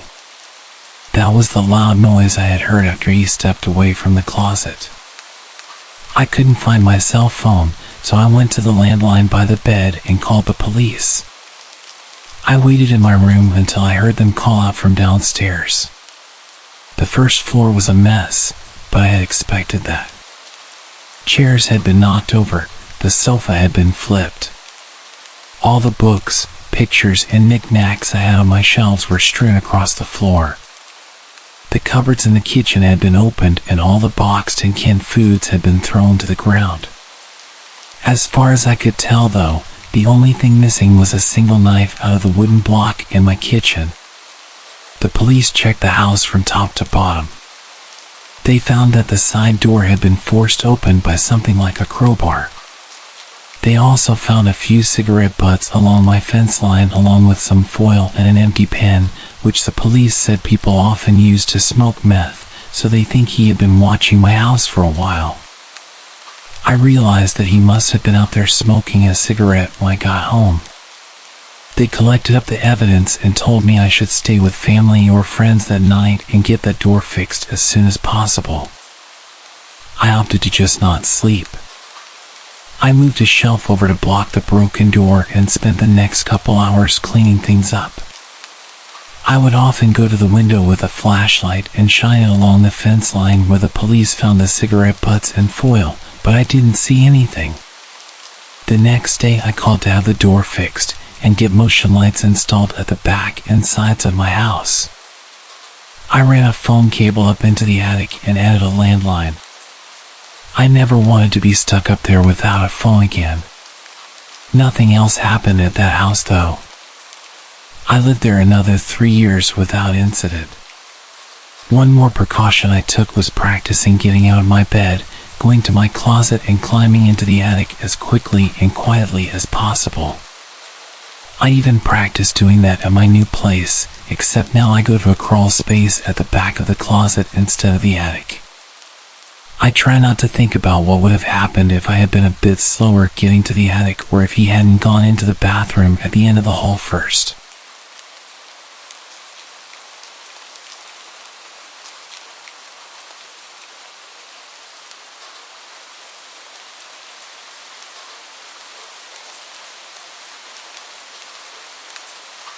I had blocked this story from my memory until my girlfriend reminded me of it a couple days ago. I started dating my girlfriend at the end of my senior year, and I used multiple dating apps before we started dating. I had my Snapchat listed in many of my dating app profiles. This is important. Nothing led to anything with the apps. I talked to people for a bit and eventually the conversation would die out. When I began dating my girlfriend, I had deleted the apps but never deleted my account, meaning people could still see my profile and my Snapchat account. I realized this after a few people would add me, but it didn't bother me much because I'd tell them I had a girlfriend. As you would imagine, the conversation would end at that point. But there was this one guy that added me, let's call him Adam. And he asked me if I was available. Being straight, I was used to guys adding me, so I gave him the usual response. Sorry, I'm straight and I have a girlfriend. I expected him to leave me alone, but it didn't stop him. At first the messages were normal. How was your day? What did you do today? Simple stuff like that. Being the nice guy I am, I responded because I thought this guy just wanted to be friends, and having a gay friend is okay with me. Then the messages progressively got more creepy. He started asking questions about my girlfriend, and not the basic questions. As the days passed, I started to notice that Tyler's vocabulary was very similar to Adam's. I wasn't sure about it, so I didn't make any assumptions that it was him. I shared Tyler's Snapchat with my girlfriend, who added him to investigate. As soon as she added Tyler's snap, Tyler flipped out on her, confirming that it was indeed Adam. Realizing this, I blocked him again. After that, everything went quiet from Adam for about a month. I live in the suburbs of Chicago, and both my girlfriend and I live down the street from each other. We often see each other, and our families are good friends. Anyway, a month went by until I received a letter with no address or name on it, just my name on the front. I opened it, and to my shock and horror, it was basically a love letter from Adam. The letter expressed his love for me and his desire for me to run off with him. The letter took a very sexual turn halfway through, with explicit descriptions of what he wanted to do to me. At that moment, I had two horrifying realizations. One was that he knew my address, and two, he had dropped off the letter himself, meaning he was in my town. I immediately called my girlfriend, who was equally shocked. After consulting with my parents, we called the cops. Unfortunately, since I had blocked and removed Adam's social media information and the letter had no return address, there was nothing we could do about it. Day after day, letters kept appearing in my mailbox until they also started showing up at my girlfriend's place. Her letters were far worse than mine. Adam wrote about how much he hated her and how he wanted to hurt her. He described in detail the ways he would inflict pain on her until she broke up with me. Like me, she reported this to the police, but they could do nothing about it. My girlfriend's family had plans to go to Hawaii for vacation, and I was house sitting for them. The first couple of days went fine until one of the last nights of the week. As usual, I was at their house, watching TV on the couch, when the power went out. It was around 1 a.m., and it was pitch black. The next few seconds were silent, and then I heard a window smash from the office. To help you understand the layout of the house, when you entered the front door, the living room was on your left, straight ahead were both the kitchen and stairs, and to the right were the office and dining room. Upstairs, as soon as you reached the top of the stairs, there was a bathroom straight ahead. My girlfriend's room was on the right, and the other bedrooms were on the left. I immediately grabbed a kitchen knife and ran upstairs to hide while I called the cops. I quickly got into my girlfriend's room and slipped into the closet. As soon as I was able to contact the operator, I heard the intruder pounding up the steps. Thankfully, I had relayed all the information to the operator in time, and she stayed on the phone as we both remained quiet. The intruder took a left when he reached the top of the stairs, which gave more time for the cops to arrive and for me to get ready, just in case I needed to defend myself. A few minutes passed until I heard the intruder start walking toward my girlfriend's room. In the precious seconds I had, I slipped out of the closet and positioned myself next to the door. As soon as he opened the door and started to enter the room, I took the kitchen knife and drove it into his shoulder. A young man screamed in pain as I heard a heavy metallic object make a large thud as it hit the ground. From there, I bolted out of the house, where I was met by 4 squad cars and cops with their guns raised. I raised my hands, shouting that he was upstairs in the right room. A few minutes passed, and the intruder was dragged out, still screaming in pain. With the siren lights flooding the street, I got a glimpse of his face. It was Adam. Later, an officer informed me that the metallic thud was caused by him dropping his handgun.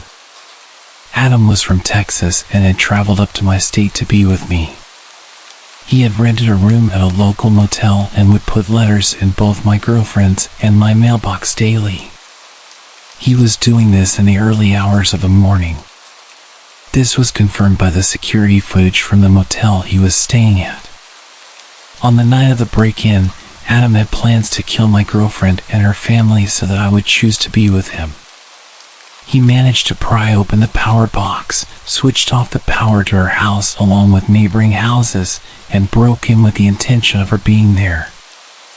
Well, unfortunately for him, she was enjoying a tropical vacation. To be honest, I have no idea how the outcome would have been different if they hadn't gone on vacation, and I am grateful that I still have my girlfriend as well as her family alive. So, to any stalkers out there, please stay away from my girlfriend.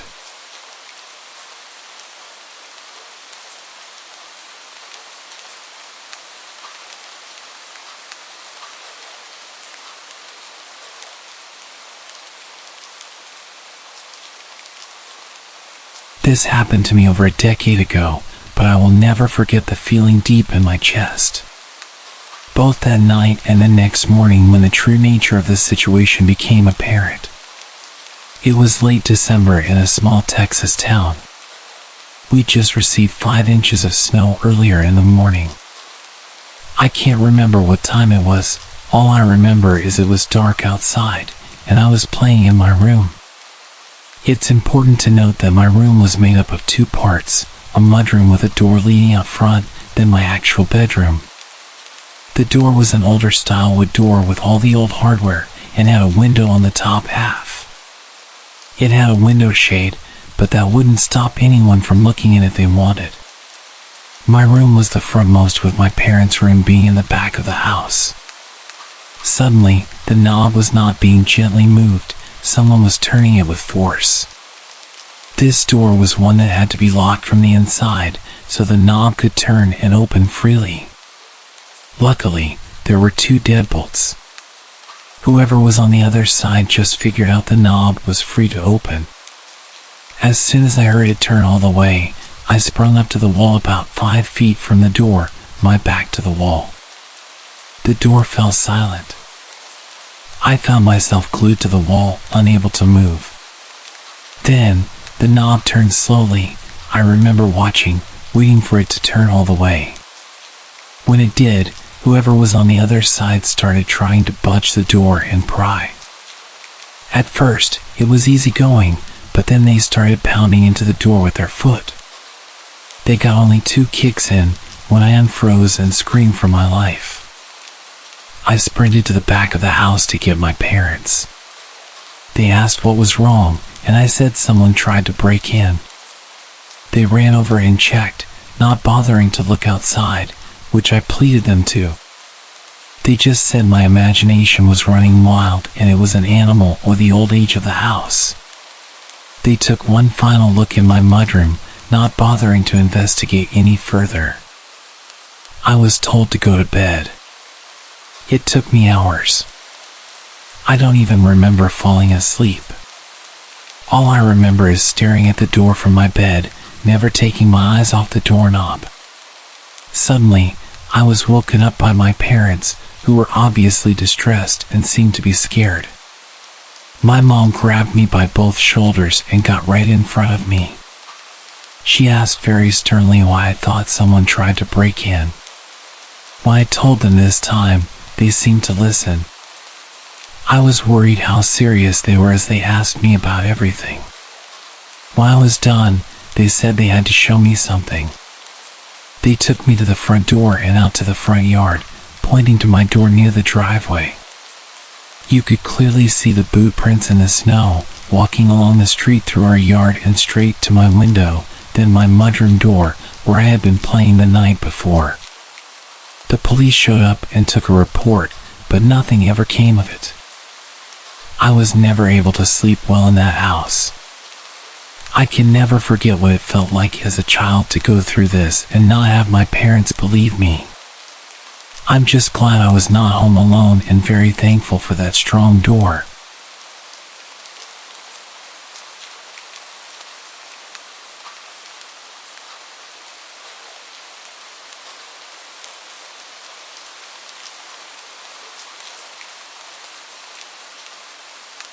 Hello. I'm a 20-year-old French girl. To set the context, I live in a suburb in a small residence with 6 houses. My gate is often broken, and most of the time it's wide open, giving easy access to our small courtyard. My house has 1 floor with 4 bedrooms, including mine. Downstairs, there's a guest bedroom which we use as a treatment room due to my health issues. It's where we keep all the equipment and medicines. I also have a dog who means the world to me. He feels everything and even senses my epileptic seizures before they happen. He can even tell when the nurses are arriving by the sound of their tires in our yard. He never barks unless there's a problem. A nurse visits me 4 to 5 times a day for treatments, including infusions. This is an important part of my story. One morning, as usual, my nurse, Sandra, arrived at 8 a.m. She administered my treatment, and we chatted like we always did. After about 40 minutes, she left, saying she might be a little late next time, but I shouldn't be worried. That day, my parents were at work, and I had a medical appointment in the morning. I was home alone, except for the nurse's visits every 4 hours. When I returned from my appointment, I sat on the sofa with my dog while waiting for the next nurse. When I heard tire noises, I thought it was Sandra arriving a bit early. My dog started growling, which was unusual. I looked at the time, 11:50 a.m. I assumed Sandra might have switched with the previous patient, as she sometimes did. I heard a knock and I went to the door. I saw a young woman I had never met before. She introduced herself as Camille, a 3rd year at nursing school, and explained that Sandra had sent her to prepare my treatment. I wasn't suspicious. I was used to students coming over. But I was a bit surprised because Sandra usually informed me in the morning or sent a message. Also, she never left a student alone on the first visit. I led Camille to the treatment room and showed her the way. While she washed her hands, my dog's behavior became strange. He growled as she approached me and circled me, so I decided to leave him in the living room and close the door to keep him calm. I didn't pay much attention to what Camille was doing. I was on my phone at that moment. Then, I noticed she was preparing a syringe rather than using the pre-made saline syringe as usual. I glanced up and saw that my treatment ampoules were untouched, but I had heard the distinct sound of ampoules breaking. Something felt off. As she approached me with the syringe, I received a message from Sandra saying she'd be there in 5 minutes and asked me to start setting up the equipment. I made up an excuse, telling Camille that I needed to use the restroom and left her in the treatment room.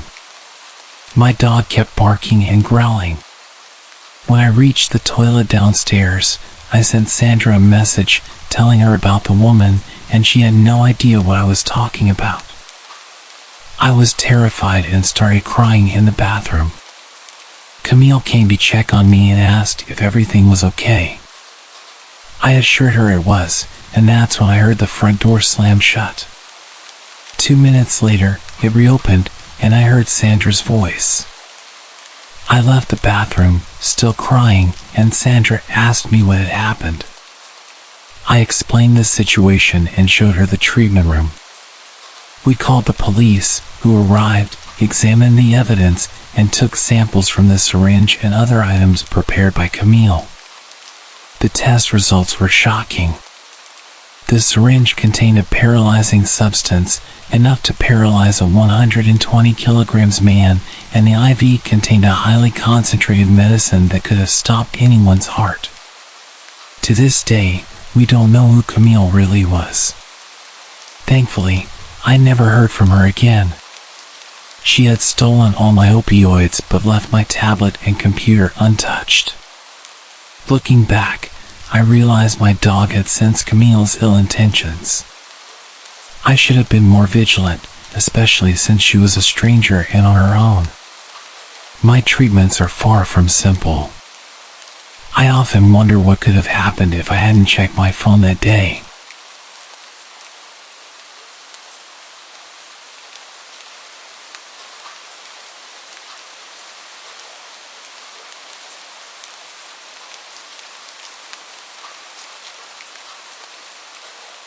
Okay, before I get into the story, there's a few things I need to explain about my country, South Africa, for you to fully understand the story. In South Africa, it's normal to have high brick walls with electric gates, electric fences, and alarms. The crime here is hectic. It's also pretty normal to have big gardens. My family and I are big animal lovers, so at the time we had 6 dogs. 2 Shar-Peis, 2 German short-haired pointers, and 2 dachshunds. With that being said, our dogs roam freely around the garden as it's obviously enclosed. We usually leave the veranda door open during the day for them to do their thing. Another thing about South Africa, it's normal to have a live-in maid and a gardener. Like, the average family usually employs them. It's not only for wealthy people, which seems to be a thing in other countries. For the story, our maid is Ellie and our gardener is Vince. So this happened in 2007 when I was 9 years old. My older brother was 10 and we had just gotten our first cell phones that day. My dad surprised us after work. You may think we were quite young to have phones, but it was used for emergencies or to communicate with our parents. Anyways, it's an important piece of info for the story. We don't usually leave our veranda door open at night due to security reasons, but I remember it being a hot summer night that night. So of course, this night of all nights, the veranda door was wide open and the dogs were doing their thing in the garden. My brother and I were in my parents' room setting up our new cell phones, all excited. Ellie's daughter, who was 18, was like an older sister to us, and she was helping my brother and I. My dad was somewhere in the house and my mom was in the bath. I specifically remember the maid's daughter making a comment about how the dogs would not shut up and how annoying it was. That's when I noticed it as well. Sure, they bark, but it was usually the dachshunds that yapped when the bigger dogs just chilled. Plus, it would only happen for a few minutes, then they'd get over it. Something was different that night, as even the bigger dogs were barking non-stop. My dad appeared in our room and mentioned to us that he'd also noticed the dog's incessant barking and he was going to check if everything was okay. No alarm bells went off in my head, and I don't believe my dad thought anything was amiss either, because my brother asked to investigate with him and my dad agreed. I was obviously too engrossed in my new Sony Ericsson. My dad said he had a terrible feeling because of this, and because of how out of character the dogs were acting. He called after them. They usually come running, but tonight they all seemed to just look at him. They then turned back around and continued going crazy at this dark corner down the steps. My dad told my brother to go back inside the house and get a torch, sort of using it as an excuse for my brother not to come with him because of this off feeling. When my brother went back inside, my dad slowly approached the steps. He noticed how the dogs seemed to be snapping at whatever it was, hiding just out of view in the darkness. As he got to the steps, he noticed the lamp was smashed. Confused, he inched to the steps, and just as he realized what was happening, it was too late. My dad, being an ex-vet and avid hunter, felt something cold against his temple and immediately knew it was a gun. 4 men in balaclavas stepped out of the darkness, all armed. Shocked, he stood frozen on the steps. The man holding the gun to his head was instantly aggressive and asked him where my brother was. He said that he saw my dad come out with my brother, but my brother went back into the house. My dad said something came over him, and before he knew what he was saying, he responded by saying, "He's gone inside to press the panic button." As he said it, he saw how all of these guys started to panic. They started speaking in an African language called Zulu, assuming my dad couldn't understand, because it's not common for white people to speak it. But my dad had actually grown up on a farm where he learned it fluently because of the farm workers. The aggressive guy holding the gun said, in Zulu, "Shit. The cops will be here any minute. Let's just kill this guy, grab what we can, and leave." The others seemed apprehensive, and a smaller guy seemed really on edge and continued to say how he can't go back to jail again. And they need to get out of there before the cops show, which would be any minute. He was panicking. My dad then took advantage of this guy's fear. My dad interrupted them, speaking English, pretending to not understand what they're saying, and said that we usually have armed response vehicles that drove in our area, and since my brother pushed the panic button so long ago, they'll probably be here any second. And that did the trick.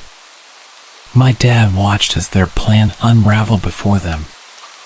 The smaller, scared guys started freaking out all of the other guys, saying that they need to leave ASAP, or else they'd be caught. He seemed to make the others more nervous and lose confidence until they started full-on bickering amongst themselves. Their plan was slowly turning to shit, as a third guy had put it. The aggressive guy pointing the gun to my dad's head slowly lowered it as they started fighting, losing focus on my dad and shifting his focus onto his crew. My dad then used this as an opportunity to slowly back up the steps and turn to dart towards the house. As luck would have it, as my dad ran into the veranda door, my oblivious brother was heading out with a torch. My dad scooped him up under his arm and sprinted into the house, not even closing the door behind him. Silly, but I think he just wanted to get my brother inside as quick as possible without even thinking. The maid's daughter and I were obviously also oblivious to everything when my dad rushed through the bedroom door, slammed it shut, and told us to go upstairs into the attic. There's 5 guys outside with guns. They're here to hurt us. Get upstairs now. My heart sank. I remember my body automatically responding and me sprinting to the stairs. My mom ran out of the bathroom in a towel, not too far behind. We sat there in the darkness and silence. I swear you could hear a pin drop. I think we were all just waiting to hear something below us in the rooms. My mom cursed, saying she didn't have a phone, and neither did my dad. But as luck would have it, in my hand was my brand new Sony Ericsson. No better emergency to use it than now, right? My mom dials the police, and I kid you not, when they asked where we lived, they told us it wasn't in their jurisdiction. Sorry. Click. The line goes dead. We're now not only shitting ourselves, but we're flabbergasted. My mom starts cursing like a sailor again, and that's when my dad realizes, damn. He didn't close the veranda door, and what about Ellie and Vince, who are in their rooms, blissfully unaware of the danger they're in? He gets his firearm in the safe in the attic and tells us that whatever we hear, to not come downstairs. To stay hidden no matter what. Now I'm sobbing, begging my dad not to leave us, but he tells us he has to go get the others before something bad happens to them. Now there's even more tears, as reality hits that there's 2 other people still in danger. The maid's daughter is understandably in hysterics because she's also fearing for her mom downstairs. My dad disappears and the air is thick with tension. We can still hear the dogs going crazy, indicating that those men were still on our property. My mom then calls another number, the armed security that drives around the area, and they say they'll be over in about 10 to 15 minutes. They say to wait and stay hidden until they ring our bell at the gate. We all wait in silence, fearing that we'll hear a gunshot or anything indicating these men are in our house. But there was just silence. The only sound was the dog's barks outside. After what seemed like hours, most likely a couple minutes, we heard stomping coming up the stairs and my heart rate quickened. I remember shutting my eyes and praying that it was my dad, with Ellie and Vince. Luckily, it was. We all hid for a while, no one dared to speak. The dogs seemed to have calmed down considerably, but were still barking every now and then. The gate intercom rang and my dad told us to wait while he checked if it was the security company, and sure enough, it was. He opened up and the nightmare was over. I remember standing up and my knees buckling from the adrenaline my body endured. The armed security somehow notified the right police for our jurisdiction, and everyone investigated the garden. They found that there were actually 7 pairs of footprints and that these guys had bent the spikes on our wall and just climbed over. We got an electric fence shortly after. So there must have been 2 other guys hiding in the shadows that my dad hadn't seen. Which is actually creepy in its own right. South Africa's violent crime is quite bad, and it's sickeningly common for torture and other terrible things to happen during home invasions. I was obviously so young at the time, I didn't know the horrors of the world and was just scared of my family getting hurt. Now that I'm older, just the thought of 4 women being in the house, and my mom being in nothing but a bath towel, gives me the chills to this day. The cops said the fact that there were so many guys, instead of like 1 to 3, indicates that these guys possibly had sinister intentions. Thank goodness nothing happened to my family, and I'm forever thankful for my dad's quick thinking regarding the panic button. Also, I'm so glad my dad understands Zulu and could manipulate the situation to benefit us. Lastly, my family will forever be in debt to our good boys and girls that warned us that night. A terrifying and life-changing outcome would have 100% happened had it not been for our incredible dogs. From that day onwards, my dad always gave them leftover rice or meat with their dinner. I'm sure there was a special place in heaven reserved for you angels.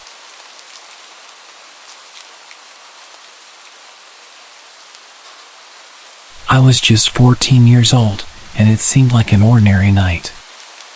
It was roughly around 9 p.m. I was at my younger cousin's house, and I was babysitting for the night. Both of our parents had gone out for drinks and weren't going to be back until late. We were just lounging around, sitting in the living room, watching random shows on television. So we're sitting there and I was feeling really unsettled. Something was wrong, but I couldn't put my finger on it. I tried to ignore it and kept watching TV with my cousin, who was happily enjoying my company. The feeling wasn't going away. So I got up and walked to the back door to lock it. When I came back through the kitchen, I realized what was causing my weird feeling. In the window, there was a very decrepit and homeless-looking man, just staring into the window, looking at my young cousin. Protective mode turned on. I pretended like I didn't see the guy and I told my little cousin that we needed to go upstairs because our parents would be home soon and they wouldn't want him to be staying up late. I went upstairs and put him to bed, knowing damn well that there was a man outside that wanted to get in. At the time, I was about 125 pounds and 5'8", and I played football for my school. If I remember correctly, I went downstairs and straight into the kitchen and grabbed one of those meat tenderizing hammers. I turned back to the window where I saw him before. He wasn't there. So I ran back to the front door and checked that it was locked. Both the deadbolt and the knob were locked. I ran back upstairs with my meat tenderizer and went into my cousin's room and sat down in front of the door. He asked me what I was doing, and I said that he didn't need to worry about it and that he should keep his head low. I called the cops and then my dad and uncle. Cops said they would take half an hour and my dad and uncle were 45 minutes away. All of a sudden I hear a window shatter and the sound of heavy boots walking around on the tiles. I told my cousin to stay calm and hide under the covers. I whispered to him that he needed to stay silent. I could hear the guy walking around downstairs. It was horrifying. I gripped that damn meat tenderizer and waited. About 5 minutes pass and then I hear the boots walking upstairs. At this point I was having a freaking heart attack. My cousin's door is no more than 10 feet from the stairs. I heard him opening the doors to my uncle's room. Then the bathroom. My cousin's door was next along the hallway. I was shaking with adrenaline at this point. Suddenly, he decided to walk back downstairs and I heard him open the door to the basement. 15 minutes later, the police showed up and burst into the house. They came up to our room and I told them that I heard him go into the basement. They rushed down there and caught the guy without much fuss. It turned out the guy was loose from a mental hospital from the city about 20 miles away.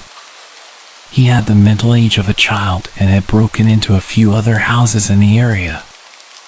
I had nightmares for months afterwards.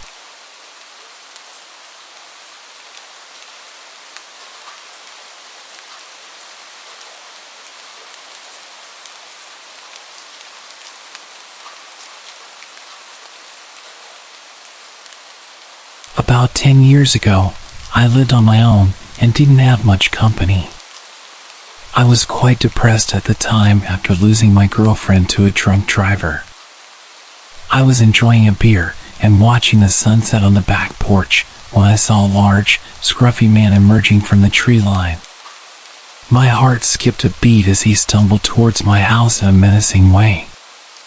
Living alone, I often used my backyard for target practice. And at that moment, I was immensely grateful for it. Instinctively, I rushed to bolt all the doors while frantically dialing the police. What I didn't know was that this intruder had broken in the day before through a basement window and had spent the night squatting there. He had left the basement door unlocked, and at this point, he'd made his way inside the house and was making his way up the stairs towards me. I gripped my rifle, aiming at the approaching man as he descended the hallway. I shouted at him, ordering him to stop and get on the ground, but he just kept walking towards me. I fired the first round, loaded with rock salt, but he showed no reaction, undeterred. I quickly followed with a rubber bullet to the chest. Yet the drugged-up guy, who was clearly out of his mind, continued advancing. This guy was huge, at least twice my size, and I realized that whatever drugs he had in his body were going to push him through any pain that a rubber bullet would inflict. He was backing me into a corner. I desperately begged him to stop and warned him what would happen, but he just moaned at me like a zombie and lunged towards me. I took my third shot. I can't recall whether it was buckshot or a slug, but it left a gaping hole in his chest. It barely even slowed him down. He kept coming, and in a frenzied struggle, he wrestled me to the ground. He was moaning and coughing up blood. Suddenly, he grabbed my face with both of his massive hands and started squeezing my head. It was utterly terrifying. I could feel him trying to burst my skull open like a balloon. I don't know how long it actually lasted, but it felt like forever. Eventually, the injury finally caught up with him, and he died on top of me. I was laying with him crushing me for a few minutes. My energy was completely drained and I could barely breathe with his weight on top of me. His body was pushing my rifle into my chest and it was causing me serious pain when I tilted his body to the side. I was completely drenched in his blood and I can still remember the overwhelming smell. I'd completely forgotten that I was still on the phone with the operator who had heard our entire exchange, which more or less amounted to me pleading, "Stop, or I'll shoot," and the man menacingly taunting. The police arrived soon after, and the incident made it to the local papers. There was a criminal investigation, but eventually, I was cleared of any wrongdoing. It turned out that the intruder was wanted for murder of an elderly couple in Baltimore and had somehow made his way 50 miles up the road into a rural area.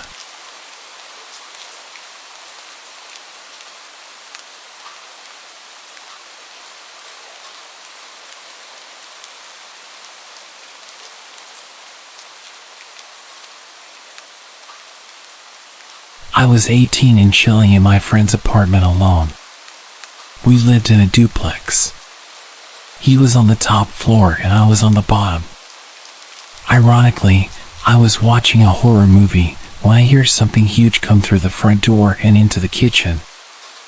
I got up to see who was there. We threw huge parties all the time, so it wasn't really that odd for some random to just show up. But then I saw this dude. He was a huge country boy wearing overalls and holding a huge butcher's knife, just looking at me while standing in the kitchen. I might have said something, I don't remember. But I promptly rushed out of a side door, ran into my apartment and locked all the doors.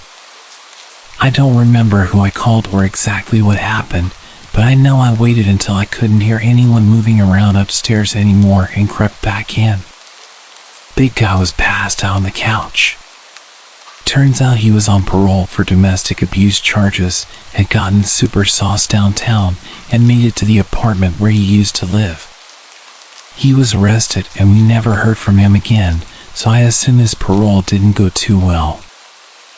I also have another story from that apartment, possibly related. Again, I was home alone and waiting for my friend to get back so we could play some Xbox. It's like 1 a.m. and suddenly there's aggressive banging on the door. As I mentioned, it wasn't unusual to have unexpected guests, but banging like this? Not normal. I get closer to the door and this guy is screaming about money, and he kept referring to someone called Big Man. Open the door, Big Man. Big Man apparently owed him $10,000 and he was here to collect. He had something metal. I assumed it was a gun or a metal baseball bat. I could hear the clang noise when he'd smacked the door. I was pretty high at the time and didn't know what to do, so I just stood on the other side of the door for about 20 minutes whilst he shouted abuse and tried to kick the door down. Pretty dumb, but I was young and stupid. He did eventually leave and I don't know if he came back one night during a party or what, but I never heard about him again.